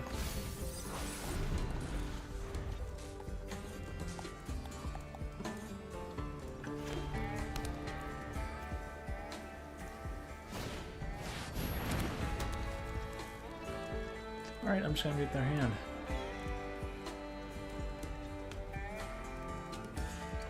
Wow, that's quite the update. Thank you, Brain.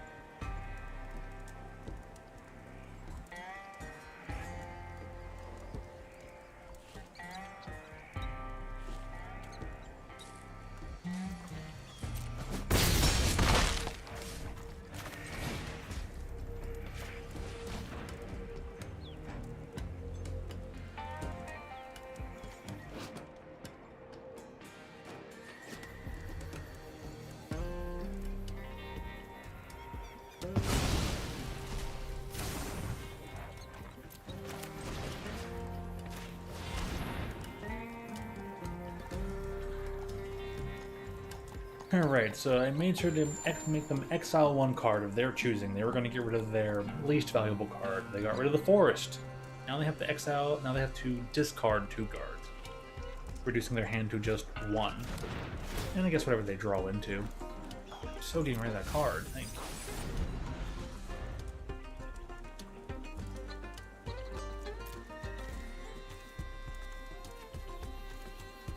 So I surveilled a plains away, got a plains anyways, and then surveilled a 3rd plains in a row. Yeah, sure.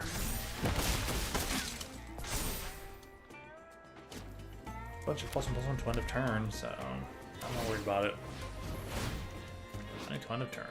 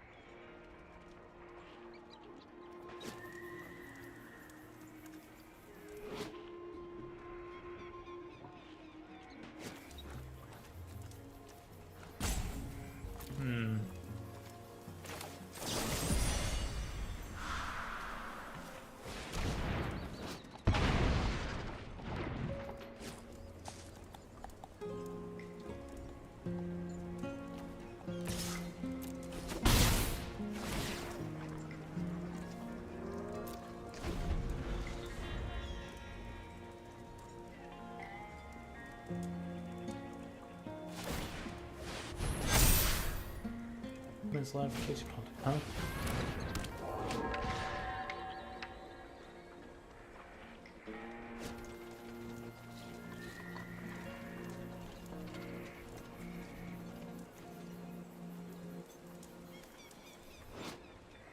Oh, they leveled that up. Ah, I see.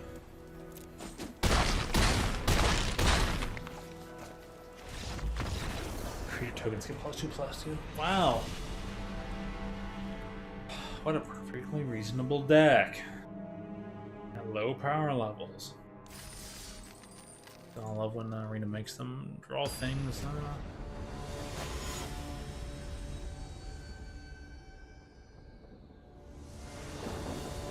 Okay. Wow, interesting username.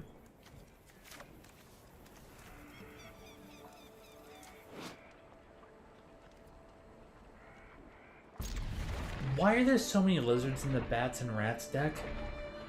Literally, the deck was called bats and the other one was called rats, and then we have 3 lizards in the opening hand.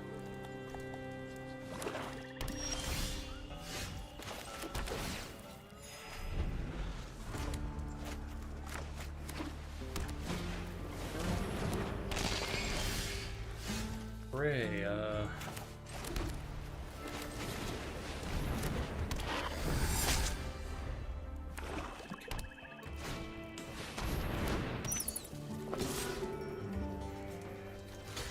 block.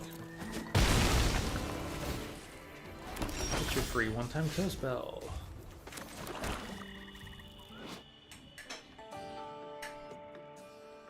Okay, so we'll do this guy, that guy.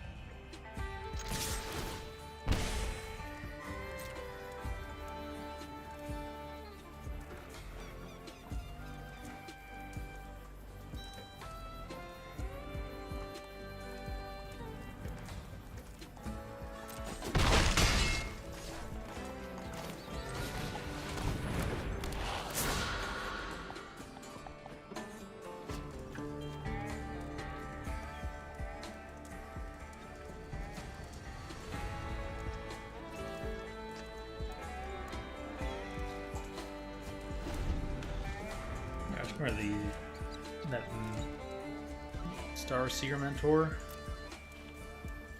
That's like the biggest late game thing that they have. Everything else is kind of just kill spells.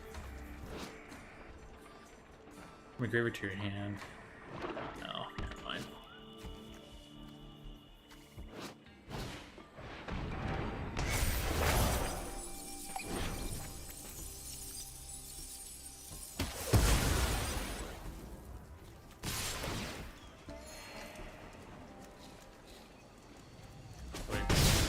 Really didn't matter what I selected. I just had a super winning hand.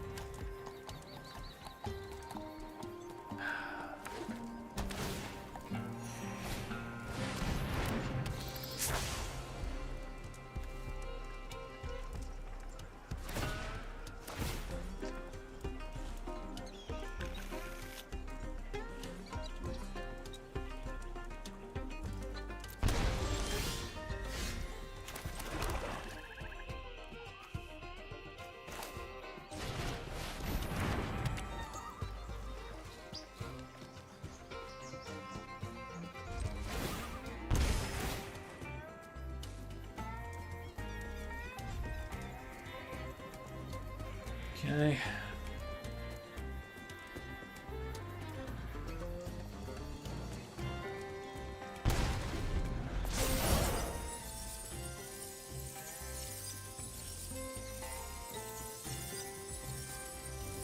Oh.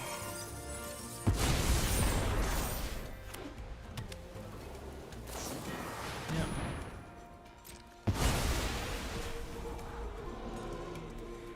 Not surprised there.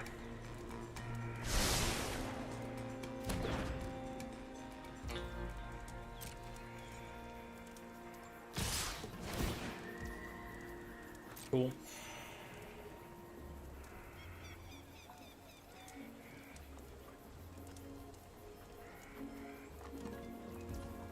Okay, what are we waiting for?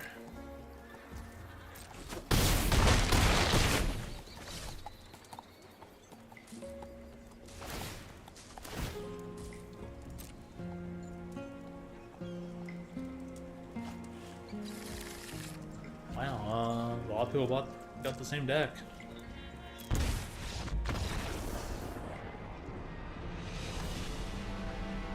That 2 or 3 matches that put me up against Bats deck. Okay, well, I'll just call it a night. But I guess it was a good time while it lasted. Kinda, sorta.